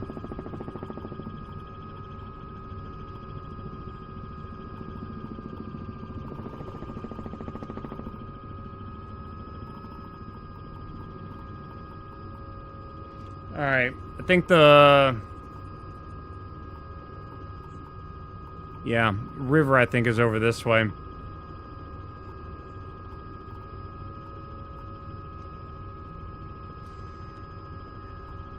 Like, I mean, even right now I'm going like 60 knots. This is probably still too fast.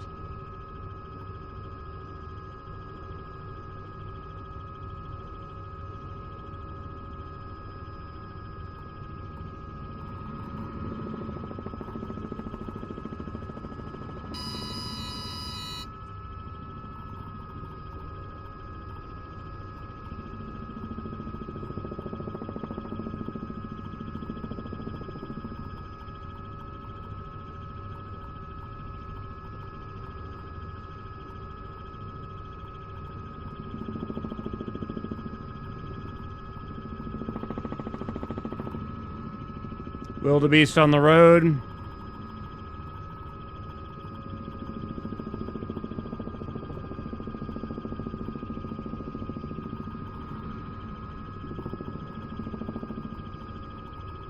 Oh, come on.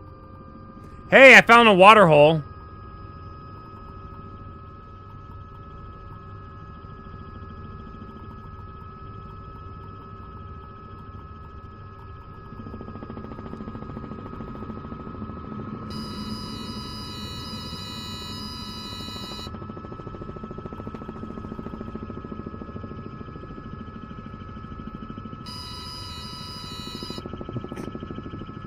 Thing's constantly screaming at me like, what are you doing to me?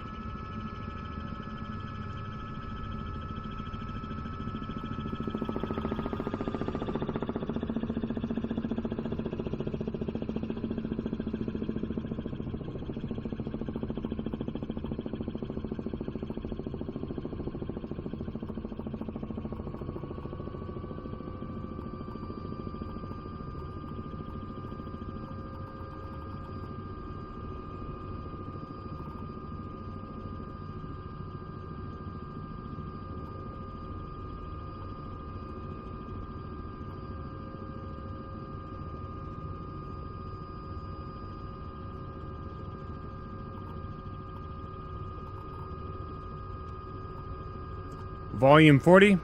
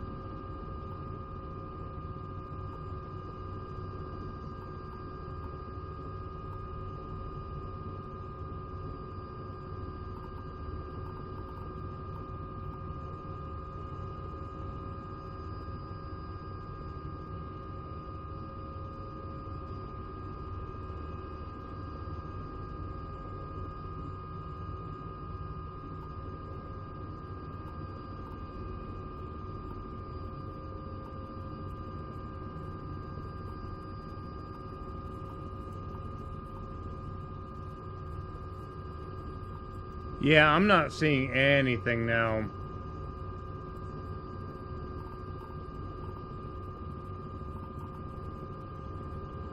Like, again, we were kind of far away from that other body of water where that other lion was spawning in.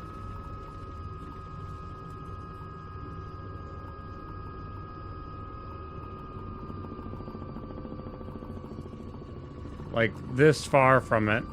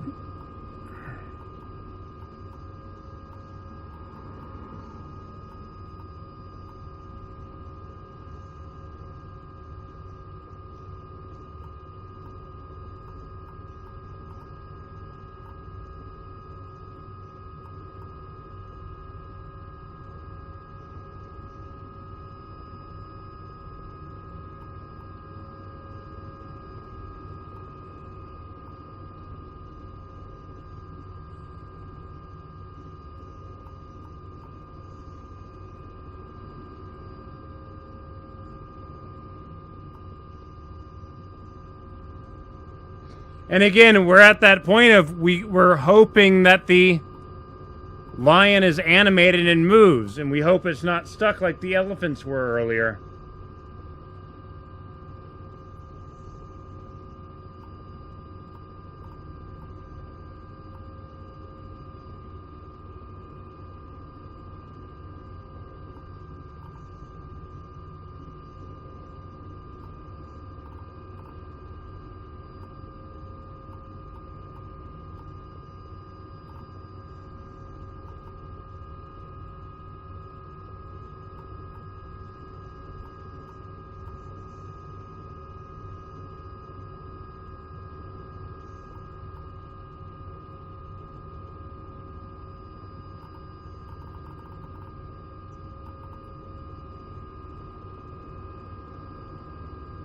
Yeah, the eye adaptation is doing some weird shit again.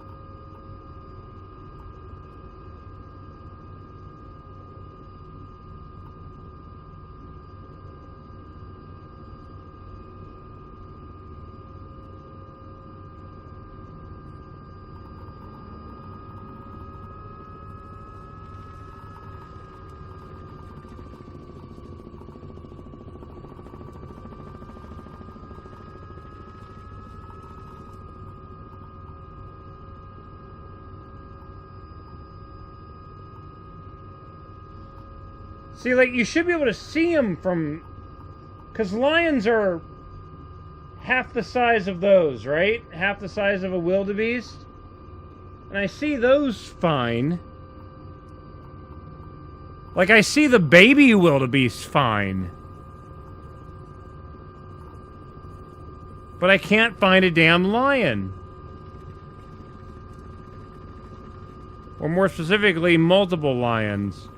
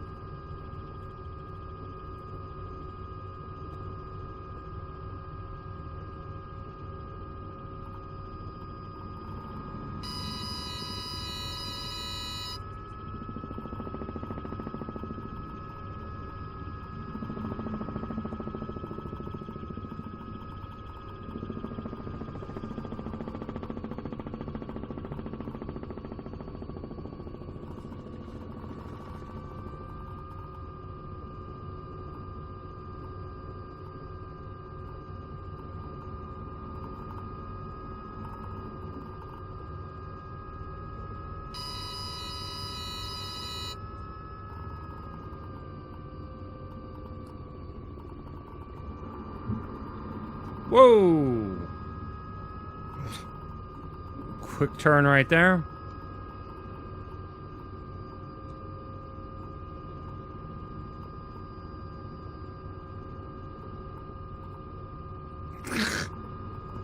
Just fly through it. Come here, little baby giraffe.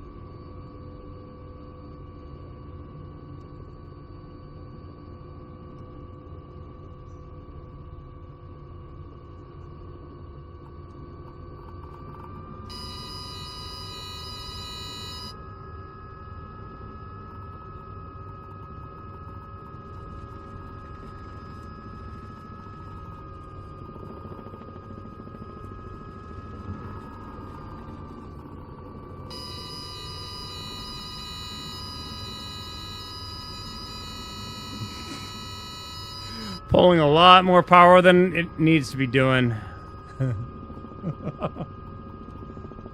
All right. Another one.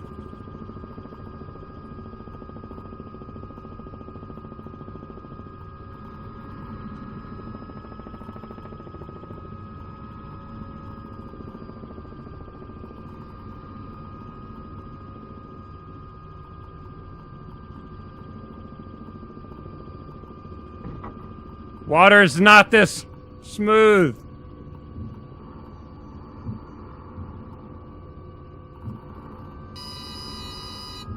Get away from the tree.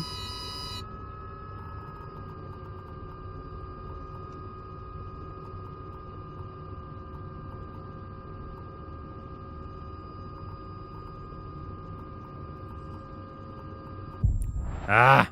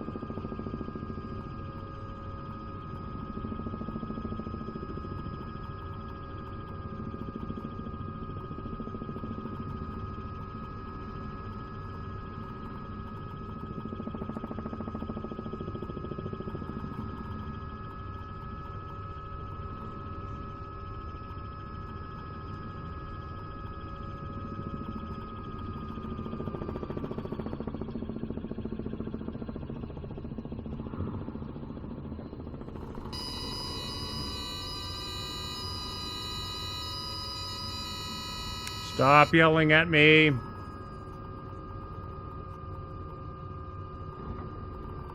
All right.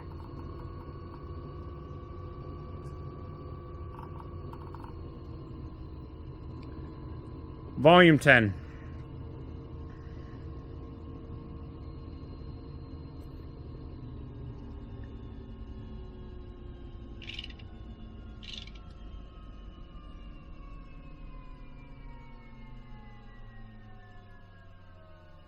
Pause music. Come on, pull the damn chain.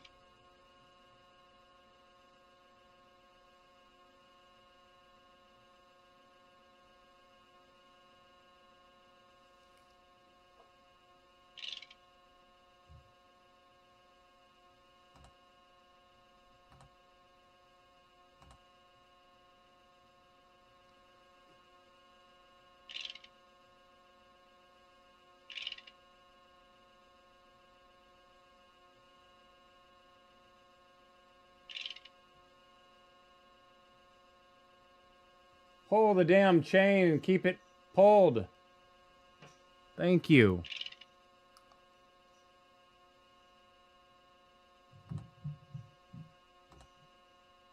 The hell?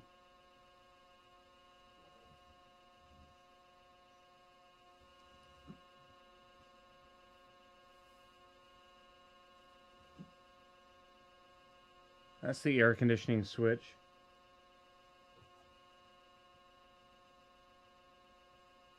How has this thing been... What? I'm so confused. And that's the gyroscope you're hearing. But aircraft's off. Guys, I think with that, that is where I'm going to end my stream here tonight. Thank you all very much for hanging out. If you are on YouTube, the stream is going to be ending here in a moment. Pause that while I... Oh, wait, hold on. Do that. There we go. Let me see if I can find you guys on Twitch, someone to go see. Today is Tuesday. Let's see.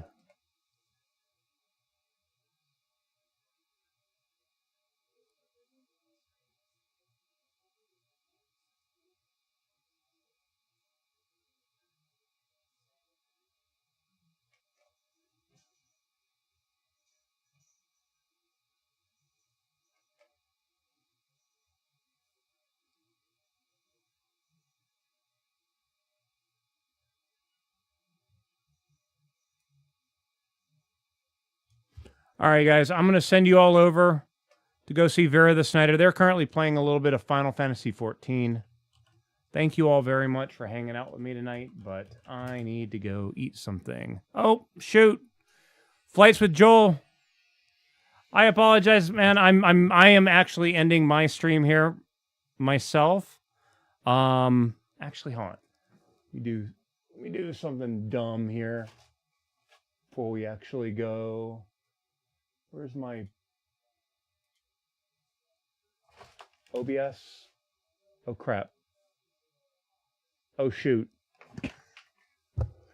I just accidentally hit a button on my screen. Let me try doing one thing here real quick. Let me just get this thing running real fast. Yeah, I'm getting to the point where I am going to be getting off here shortly, but I figure have some people come in, might as well show them a little bit of helicopter flight here.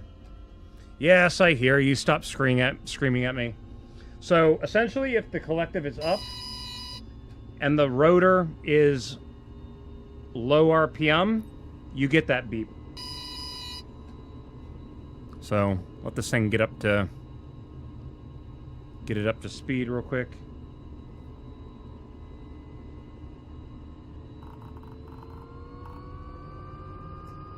Make sure the governor's on.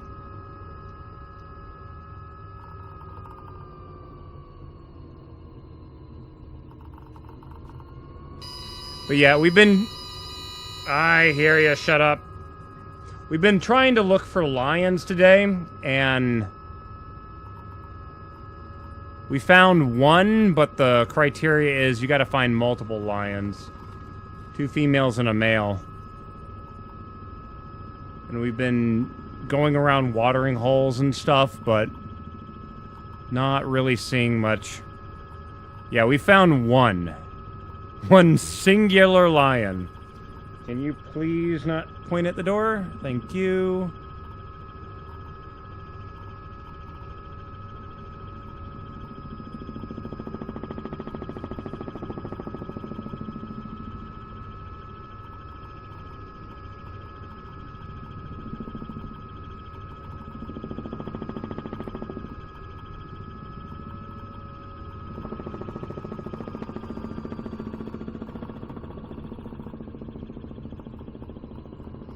Finding plenty of wildebeest. And of course, they just run away from the helicopter.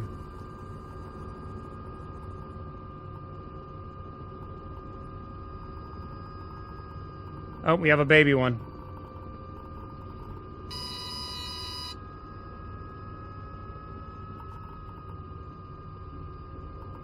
Baby one stuck in an animation loop, though.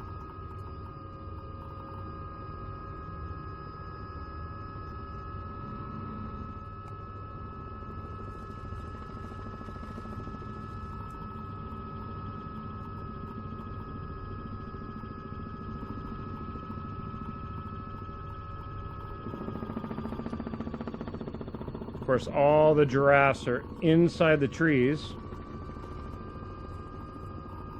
Did that one giraffe try to climb the tree? What the heck?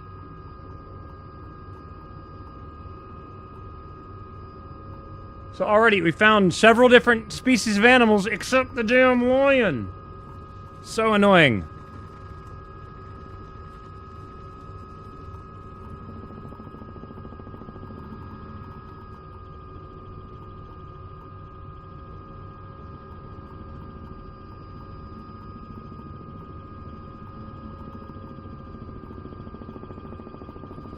But we've been flying around the Robinson R66 just because it's got a nice bubble canopy. You can see a lot of stuff. I prefer the H125, but much more powerful helicopter, but its view is a lot more limited.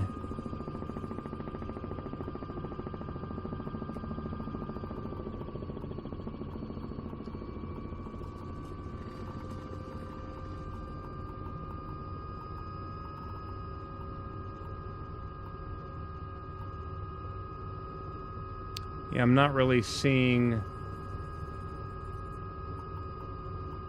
anything that can be a lion, sadly.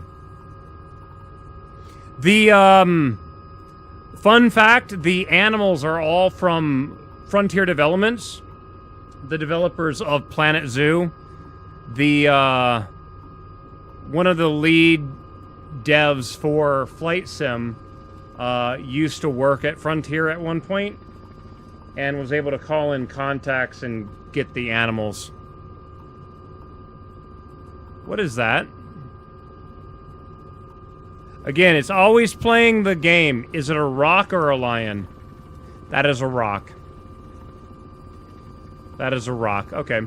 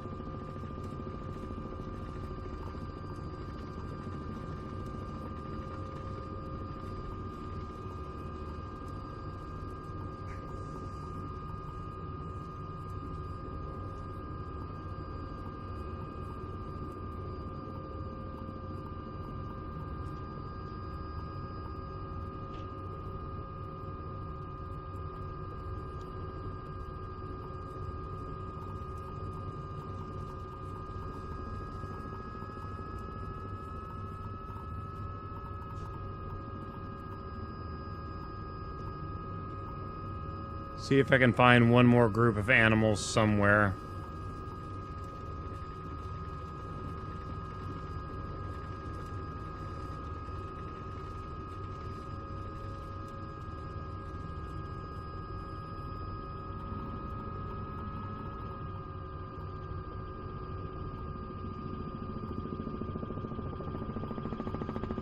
Nope, that's a bush. Oh, shoot.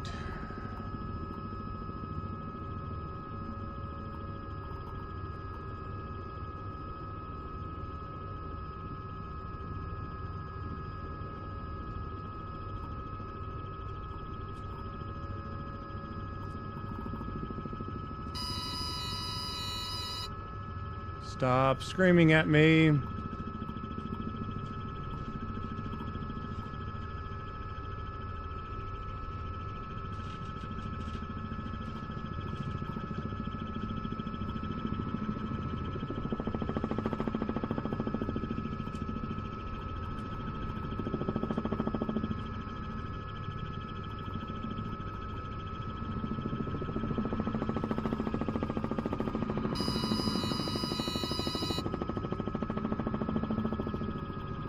Rotor Speed is not happy with what I'm doing right now.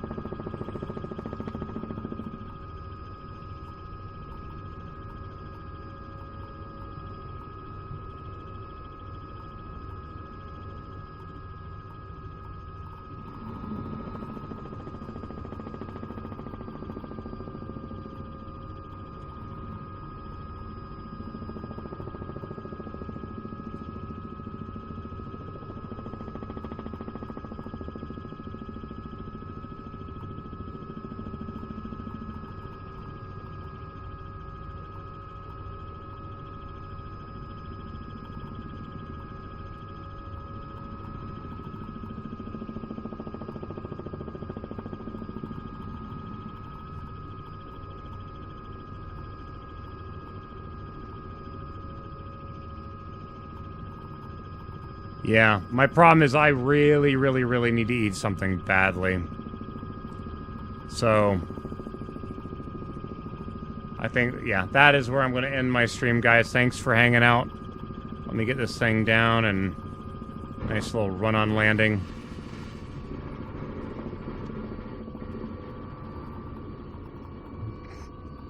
Normally wouldn't want to do that in the dirt, but whatever. Guys, again, thank you all for hanging out. I'm going to send you all, if you're on Twitch, to a friend of mine called Avira the Snyder. They're currently playing a little bit of Final Fantasy XIV, but I will see you all later, guys. Take care.